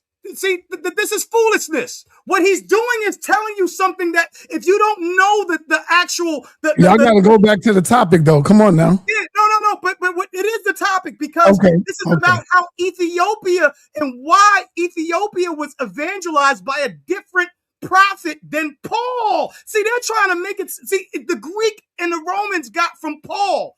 Ethiopia did not. Okay, Simon Peter, he preached to Pontus, Galatia, and Bithynia, Cappadocia, and the Asia Minor. Andrew, he evangelized to Scythia and Achaia. So there were different apostles who were sent out to different regions. He's talking about Paul like Paul is relevant to Ethiopia. He is not. That is why the brother was right when he said this is smoke and mirrors. Because if you don't know that these different people were sent to different areas and they teach different doctrines according to their leadership, then you'll understand. James the Greater, he was a minister to Jerusalem, of course, because he was Jesus in Judea. Of course he did, stayed there. Philip teached to Phrygia, modern day Turkey. Bartholomew, Nathaniel, he evangelized to India and Armenia. Matthew evangelized to Ethiopia and to Persia. Paul, Asia Minor, Greece, and Italy. So when I say that Ethiopia did not get its teachings from Greco-Romans, that means that he did not get it from the teachings of Paul. Even though Paul's articles are there in the text, it doesn't matter. Their doctrine came from a closer related doctrine to James's because Matthew and Mark did not deviate. Paul's doctrine later on got deviated by the Romans and the Greeks whom he was teaching to, who then imposed Hellenization on it. This is what he keeps doing, trying to erase what I said that totally destroys his entire argument. And the entire argument is on the factions of the churches. Not he want to try to label all Christianity under Paul. That is not so. And under Greek, just because it's in Greek doesn't mean that the writers were Greek or that the original interpretation is Greek. And so therefore, if we ain't Paul and we ain't Roman, we ain't Diophysit, then we ain't Roman Hellenized. And that's just it. All right, let me go on over to Seven Asar. What up, Seven? Unmute yourself. Peace to you, Thunder. How much did you hear? Yes, how much did you hear? What I really heard, I heard a little bit of the argument, but really what I came on here for, brother, is I have to address this. I have to, because your platform is too important. The work you do, the people that you put on, and the information you provide to our community is too important. And I have to address whoever that was. I don't know who the brother's name, who continued to curse, who continued to curse, who continued to say the N-word. I want you to understand, you have to respect this platform. Not only that, but if you really truly support your brother sa.neter, show some discipline, brother. Because when he corrected you and told you not to curse, and then you continue to do it, it was blatant disrespect in my eyes. And I would appreciate it if you would apologize to sa.neter, even though that apology is not going to do anything to what's affecting his platform. Because as you continue to curse and put his platform in a state of not being able to grow, you hurt not only yourself, but your community, because you're on here for a reason. You're on here because he provides a platform for you to be able to state your case. And I know you support brother sa.neter. I'm not saying this to disrespect you or down you. I'm saying this so you can have some discipline with yourself. Because if you truly support this brother, as I do, right, you rarely, if if you've ever heard sa.neter tell me not to curse or not to say the N-word, because I have discipline, I respect my brother, I support him, and he gives me the opportunity to educate our community, to support the facts that will put our community in its right, up into its right trajectory to be the best that it can be. So I'm just going to end it right here, and y'all can continue with y'all's debate and discussion. I think this is an excellent show. I want to add that both of you brothers have done a great job from what I've seen. But please have discipline.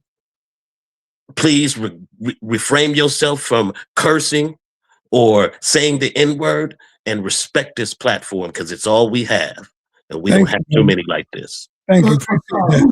Who face you ran into, man? All right. Huh?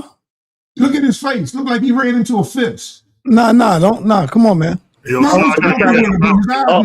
trying to disrespect me? No, you ain't hear that. Just let it go. We ain't got. What's up, Selah? I gotta get ready to bounce. I gotta wake up early. I got an early start tomorrow. All right. Hey, thank you for coming through, brother. Appreciate you, Selah. Give us your last closing words, brother. Yo, salute to sa.neter. You know what I mean? I definitely respect you give me an opportunity to speak on your platform. You've been putting in pain for a long time, brother. You know what I mean? For a long time.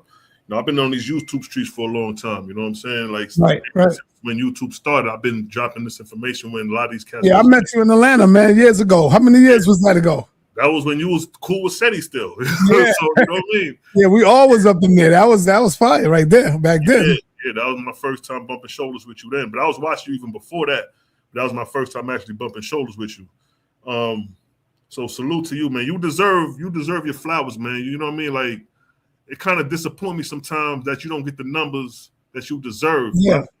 At one time I was, but then they stopped it a little bit because, you know, when that polite situation went down, everybody started flagging me, talking about, you know, sa.neter, this is a pedophile platform. And that's when they started, you know, stopping the channel from growing. Yeah, because I remember, like, at one point, you was at an apex, like when you was doing yeah, black people did that to me, not no white man.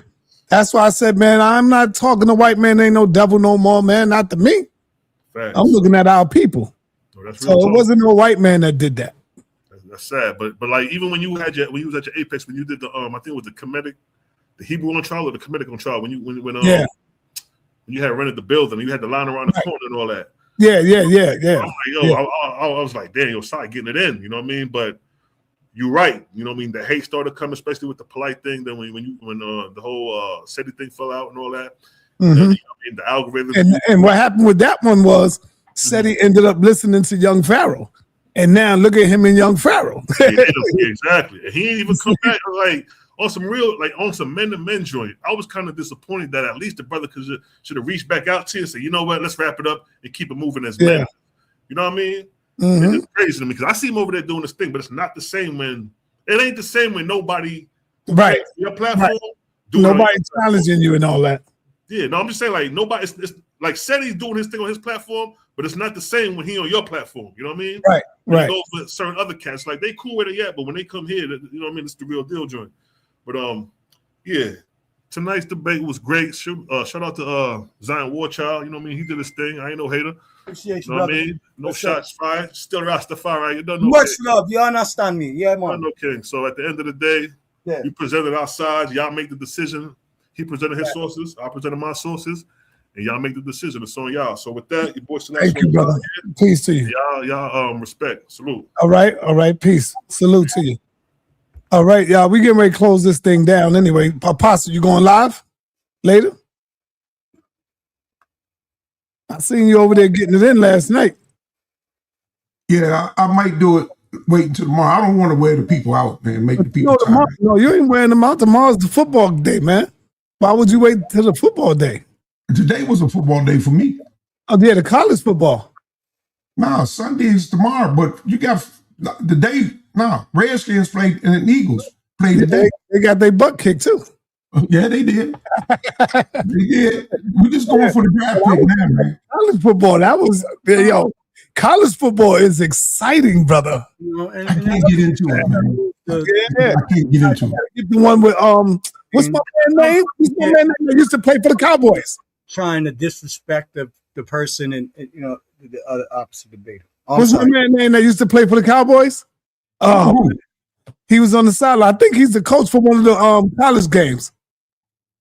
Oh yeah, you talking about the quarterback guy? No, the wide receiver. He was a wide receiver. Oh man, what's my man name? The black brother. Des Bryant. No, he's talking about ring. They won the cancer. He played for the Cowboys on the ring. Him and not Xion, the other one. Not Deion Sanders. Troy Aikman. Michael Irvin. Mike Irvin, okay. Michael Irvin. Yeah, he was on the ground like just going crazy for his team. That was exciting, man. Yeah, he do that every week. Yeah. Cosman need to know there's more than one James. You got James and John, the sons of Zebedee. So there's more than one James. James the Just was Christ's brother. But that other James that was an apostle is James, John's brother, the sons of Zebedee. So they don't know what they be talking about. It's all right. All right. Hey, Vance, you want to say something before we close this thing out? Can I? Oh, yeah. Go ahead, brother. Easy Vance. Thank you. Yeah. So I just wanted to touch on what the brother Selah was talking about with James. Nah. Just say something because Selah ain't here today right now. So just go in on whatever you want to. Just say what you want to say. Cool. I'm gonna just say this then. You know, I was looking up a few things, and the Ethiopian church actually follows a lot of James's teachings and a lot of his theology. That's true. That's basically what I wanted to say. I got a whole rack of points. I got like 7-8 points that I could talk about. That's very true. Maybe we could do that with Apostle on the next show. Yeah. Okay, I want to say this to all you Israelites in the building. I see we got Apostle, we got Xion Warchild, and we got Easy Band. All right, to you three brothers. Easy Band's a Christian now. He's a Hebrew, same thing. Y'all are saying, just like you're a Christian too, Apostle. No, I used to be a Hebrew, a Christian. Y'all all the same thing, brother. Yeah, I'm a true Christian. I'm a true Christian. All right, now you admitted it. So here's the thing. Yeah. Judah Naz came out with a video a couple of days ago going off on me, talking about, yo, that dude sa.neter called God a demon and he is wicked and all of this stuff. So I'm letting y'all know, man, that I'm calling Judah Naz out, and I will prove that the God of the Bible, Apostle, Easy Bands, and Xion Warchild is indeed wicked, and I stand on it. And if any one of y'all want the smoke as well, I'll give it to you too. But I'd rather give it to Judah Naz. I want him. So I want you watching, Judah, be a man, come face me like a man, and let's get this in, brother, me and you. I'm telling you that the God of the Bible, your God, Judah, in your Torah is wicked, is evil, you know, and I can back it up with your scriptures, with your sources. So you're going to have to do better than 2 Samuel. Don't worry about that. I got it. And if you want to step in this place, I'll spank you too. So if you want to step in this place, hit me up. If Judah back out, you can step up, Apostle. Okay. It's going to be me and you. Nobody else. Nobody else. Paul, nobody. Can I say something before you close out? Go ahead. Go ahead, brother. I just want to say that Elder Apostle, I don't want no smoke with you. But you have to understand, just because you're an elder doesn't mean that you are allotted to disrespect people. I didn't disrespect you, man. I was joking. All right, hold on, y'all. I don't know the situation. No, I'm not trying to get into no type of contentious conversation. I'm just saying, my brother, hold on. Because you can't tell people how they feel. If they feel disrespected, right? Then what you say is, I apologize. I didn't mean to disrespect you. I'm saying that to you. Okay. All right. Hold on. All right. I appreciate that, Elder. I appreciate that. All right, I will always give you the respect. You know what I'm saying? But my mother All right, hold on. Ebony knowledge, because you be over there frequently. When you see Judah, tell him, yo, sa.neter said, why are you talking about him? Just go face him face to face. Because I'm not going to come over here and bang on you and talk about you, talk trash about you. I want to challenge you on the information. And you've been a Old Testament Hebrew for a long time, brother, for a long time. And I just started studying a little bit of the scriptures for maybe 3 years now. So I'm willing to spank you. And my sister Ebony Knowledge said that she's going with you. She's going with Judah. Judah's going to win. So let's see. Let's see if anybody have any logical thinking in their mind, we can get it in. And the people with the real logic and the realismism, they know what it is. They know what it is. What's up, Brother Locke?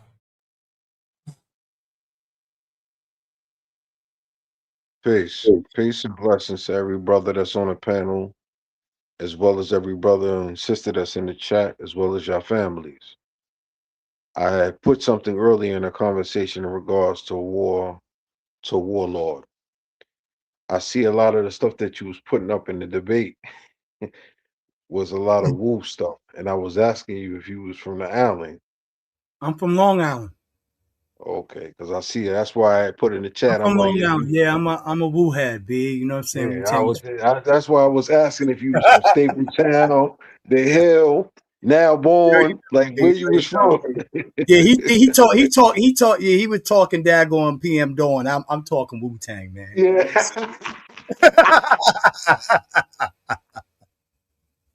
Yeah, I appreciate that. Yeah, man. You know Yes, what I'm saying? Just so Long Island strong. Shout out to my strong family. Yeah, man. That's what it is. Knowledge is knowledge, man. Yes, sir. Yes, sir. But my thing also that I wanted to compound on more so was this. And I was saying, I was putting a couple of things in the chat towards sa.neter and a couple of other brothers. I'm somewhat behooved when I hear brothers on just information. Mind you, it's just clear information, whatever school you thought you may come from, how disrespectful brothers and sisters become towards each other. I don't understand it. I don't understand it for any fraction in any capacity, form, or fashion. Like, okay, you might be a Muslim, he might be a Jew, he might be a Christian, but at the end of the day, it's just simply information. It's simply okay to agree to disagree without disrespecting each other. But brothers seem like they get on the internet and get beyond themselves because you behind a keyboard or you behind a phone and you just talk wild crazy to each other. Come on, preach. Right? Come on, preach. And half of these brothers and half of these sisters as well, once you get amongst each other, if y'all was face to face, y'all would never have that same energy towards each other. So why project that energy to a total stranger if you have genuine love towards your brother and the same aspirations and values and principles that you want for yourself, you want for your brother or for your sister? Why you project that energy on the internet? Because other people that's amongst other races look upon it and say, look at these monkeys, look at this, look at that, look how they handle each other. And I'm speaking from the standpoint as a Muslim, and I don't care about even the deen of Islam. I don't care about none of that. I'm talking about as being a black man that say genuinely, I love you, brother. I want the best for you. And I want you to provide the best for your family. This internet, as in Islam, we call it the dunya. The dunya, the world, is crazy, bro. And this internet stuff, whether you do it for likes, algorithms, cash outs, whatever it is crazy, bro. You should never want to go wild crazy on somebody that's a total stranger in your life that you don't even know. That's true. I agree with him on this one. Word. It's crazy, man. Just show some restraint. Just show some discipline, some decorum. Just tighten up a little bit. Right. Some civility. All right. I agree. Let me make a phone call. Let me see if this dude pick up.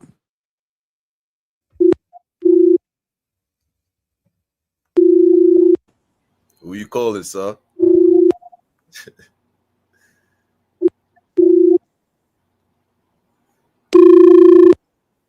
So about to start something. No, I'm not.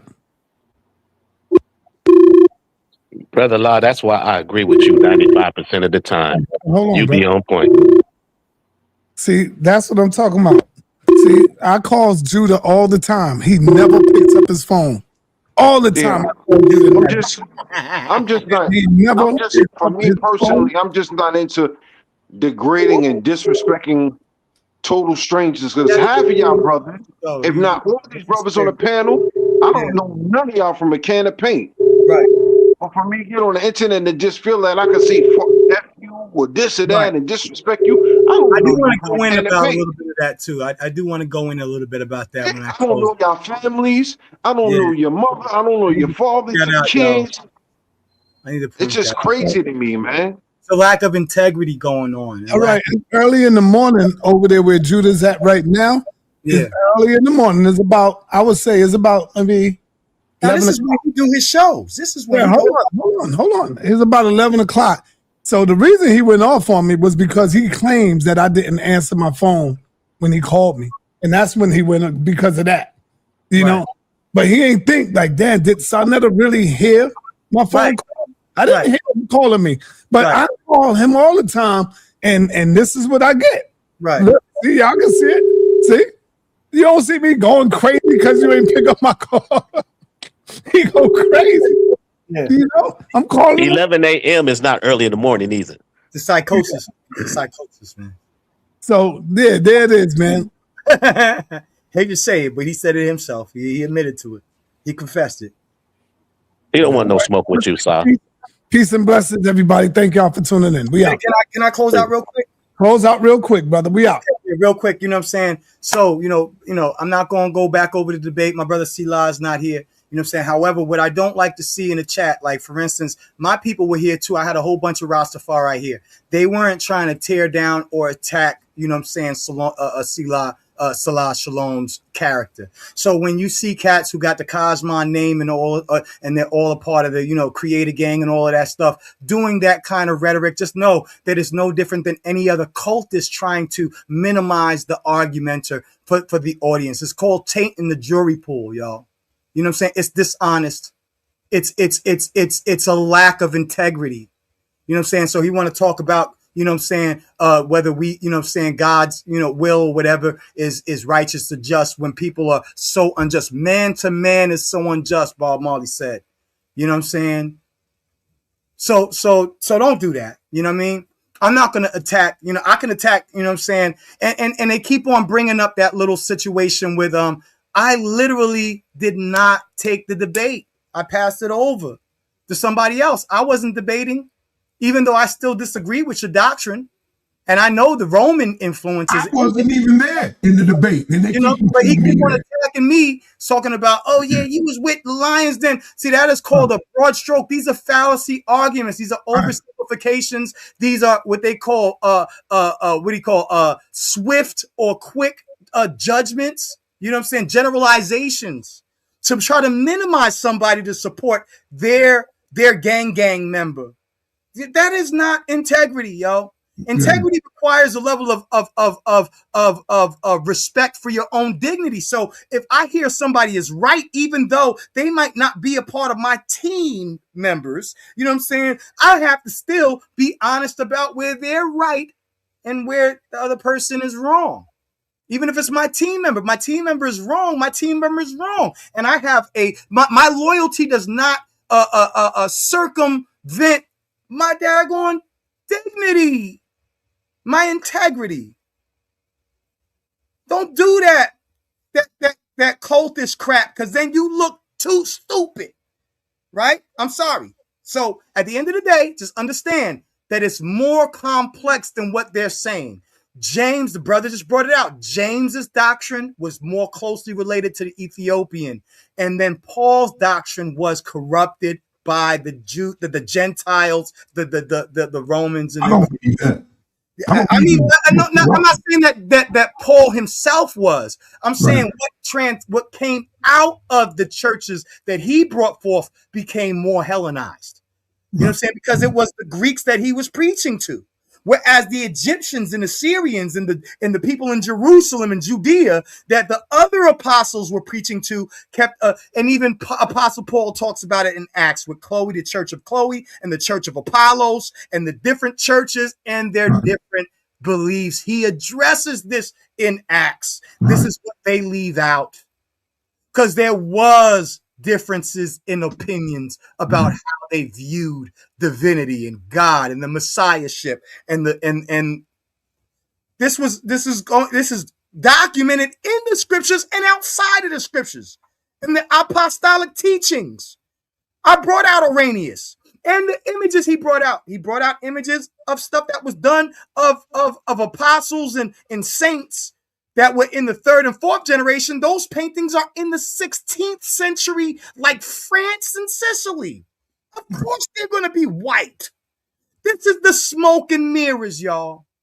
So y'all want to say that the brother won, y'all can say what you want to. I know that Unc West won against Dr. Inky, but you know what I'm saying? Y'all voted the way y'all voted. I ain't hurt. And you're going to see more of me. And that's what I got to say. Hold your face. Fix your face and wipe your mouth off. Good show, brother. Good show. Appreciate you.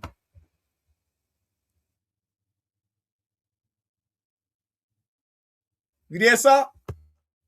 Yeah, I'm here, Brother Lai. You want to say something? You came back up.